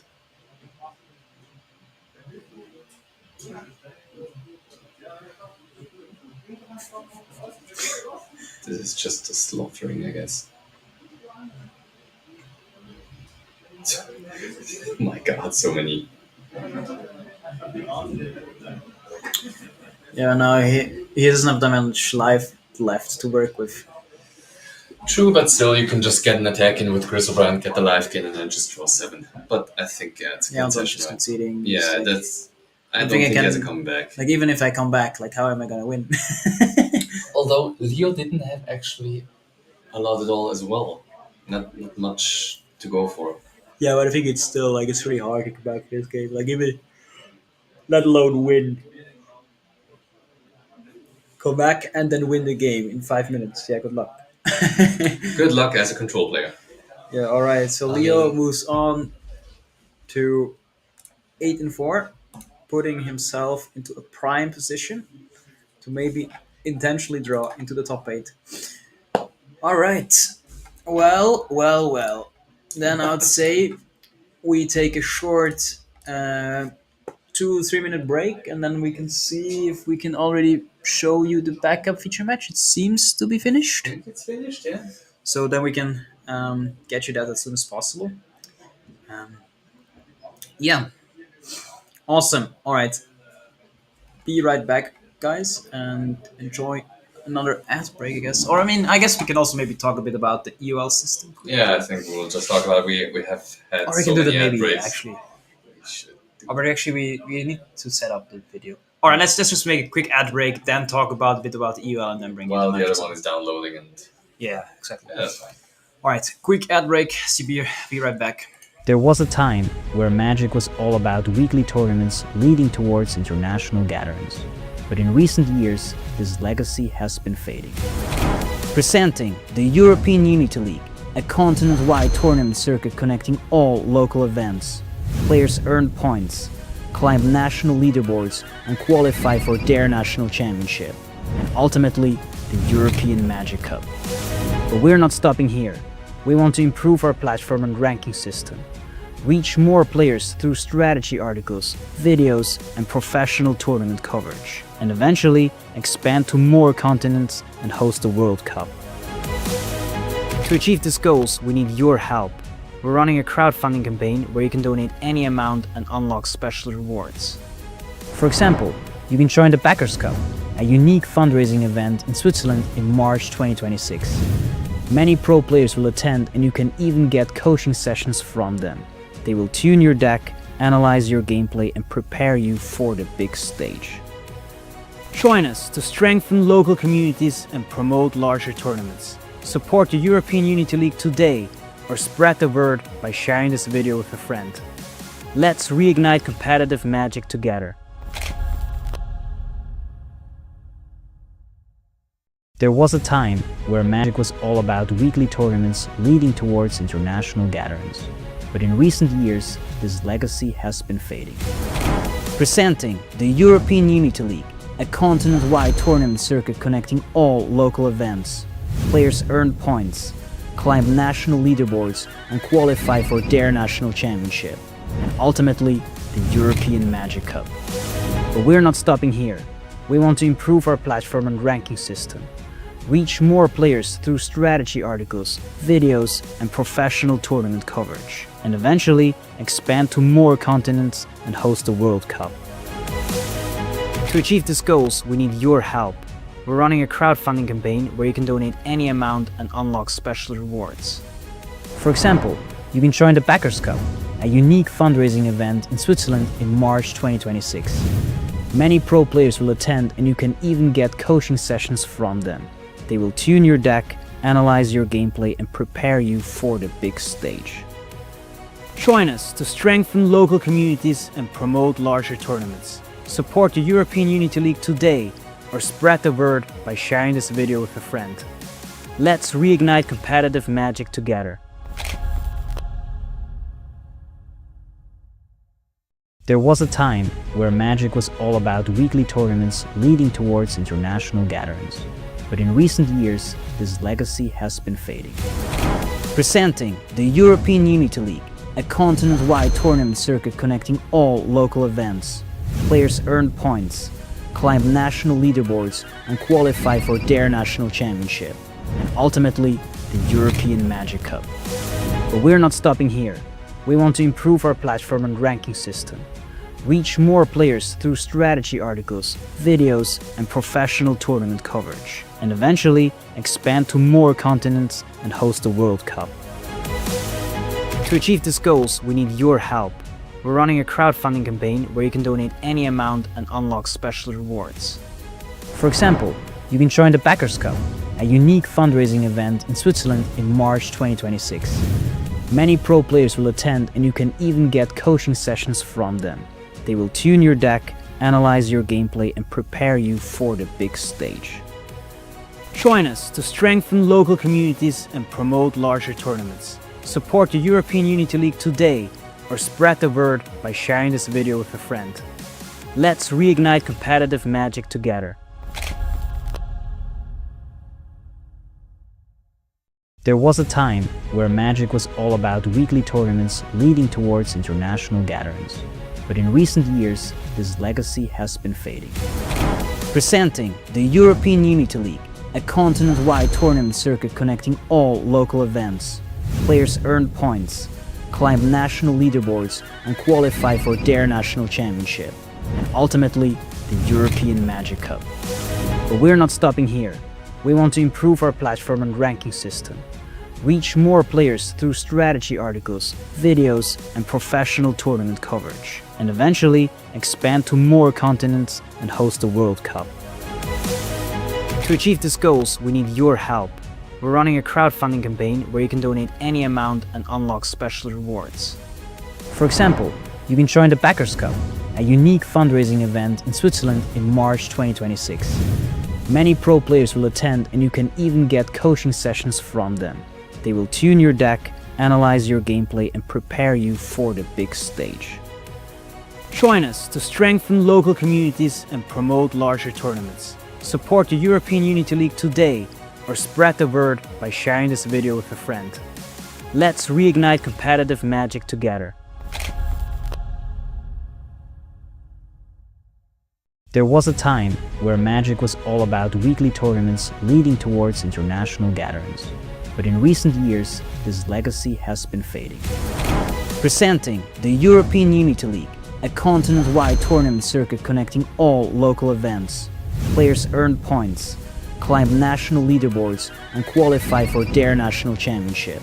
And ultimately, the European Magic Cup. But we're not stopping here. We want to improve our platform and ranking system. Reach more players through strategy articles, videos, and professional tournament coverage. And eventually expand to more continents and host the World Cup. To achieve these goals, we need your help. We're running a crowdfunding campaign where you can donate any amount and unlock special rewards. For example, you can join the Backers Cup, a unique fundraising event in Switzerland in March 2026. Many pro players will attend and you can even get coaching sessions from them. They will tune your deck, analyze your gameplay, and prepare you for the big stage. Join us to strengthen local communities and promote larger tournaments. Support the European Unity League today or spread the word by sharing this video with a friend. Let's reignite competitive magic together. There was a time where Magic was all about weekly tournaments leading towards international gatherings. But in recent years, this legacy has been fading. Presenting the European Unity League, a continent-wide tournament circuit connecting all local events. Players earn points, climb national leaderboards, and qualify for their national championship. And ultimately, the European Magic Cup. But we're not stopping here.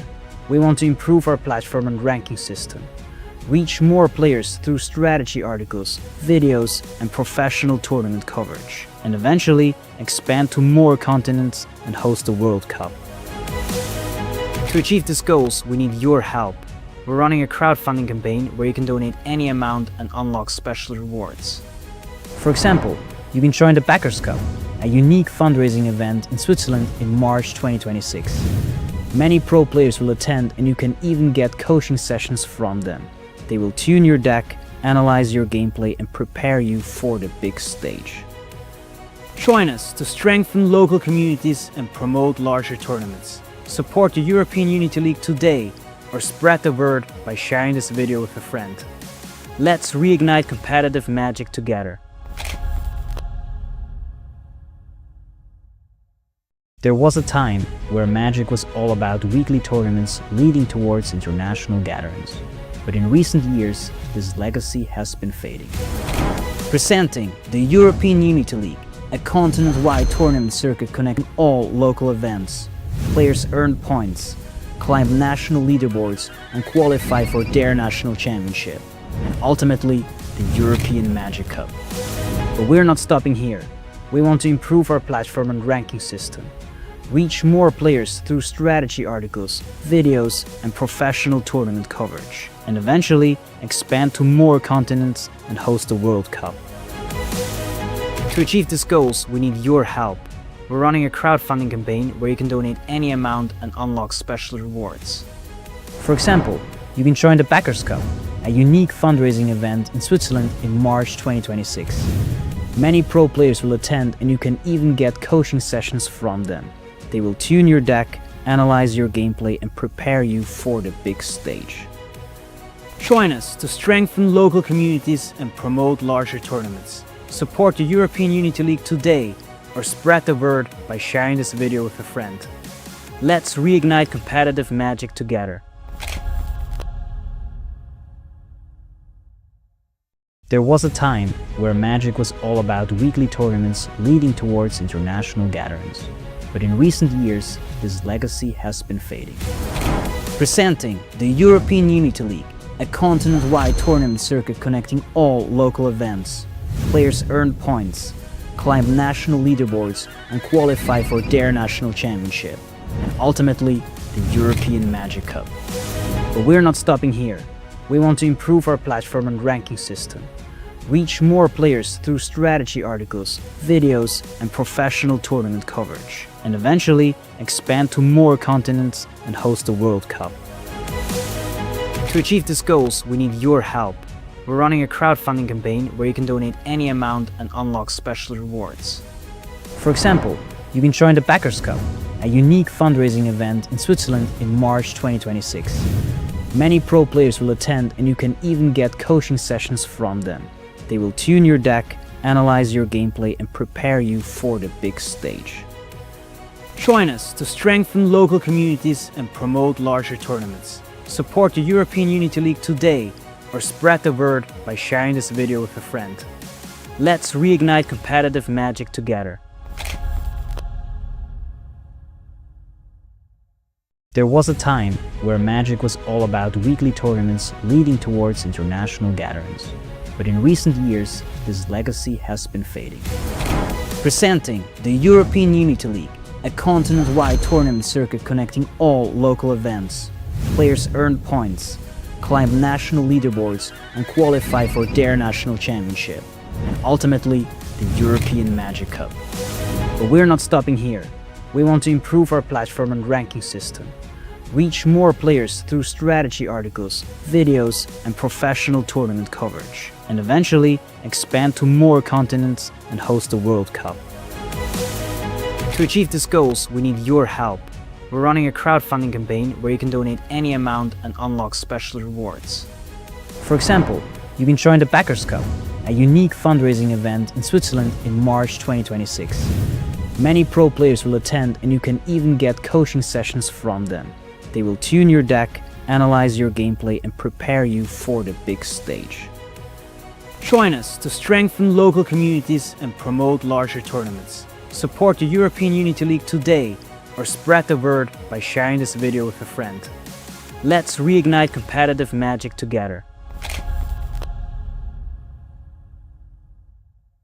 There was a time where Magic was all about weekly tournaments leading towards international gatherings. But in recent years, this legacy has been fading. Presenting the European Unity League, a continent-wide tournament circuit connecting all local events. Players earn points, climb national leaderboards, and qualify for their national championship, and ultimately the European Magic Cup. But we're not stopping here. We want to improve our platform and ranking system, reach more players through strategy articles, videos, and professional tournament coverage, and eventually expand to more continents and host a World Cup. To achieve these goals, we need your help. We're running a crowdfunding campaign where you can donate any amount and unlock special rewards. For example, you can join the Backers Cup, a unique fundraising event in Switzerland in March 2026. Many pro players will attend, and you can even get coaching sessions from them. They will tune your deck, analyze your gameplay, and prepare you for the big stage. Join us to strengthen local communities and promote larger tournaments. Support the European Unity League today, or spread the word by sharing this video with a friend. Let's reignite competitive magic together. There was a time where Magic was all about weekly tournaments leading towards international gatherings. But in recent years, this legacy has been fading. Presenting the European Unity League, a continent-wide tournament circuit connecting all local events. Players earn points, climb national leaderboards, and qualify for their national championship. And ultimately, the European Magic Cup. But we're not stopping here. We want to improve our platform and ranking system, reach more players through strategy articles, videos, and professional tournament coverage, and eventually expand to more continents and host the World Cup. To achieve these goals, we need your help. We're running a crowdfunding campaign where you can donate any amount and unlock special rewards. For example, you can join the Backers Cup, a unique fundraising event in Switzerland in March 2026. Many pro players will attend, and you can even get coaching sessions from them. They will tune your deck, analyze your gameplay, and prepare you for the big stage. Join us to strengthen local communities and promote larger tournaments. Support the European Unity League today, or spread the word by sharing this video with a friend. Let's reignite competitive magic together. There was a time where Magic was all about weekly tournaments leading towards international gatherings. But in recent years, this legacy has been fading. Presenting the European Unity League, a continent-wide tournament circuit connecting all local events. Players earn points, climb national leaderboards, and qualify for their national championship. And ultimately, the European Magic Cup. But we're not stopping here. We want to improve our platform and ranking system, reach more players through strategy articles, videos, and professional tournament coverage, and eventually expand to more continents and host the World Cup. To achieve these goals, we need your help. We're running a crowdfunding campaign where you can donate any amount and unlock special rewards. For example, you can join the Backers Cup, a unique fundraising event in Switzerland in March 2026. Many pro players will attend, and you can even get coaching sessions from them. They will tune your deck, analyze your gameplay, and prepare you for the big stage. Join us to strengthen local communities and promote larger tournaments. Support the European Unity League today, or spread the word by sharing this video with a friend. Let's reignite competitive magic together. There was a time where Magic was all about weekly tournaments leading towards international gatherings. But in recent years, this legacy has been fading. Presenting the European Unity League, a continent-wide tournament circuit connecting all local events. Players earn points, climb national leaderboards, and qualify for their national championship. And ultimately, the European Magic Cup. But we're not stopping here. We want to improve our platform and ranking system, reach more players through strategy articles, videos, and professional tournament coverage, and eventually expand to more continents and host the World Cup. To achieve these goals, we need your help. We're running a crowdfunding campaign where you can donate any amount and unlock special rewards. For example, you can join the Backers Cup, a unique fundraising event in Switzerland in March 2026. Many pro players will attend, and you can even get coaching sessions from them. They will tune your deck, analyze your gameplay. All right, welcome back to the booth. So we're a bit short on time because the next round's going to start soon, so we're not going to show you the backup feature match this round, unfortunately. But yeah, we'll have a few more things to talk about before the next round will start.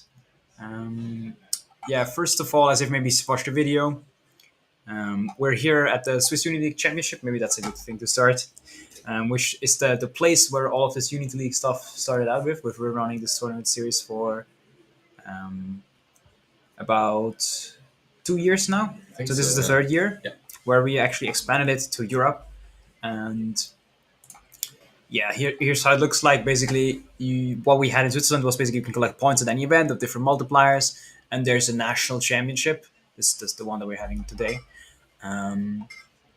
And yeah, and basically the best players in each country, they qualify for the nationals, and then the best players from the nationals, they will qualify for the European Cup. Yes, which Um, will take place in Bologna. yes, in Bologna in next February. The exact date is not quite set in stone, but sometime late February will be. And yeah, and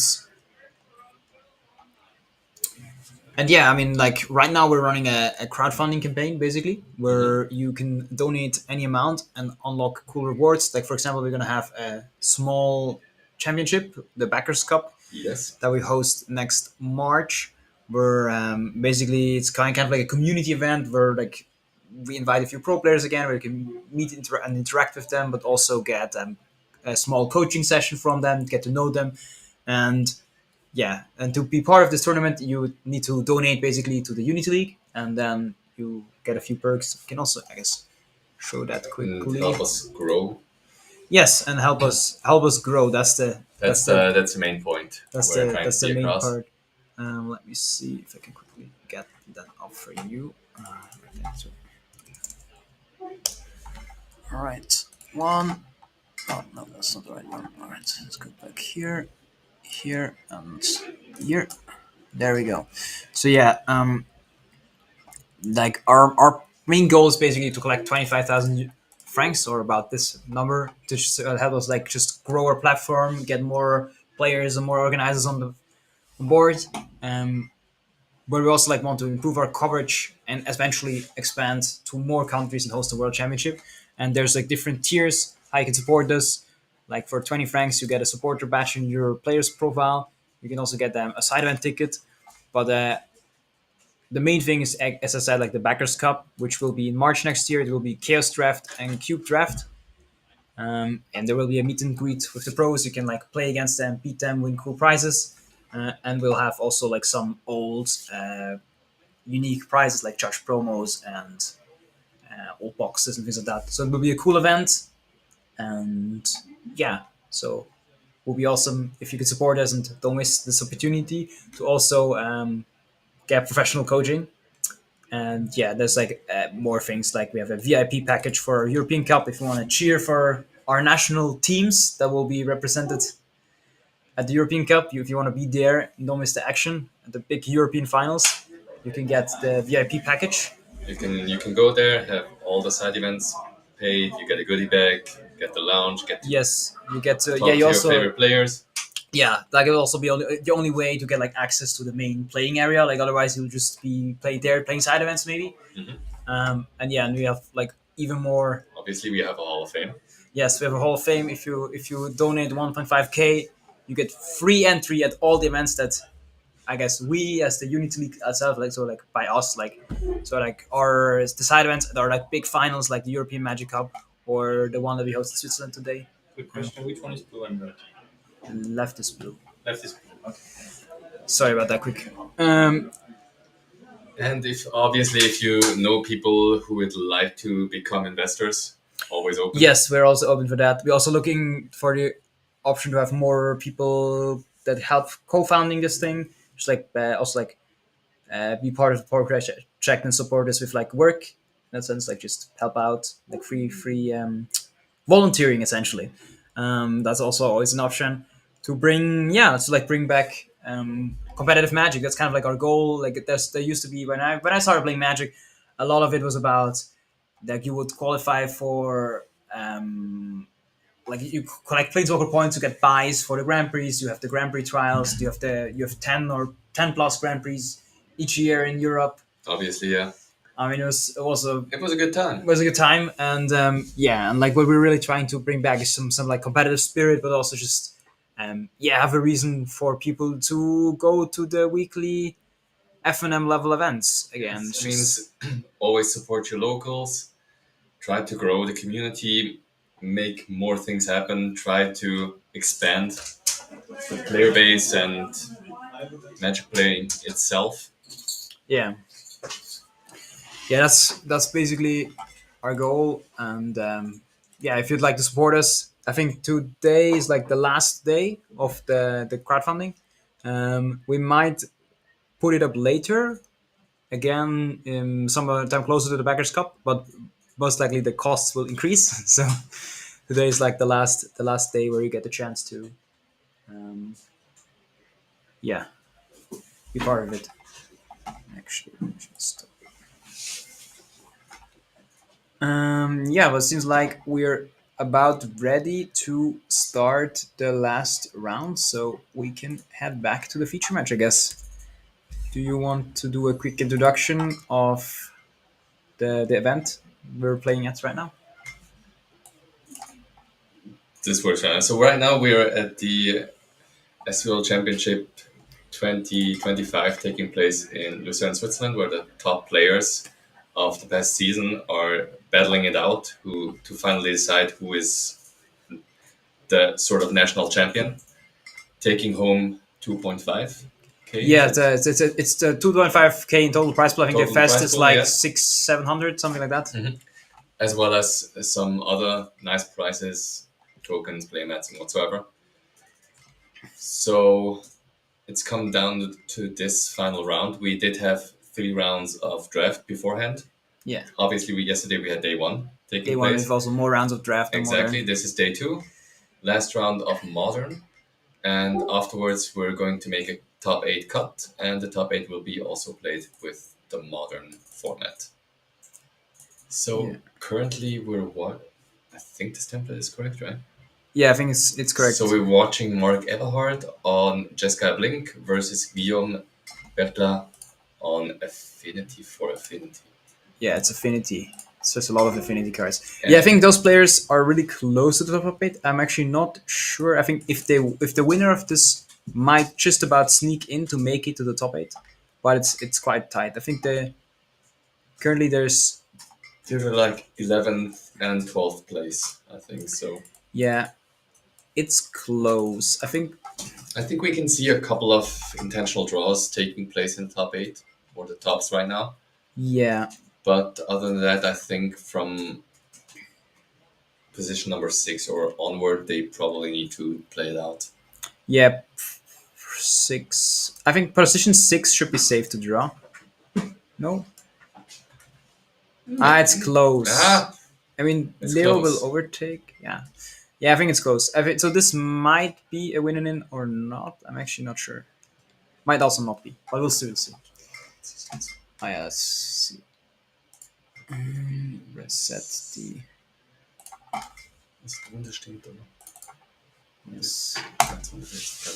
Let's see, did the timer start? Yeah, they already started the timer 47 minutes ago. All right. Good. Then we're all set to start. So Jessica Blink, one of the many decks running Quantum Riddler. Yes. Against, it's probably just blue-red Affinity, right? Or is it Jessica Affinity? I don't know. I haven't played against Affinity that much in late times.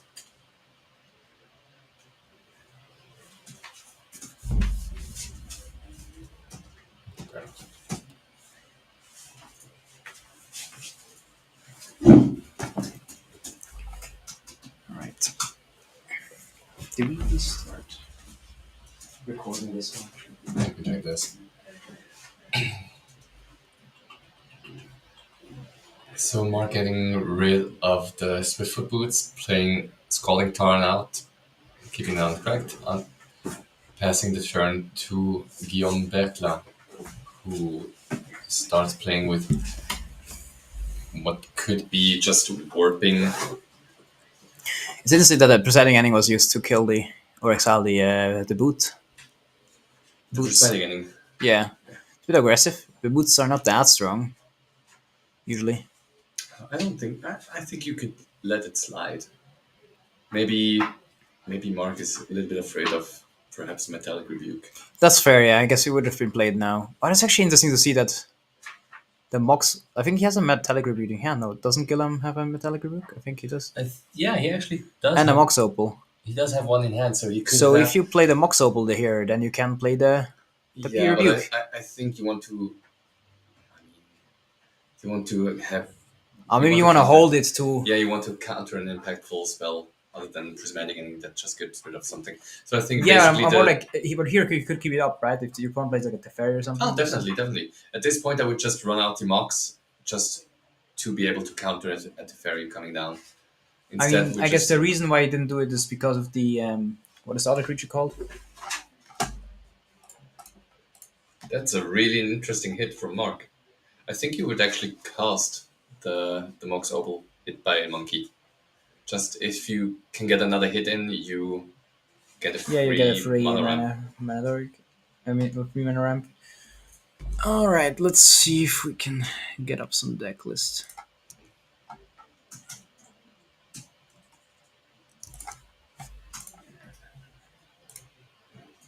What's the blue red card called? Pinnacle Emissary?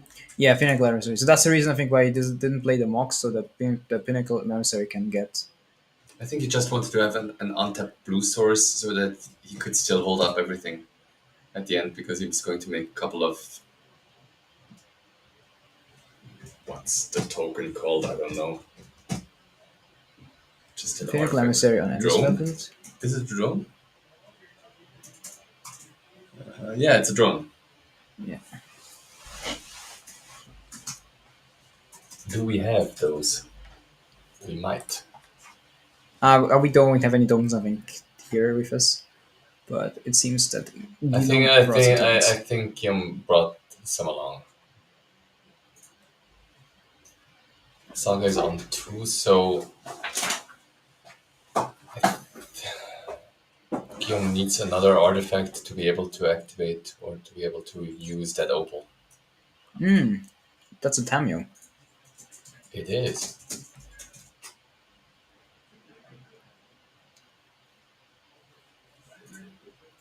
So as it is now, there's no actual threat. The only thing which Mark needs to be aware of is the Metallic Rebuke. Yeah, Because that one's but kept that one open. is not active. It is. But No, it's not. There's Doesn't have no- blue. yeah, Oh, then it's fair game. Mark can just play into whatever. yeah. I mean, it's not gonna do that much anyway, I think, because Mark still did have kind of a slow start. yeah, there's not much going on. A lot of removal.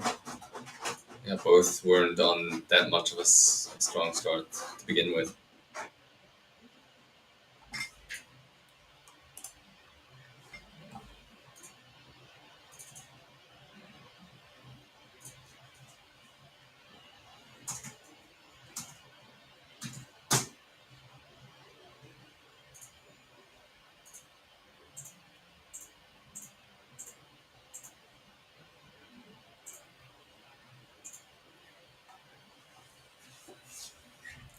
What is Mark pondering about?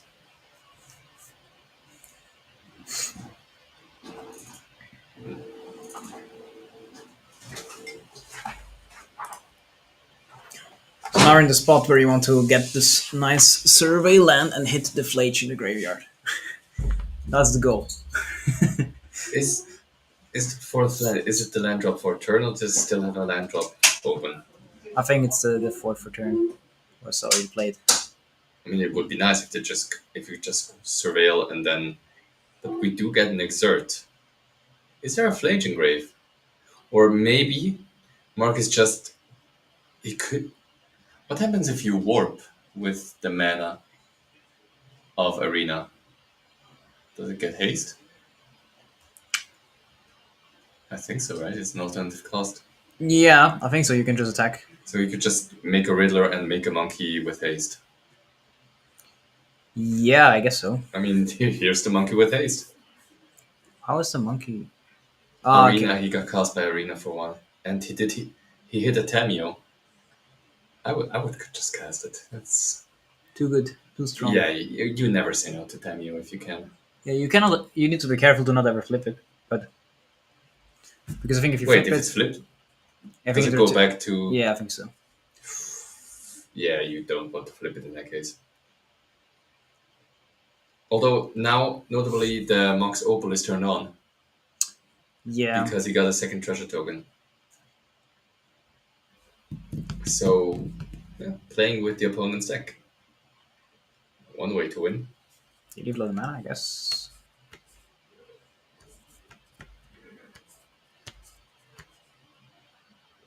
Oh, that's also pretty good. Bouncing your own Tamio to hand. Yeah.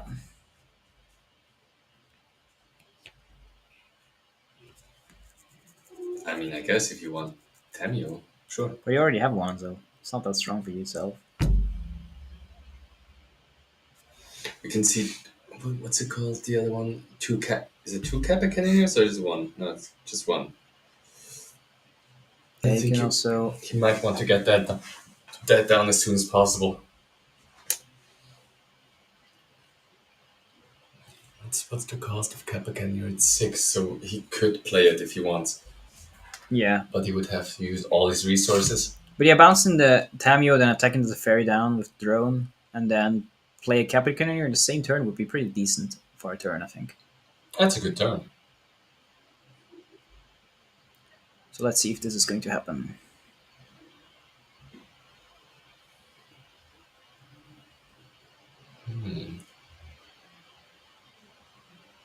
Yeah, no, I think he's just 1, 2, 3, 4, 5. Oh no, he flowed the mana from Saga, so it's 6. Yeah.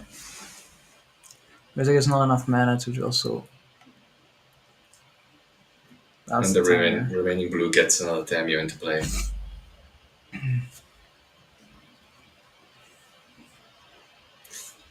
That is something you don't want to see. Philia. I mean, you can just attack, pay the cost, and exile the Caprican here. I don't know where this will get you. It doesn't do that much. But we do see a Quantum Riddler, and Mark would be on one card in hand, so it's a draw 2. Yeah, that's pretty good. I mean, fair, 2 mana draw 2. That's a good card. But now we can see. Wait, where does it resolve? Does it go back? It goes back. Yeah, with 2 counters, right? Yeah, I think the players realized that and were laughing. But he still needs a counter in it. Okay, thank you.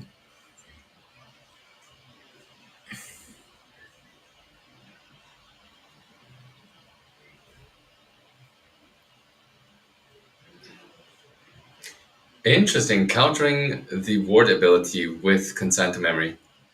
I've never seen that, but it's pretty good. And then as well countering. But the Solitude wasn't hardcast, right? It was pitched. Yeah, but he replicated it, and one counter went onto the evoke trigger. Oh, And very good play. that's broken. that's broken. And then blink the Riddler. Dude, that's so much value right there. Both get rid of Tamio, even though if you will block. End of turn, Riddler comes back, draws 2 cards. That's so much value. That's really good sequencing right there. Not bad. Not bad. Not bad.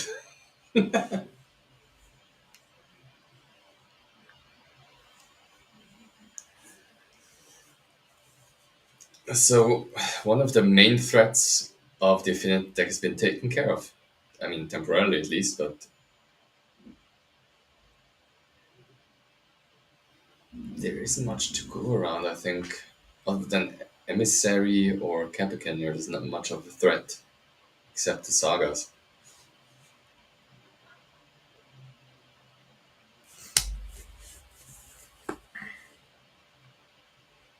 Did the Emissary get warped? Or was it hardcast? I think it was warped, so basically Guillaume can still hardcast it later on. Or am I wrong? Don't remember. The Emissary? Yeah. It was bolted, I think, in response. Oh, okay. Then. I was like, it's not on the battlefield. Which card are you talking about? But yeah, no, it was bolted. It was bolted, so it's okay. Yeah, so there's It just. has been taken care of.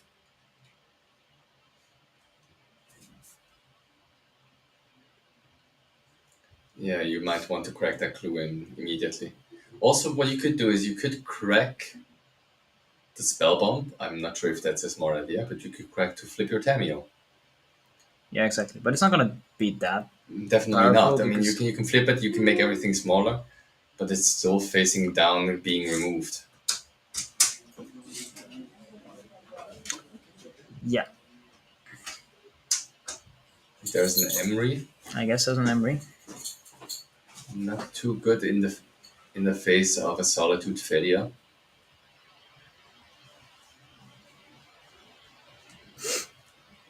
I mean, it can block a Terrakavan and kill it. Now that it has -1 attack, but that's about it. That's about it. Oh, we're seeing another Exert. What's it gonna be this time?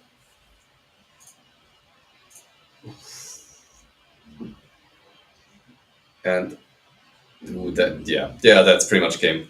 Countering the evoke trigger on the Flage and immediately attacking because of Yeah, haste. pretty good, pretty good. Yeah, all right. Then let's have a look at the sideboard. I guess start the deck. All right. Okay. So for affinities, we're playing against Jessica Blink. Yes, sir. What do we have? Not much. Consign to memory, probably not the best card. Then Galvanic Blast. I can see the Maybe. dispute definitely. Yeah, probably. I mean, the problem is like that Blink deck. Let's just have a look at the Blink deck. Yep, it doesn't have that many blue cards. It's mostly the Fairy and the Riddler. So I'm not sure if the dispute is the best. I think what about the Blood Moons? I think they come in. Yeah, I think the Blood One sounds pretty decent. Also since the ruling change towards Saga has been made. Yep. If you get the Blood Moon down on 2 Saga, Yeah, it's pretty good. it's endless value right there. Yeah. What else? I think the rest is not that strong actually. I think it's mostly the Blood One. Maybe the removal, the Galvanic Blast. But from here, it's quite clear. I think you want the Raptors guy. Sounds pretty good. Mm-hmm. The rest, don't think that's that strong. Maybe the dispute. I still think the dispute gets rid of the Capican near Emery. Yeah, I guess the dispute is probably reasonable. I mean, there's a lot of blue cards Thoughts. in the Affinity deck, I think. What about the Charmos? Charmos. I mean, maybe. I mean, the Affinity deck does have a couple of lands. No, basically it's just 4 roses. No, it's just 4 roses. I don't think it's good enough. Yeah. Probably not. Probably the dispute and the wrap is enough.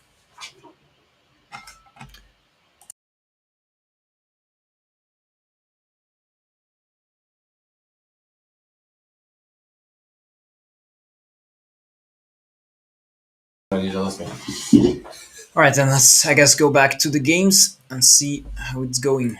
So I think they're done sideboarding, checking out their own lists. That's perfectly fine. Players shuffling up.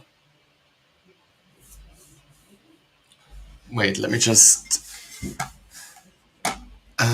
Where do we have it? Let me just. I think it's this one. Yeah, it's this one. Perfect. So just have to update the template. Boom. Okay, so it's one on Mark Eberhardt. Based on what we can see so far, I would say on right now, obviously Mark is favored because consent to memory mainboard and everything. However, if Guillaume can get an actual decent start with, for example, Pinnacle Emissary, having some Mishra's Bauble, having some Mox Opals, the other Opals, this could easily get out of hand at early as turn 1 or turn 2 with a giant Kappa Cannoneer. And the problem of, for example, Mark Everard is he would need to have multiple cards to get rid of the Kappa Cannoneer, like we saw in game 1, where he pitch cast Solitude, he countered the Ward trigger of the Kappa Cannoneer, making it able to exile it because he was never able to pay the Ward cost. So this is a point that we need to entice.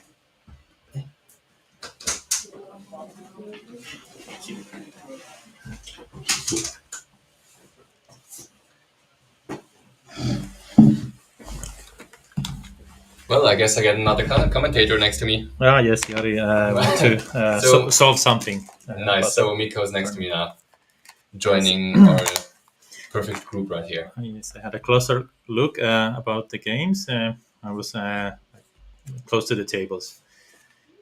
I didn't look at the deck lists yet. So deck list is Guillaume is on Affinity, basically Blue Red Affinity stock list, and Mark Ebert is on Jessica Blink, like just a genuine Riddler Blink list.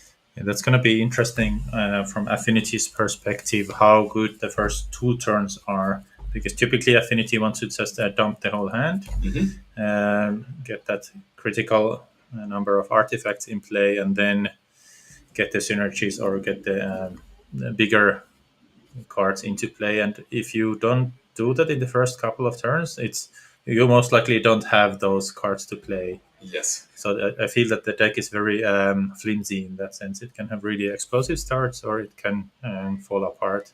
Yes, what we've seen so far in game number one is both people having a slow start, which resulted in a slow game for Guillaume not being able to take over and aggressively overrun the opponent. So, like I said before with Yari, one card which I can see in this matchup being the Blood Moon that has been drawn right now, shutting off the opponent from being able to mana fix, as well as giving you a head start with your saga if it's on its second chapter. Good point. Good point. Now, let's see if this resolves, because Mark was fetching in response to this. I mean, if you see this emissary, if you can, you want to counter it, obviously, because I mean, surely they're only like 1/1s at maximum. They're like 3 or 4, but on the next turn, he can use those to convoke the Capicaneer, which is a big threat that you most likely won't be able to easily deal with. And it gets hit with what's that card called? It's not Philosopher's Storm. It's Strix Serenade, I think. There was one off in the Yeah, sideboard. the counter target artifact, creature, or planeswalker, and you get a 2/2 blue flying creature token.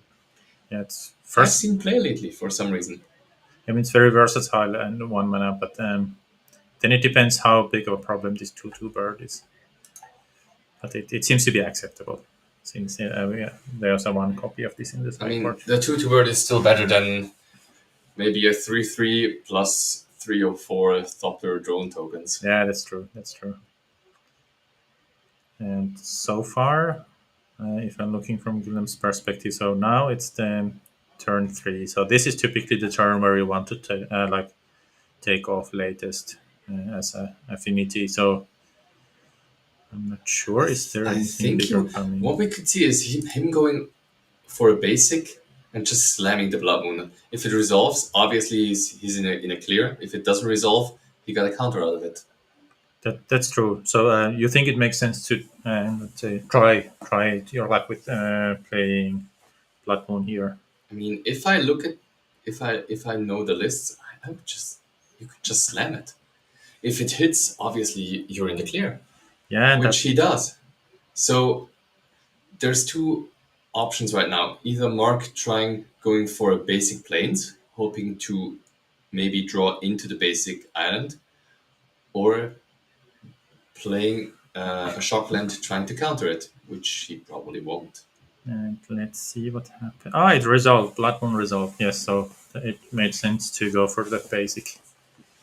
That's why. Okay, so he's just playing Felia, attacking. He can decide whether or not he just wants to remove Blood Moon for a turn, or if he can just get rid of the token. Okay. So you can also blink non-creatures. Yeah, it's basically just a non-land permanent.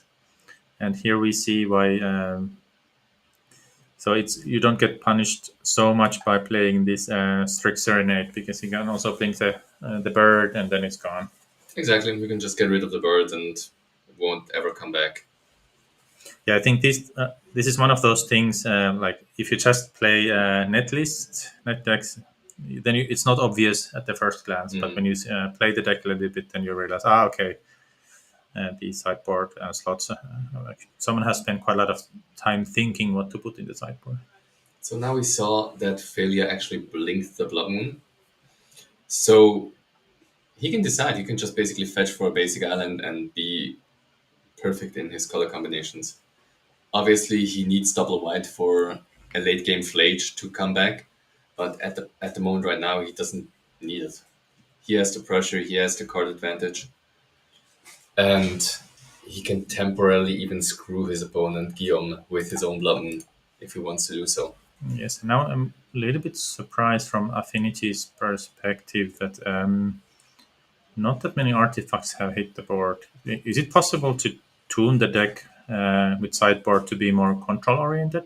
But It is, but you don't want to do it most of the time just because it makes it inherently bad. You do have your way, you do have your combo of making a buckload of artifact tokens and then just slowly grind your opponent down. Because usually against an opposing control deck, you will not win the control matchup. You have to stay on your line. Yes, so it doesn't make sense to switch into a bad control deck. It's better to stay in your main game plan in that sense. And then the control cards as support you. The thing is, I think Guillaume just kept a land, not a land heavy hand, but an interactive spell heavy hand. So we can see he has the mystical dispute, he has the force of negation. He kept those purposely in his hand. So he drew a big portion of his sideboard by coincidence in the opening hand. I'm not even sure if it gets a saga counter, chapter counter on the Blood Moon. If Blood Moon That's is first. A good question. There was some. I mean, the ruling change is it doesn't die to game state based effects like before when the Blood Moon hit the field. It would just keep its singularity, but I don't think it actually has a counter yet. I'm not sure. I might need to check later on with a judge. In this game state, it doesn't do much, but the problem is if Blood Moon leaves the field, I guess then immediately the counter gets onto the card. Oh, that's a good question. Wait, but if it wouldn't have the counter and you blink Blood Moon, then it still doesn't have a counter because it gets in your main phase. It gets a counter, right, or at the beginning of your main phase. Okay. And then since it doesn't have a counter, it doesn't produce mana. Okay. It's still there as a land, but it doesn't do anything. Okay, that's a good point. So it would have a difference how the land behaves. I'm not sure. I'm really not sure. I need to ask that later on. Interesting question, though. We can ask that later. This is what happens when Wizards changes rulings. Everybody gets confused. Or at least commentators get confused. So he could play a Kappa Cannoneer at this point. The question is, how good is it? But is there a... Okay, now there is another artifact, but Kappa Cannoneer, is it 6 mana in total? It's 6. So this play I like because he can keep up the mystical dispute. And yes, that happens. Is that a second Strixhaven rate?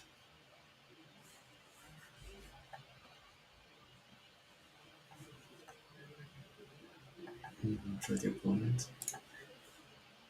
So there should be two Strixhaven. So it's actually 3 Strixhaven rates. So 2 in the main board, 1 in the sideboard. Ah, yeah, true. I missed the ones on the. Someone doesn't like creatures.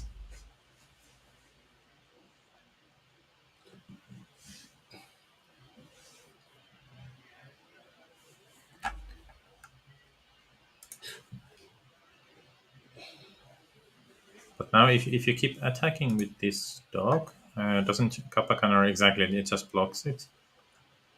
Yeah, that's what confusing me. Maybe he's going to. No, he doesn't. I guess that was. No, I think he just wanted to fetch for a second planes probably. And going for a shot. No, wait. So that's 3 and 3. So what he can do is he did that before. He just plays the Flage. And then just counters the evoke trigger. And now I think he has a Flage in the graveyard, so maybe it's... This would be lethal for Kappa Yeah, exactly. So it enters the battlefield, deals 3 damage, and then Flicker Wisps it with and then deals another 3 damage. So hit the player to face, and then that's gonna be 3+3. Yeah, exactly. Mark went the burn route, I guess. I went 6 total. So he takes a clear win. Jessica Blink versus Affinity. So it's 1-1 at the moment, and now... No, it's 2-1. 2-0. Oh, 2-0. Okay, Mark took the game. It was pretty much sideboarded as mentioned with Dubla Moon as well as the mystical disputes in the force. Yeah, that was interesting to see that even that Blood Moon hit the board, it didn't actually have that much of an impact. So Mark was able to play around the Blood Moon quite well. Yeah, I think it just didn't have much of an interaction because he didn't keep any proactive hand. He just kept counter spells whatsoever, as well as the Kappa Cannon. You're hoping that when it resolves, just takes him all the way.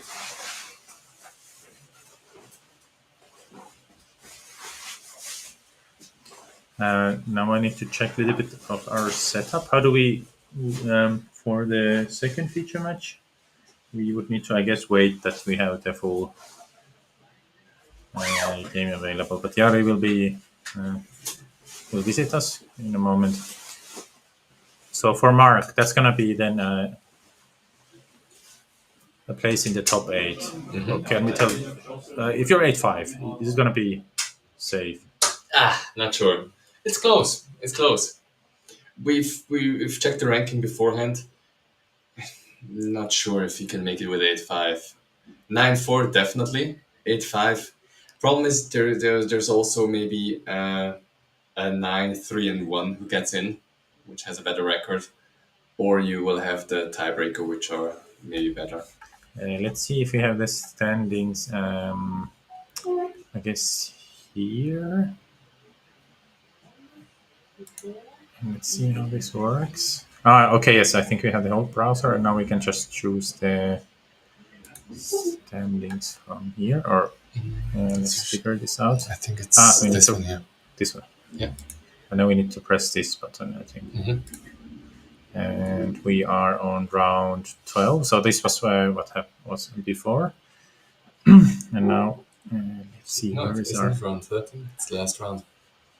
Okay, yes. It's not but uploaded. yeah, we will not see the. So, obviously, we can see probably rank 1 to 4. Obviously, they're locked in. They probably just ID'd into the top 8. Makes it easy to say that. Yes. And from, I think from the 6th position onward, from the Ionic Shock onward, they probably need to play it. And now let's see. If I'm looking from 8 forward, the best thing you can have is 8-4-1. Exactly. Which is already okay in theory. If but both you cannot have everyone losing above you. Yeah, obviously. But I think if, for example, if we look at this chart, if we see Matteo Buzzi and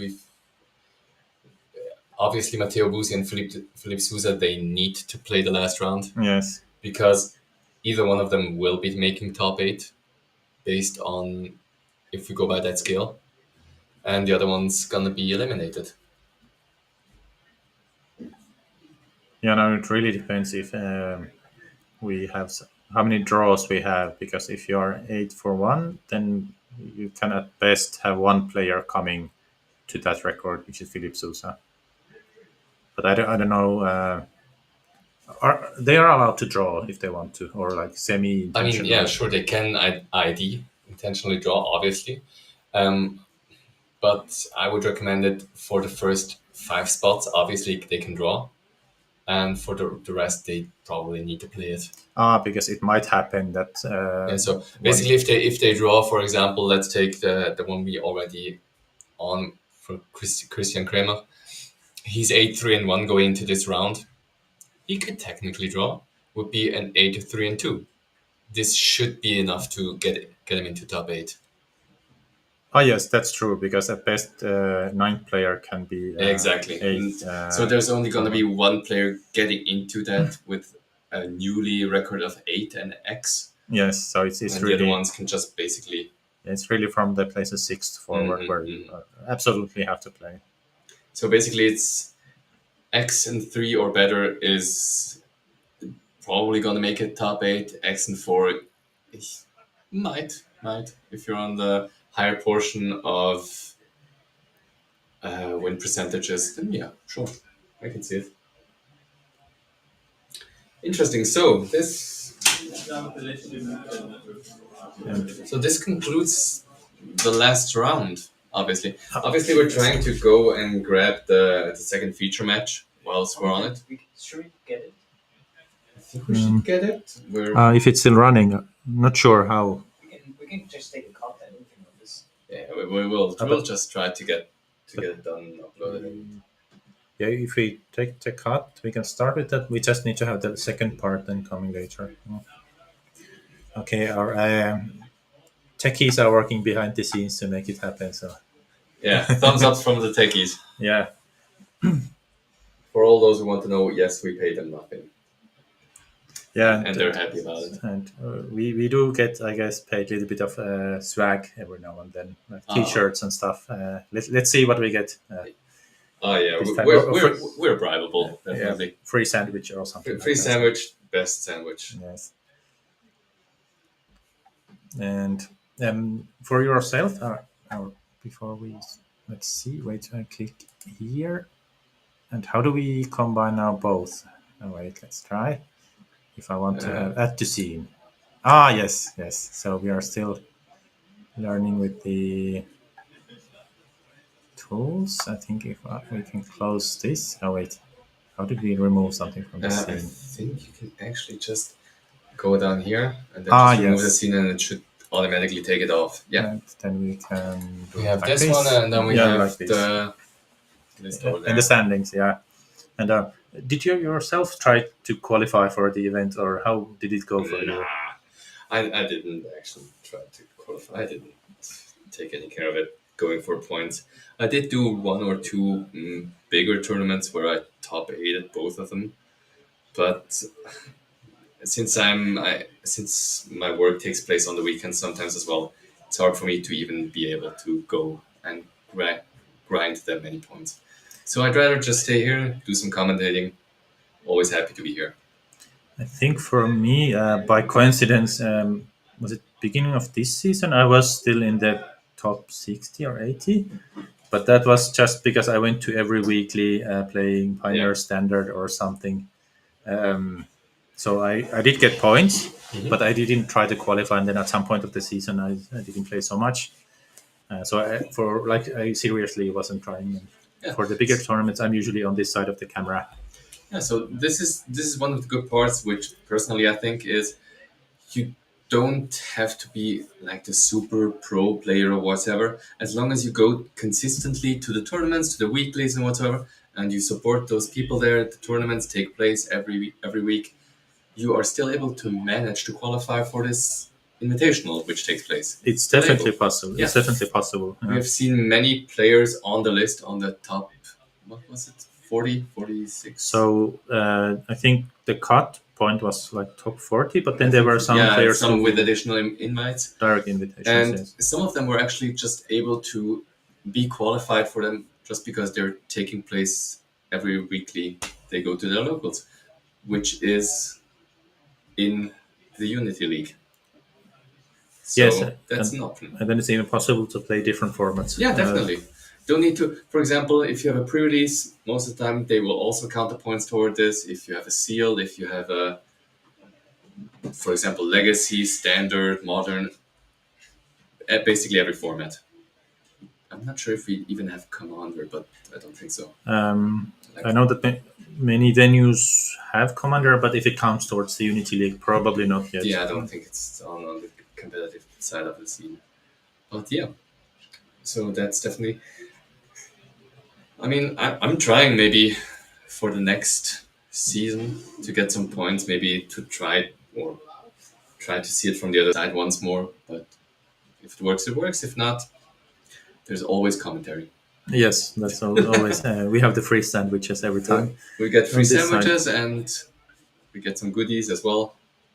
One of those nice tokens which everybody got, we got. And this is the final event of the season. So after this one, the players start to collect them points for the next season. yeah, exactly. So after this tournament, it will be basically zeroed down, start from the beginning, and everybody gets a clean start, getting to grind those points again. I think we have a daily tomorrow in our local game shop, so I could, in theory, be first for I mean, short period of you time. can be first place unless. Who was it last time? Damian is one of those people who also travels around a lot, and maybe he could be first and you'll be second. Who knows? Yes. So maybe I need to go to the same event that he goes, and then I need to just win him, or You like just win have that to beat him. event. That's obviously easy. Yes. So at least I could have my moment in the spotlight. Right? First place once. Yes. Just kidding. That's good. And now, if you look at the, I think here we have the. Let's see the leaderboards. We press this, and Yeah, this is the current leaderboard for this tournament, actually. And we can see. or I think this is the season rankings. Yeah, this is the season rankings. Yes. So the four first. I mean, place number 1 until 4th. They got a bye, right? Yes. Wait, do we see? Yeah, we see. They got a bye for this championship. The other ones with the stars are the ones qualified, and those with the trophy on it, they qualified via different means. You should make a big screen. You can see. Let's try like Let's make it bigger. this. Yeah, Yes. exactly. So, Yeah. as you can see, there's many different ways to be able to qualify. Either being in the top ranked players, maybe winning a qualification tournament, which takes place once in a while, or And I noticed that so top 40 I think was the cutoff point. So we see that the star means that you got qualified with points, and then we have lots of players. yeah, who we can had, see if we go down, we can see, for example, the 54th place Noe qualified by winning one of the qualification tournaments. So it's not out of the bag that you're immediately not qualified if you can get a good finish or a winning finish in one of those qualification tournaments. We're good to go. And are those Round is uploaded, by the way, so you can go to the background. okay? Our techie said that we have it. Good. We need to go to here. Try to refresh. Round 13. That's This one. We need to do this. Yeah, so the backup match has been finished, Right, and then we're uploading it right now. So we will get back to that as soon as we need to we press can. this, I think, Yes. and then we press it again when we have the Yeah, file. exactly. Alright, I'll leave you guys. Sure thing. Yes, I think we have to. We probably have the backup match in 5 minutes. I think we need to ask Jari how we get past the next. Okay, this is just for me, for curiosity's sakes. I will quickly ask one thing from Jari. I'm back in a moment. Sure. Let me just. I think I'm really way down. Let me just. I haven't watched at this list in a hot minute. Oh God, I'm so way down. Am I? Huh. Yeah, I can't even find myself. That's perfect. Or maybe I'm not even on the list anymore. This is amazing. Just continue. Did it download? Yeah, it's still downloading. Yeah, I'm 110th. Nice. Wait, you found yourself? I found myself. Let's see if I'm also here. Do we have pages here? No, it shows. Oh wait, I have a feeling that I didn't play in Did you play this season anyways? log like the weeklies. I'm wondering if they should be. Maybe I didn't get high enough on those weeklies. Or let's see if I can find myself with my last name. No. Sometimes my name is mistyped. No, none of those Yeah, worked. well, that was a bummer. Yes. So okay, but next season I still have a chance to be first for a short period of time. After tomorrow evening. Exactly. Let's see if I manage to. So, okay, we've got around 13 up. So we're gonna. No, just add. Wait, we need to press this, right? Share media. Yeah, share media, and then you just add the round This number one? 14. Yeah. Then like this. Boom, and then This one, And let's as see. seen. And then we press And this. yes, exactly. And we're up.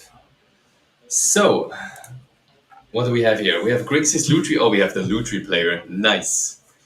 The one-off player. Ah, wait, but is this now? Wait, I think they're still playing. So. and I think it's upside down. Okay. It Yes, is the definitely names. upside down. So basically, the top player is the Boros Eng there, and the bottom player is the Lutri there And player. this is not from the beginning, so it's relatively, I I'm guess, not sure. early in the I game. don't think it's from the beginning. I think it's from mid game, I guess. But as we can see, both players are. I don't think they're in contention anymore. They're just playing for fame and glory, I guess. Yes, I heard from the judges that they have had a bit of problems finding people who want to be on the feature match area. Why? Just be on the feature match area. Nobody cares. Yes, so either they were planning to draw or Yeah, we cannot show you the win and ins because I think the one we actually commented on was the last win and in, which was feasible. The other ones aren't actually any win and ins. But we just got this gameplay on because it's Grixis Lutri. I mean, it's Lutri, guys. yes, I think one of the judges was a big fan of this, or maybe it was sarcastic when I got offered this feature match when I was on the other side. But let's see how it goes. And I think the reason why we see lots of cards revealed at the top is that there has been, I guess, a thought seize or something that has revealed the hand. And Oh, it's an So- Inquisition of Kozilek. yes, and then I guess Christian is actually on the upper side. So Christian the College, yes. names are just reversed. Yeah, they're just reversed. I have no idea why they actually are, but we're just gonna run with it. Just have to think opposing from the other. So So the I think we see two. I think I can see two Blood Moons on the Boros side in Are- hand. Are they usually in main deck already? No, I don't think so. So then this would be This already. would be probably a sideboarded game.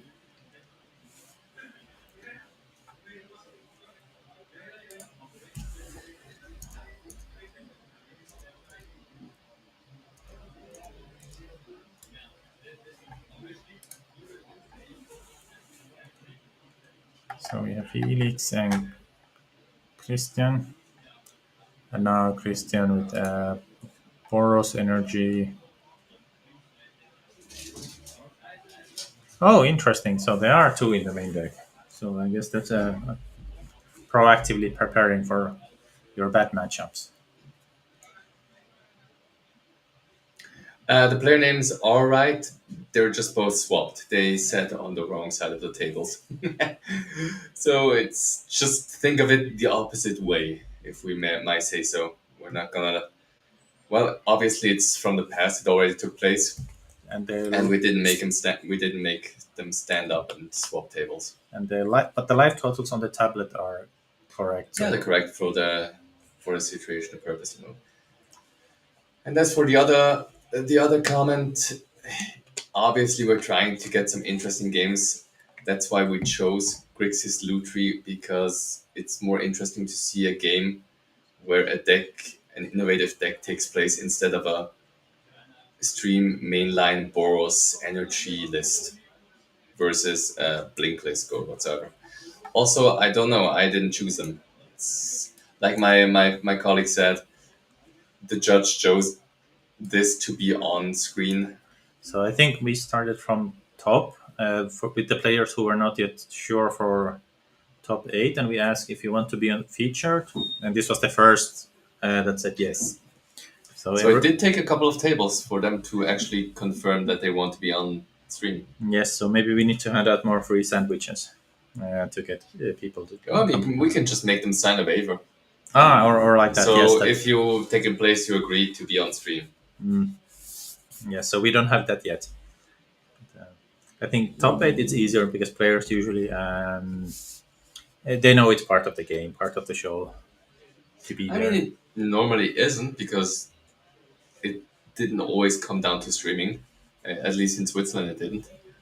But nowadays, I think it's pretty fair to say that if you're gonna make a top cut or if you're in contention for tops, there's a big chance that you will end up on stream. on the stream. Yes, especially in these bigger tournaments. So here the players are competing for the title of the Swiss Unity League's national champion 2025.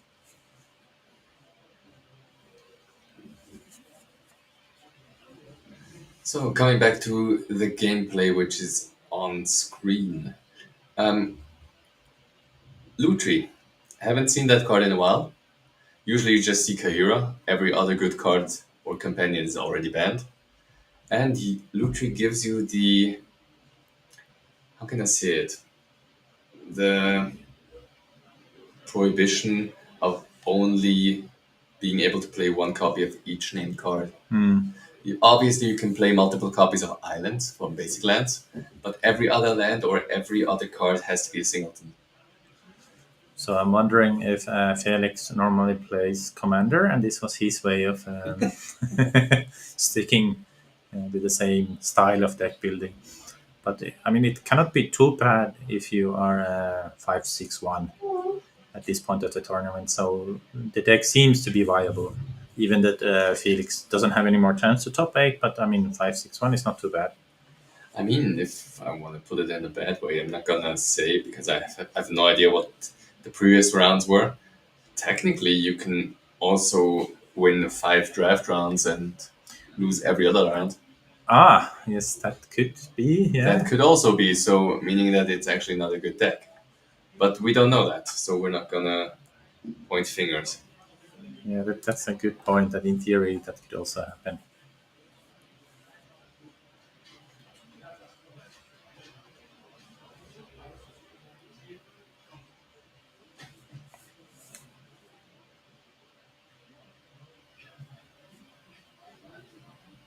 I haven't tried this Lutri deck myself.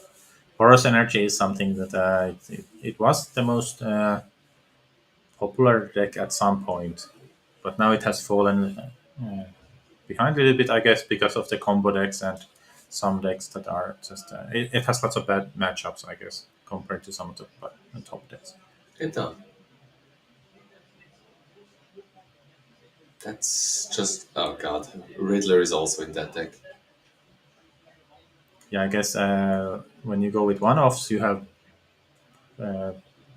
quite a lot of cards. So you need to have 40 unique cards, I guess, or depending how many lands you have. Yes. The only the only upside of being on the receiving end of a Lutri opponent is if you've seen a counterspell, you know there's another counterspell again. True. So there can only be one copy of the card counterspell. No. Obviously, you can have a copy of Netcast or any other card which gives you flashback or so, but it's basically the modern version of Commander. And if I look at Felix's deck, sideboard also has only one-offs. So there is no configuration where you could go to a setup that you cannot have the commander anymore. Fair. But on the slight off chance that you actually get to put Lutri in hand and copy a powerful spell with Lutri, since when it enters, it copies the spell which is on the stack in instant sorcery, it's pretty powerful. But it's pretty much just once. Yeah, it's just once, obviously. But if, for example, if you in the late game and you can stock up and flash in Lutri, you get to look at the top 10 cards and take 4 cards in hand. Okay, yeah. Which is powerful. Yes, so there are some spells that make this really good. Yes. And since we have a singleton deck, we do see some cards which haven't seen play in a hot minute. For example, one of my all-time favorites is Shadow of Doubt, which for 2 mana prohibits any players from searching the library, and you get to draw a card. So if your opponent fetches, you just activate this, you draw a card, they cannot fetch. Beautiful. Oh yes, Shadow of Doubt, 2 mana instant.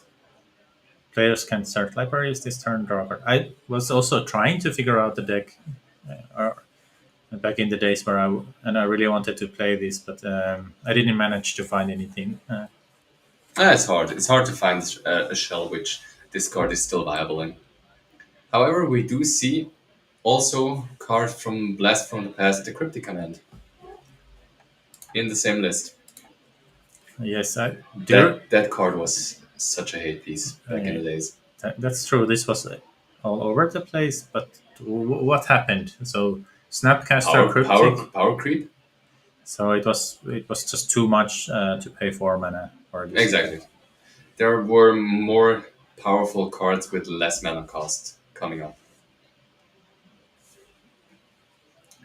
But still, remembering that Cryptic Command had an all foil, all full art print. I think it was a player reward card, which didn't have any text on it, like the Urza Saga going now. Ah, yes. Which, if you don't know the modes, good luck. I remember, was it some side event of a GP when I played against someone where all the cards were in a language that I didn't know, and this was it standard or pioneer, where it was then a deck where I had like no clue what the cards do. So every time when my opponent played something else, I had to ask, what does this do? I mean, that's a way to get personal contact with a judge. Yes, I have a judge constantly explaining to you the card. True. Luckily, Cryptic Command back in the day was a bit more well-known card.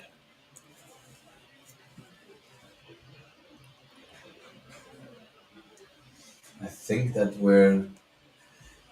are we still playing? Let me just check. So in They're actually in the overtime, so some players are still playing. That's why we can still go further. After that, we will. I think we'll probably. Will we do an ad or will we announce the top 8? yeah, if you get the information, yes, it would be nice to see the bracket. If we have it, sometimes we have it as Yes. drawn. Yes, we have our guest commentators already. If it shocks me again, I'm going to be so pissed. Okay, it doesn't shock me again. Yes, so behind the scenes, we are already checking if the top 8 is ready and if we have the information who managed to qualify.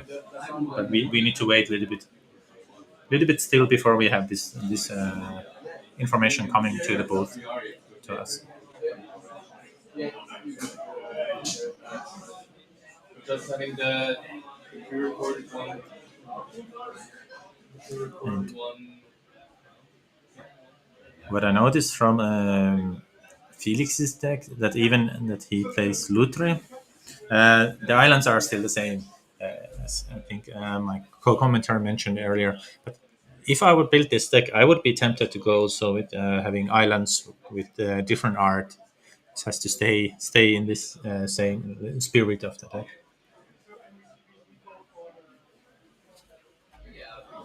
I think it's going to be. Run an ad. Check with an annoying guy.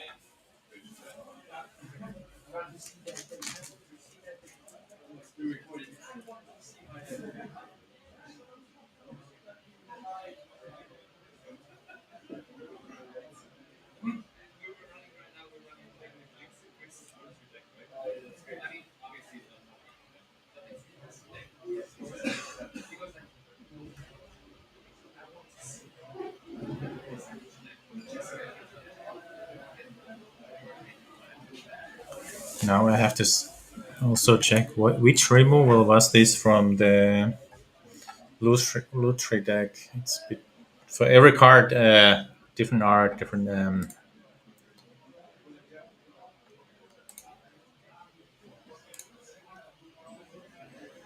Not really sure which card was played, but.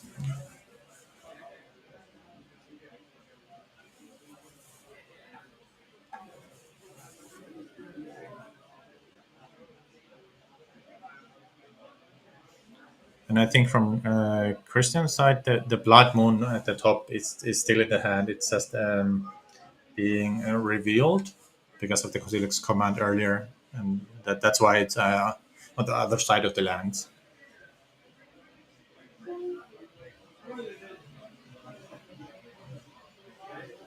And an interesting thing we also see on the table is the trophy, which is this black and purple statue, which is for the winner. So I think it's like a wizard, a magician. Okay, so I just came back from my endeavors, and good thing is I think I get to skip the top 8 commentary. So we I have get doing. We do have some guest commentators coming in, as well as we do have the top 8. did we have lots of free sandwiches because we have a queue behind the door waiting? And no, for some reason, people actually really like to sit behind the microphone and just talk. That's good for us, so we have more and more people. I mean, available for us. we already got our free sandwiches, so Yeah. it's a win in our book. Yes. They cannot take it from us anymore. No. We already ate them. Yeah, I we will. definitely did. So I'm gonna leave you to it for like another minute. Just gonna. Oh wait, we can actually check online on the top 8 right now. If the list is already updated. Let's take a look at this, so we can actually do the top 8 announcement. We have some more We have info some- coming from the field. Some judges coming in. Yeah. Do you want anyone specific for top 8? Do we know who's top 8? Yes. We can check, and then we'll tell you which matchups we want. Or if Give someone, us like 1 minute. Okay. or Okay, can you just go to the? or in the chat, if you have now, you still have short moment to ask for preferences. I think it's here. Let's just update the list. So, I think we do have. Yeah, we have the top. No, they aren't planned, but this is the top 8, right? So it's Yes. 13 rounds. Yes. So, we're gonna make. Maybe we already take a look of the top 8. Yeah, I think we can just skip, because chat doesn't like this match, or at least one in chat doesn't like this match anyway. So we're just gonna skip towards the top 8, which the announcement is taking place parallel to our commentary right now. Now I have So, to again think. Wait, it's down here. Here we press Yeah. this, and we press this. Yeah, this is the button. Okay, perfect. So And we need to. we're gonna. There we go. So we've got on first place we got Gaetan Bossi. Then we have Yannick Schoch, Pascal. We have Christian Kremer.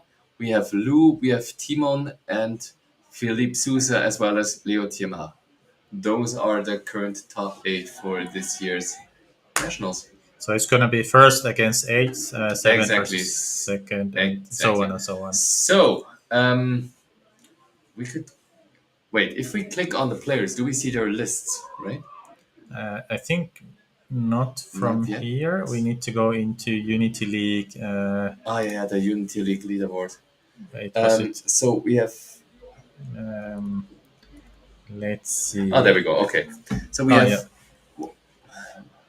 Let's put them side by side, perhaps, maybe. Let's try like this.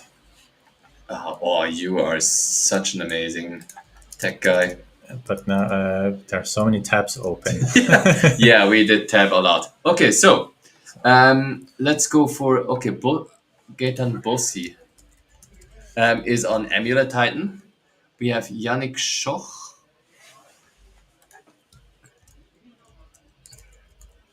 Who is on Esper Gorios. We've got Pascal, who is also an Amulet Titan. We have Christian Kremer, who is on Gent. That's the one I know, because I did some testing with him together on the list. We have Lou, who was on Mono Green Brood Scale. We have Timon Bodmer on Eldrazi. Interesting, okay. Philippe Sousa is on Amulet. Oh my god, we've got 3 Amulet Titan players. So far. So far. What's Leo on? Now I need to Thiemar. figure out. Just put in THI. Should be good enough. On Esper. So we have 2 Espergorios, we have 3 Amulet Titans, we have 1 Blue-Eyed Chant, 1 Broodscale, and 1 Eldrazi. Okay, so Amulet Titan seems to be the deck that is, from year after year, still a very good, where do you have the very, chat? very solid choice.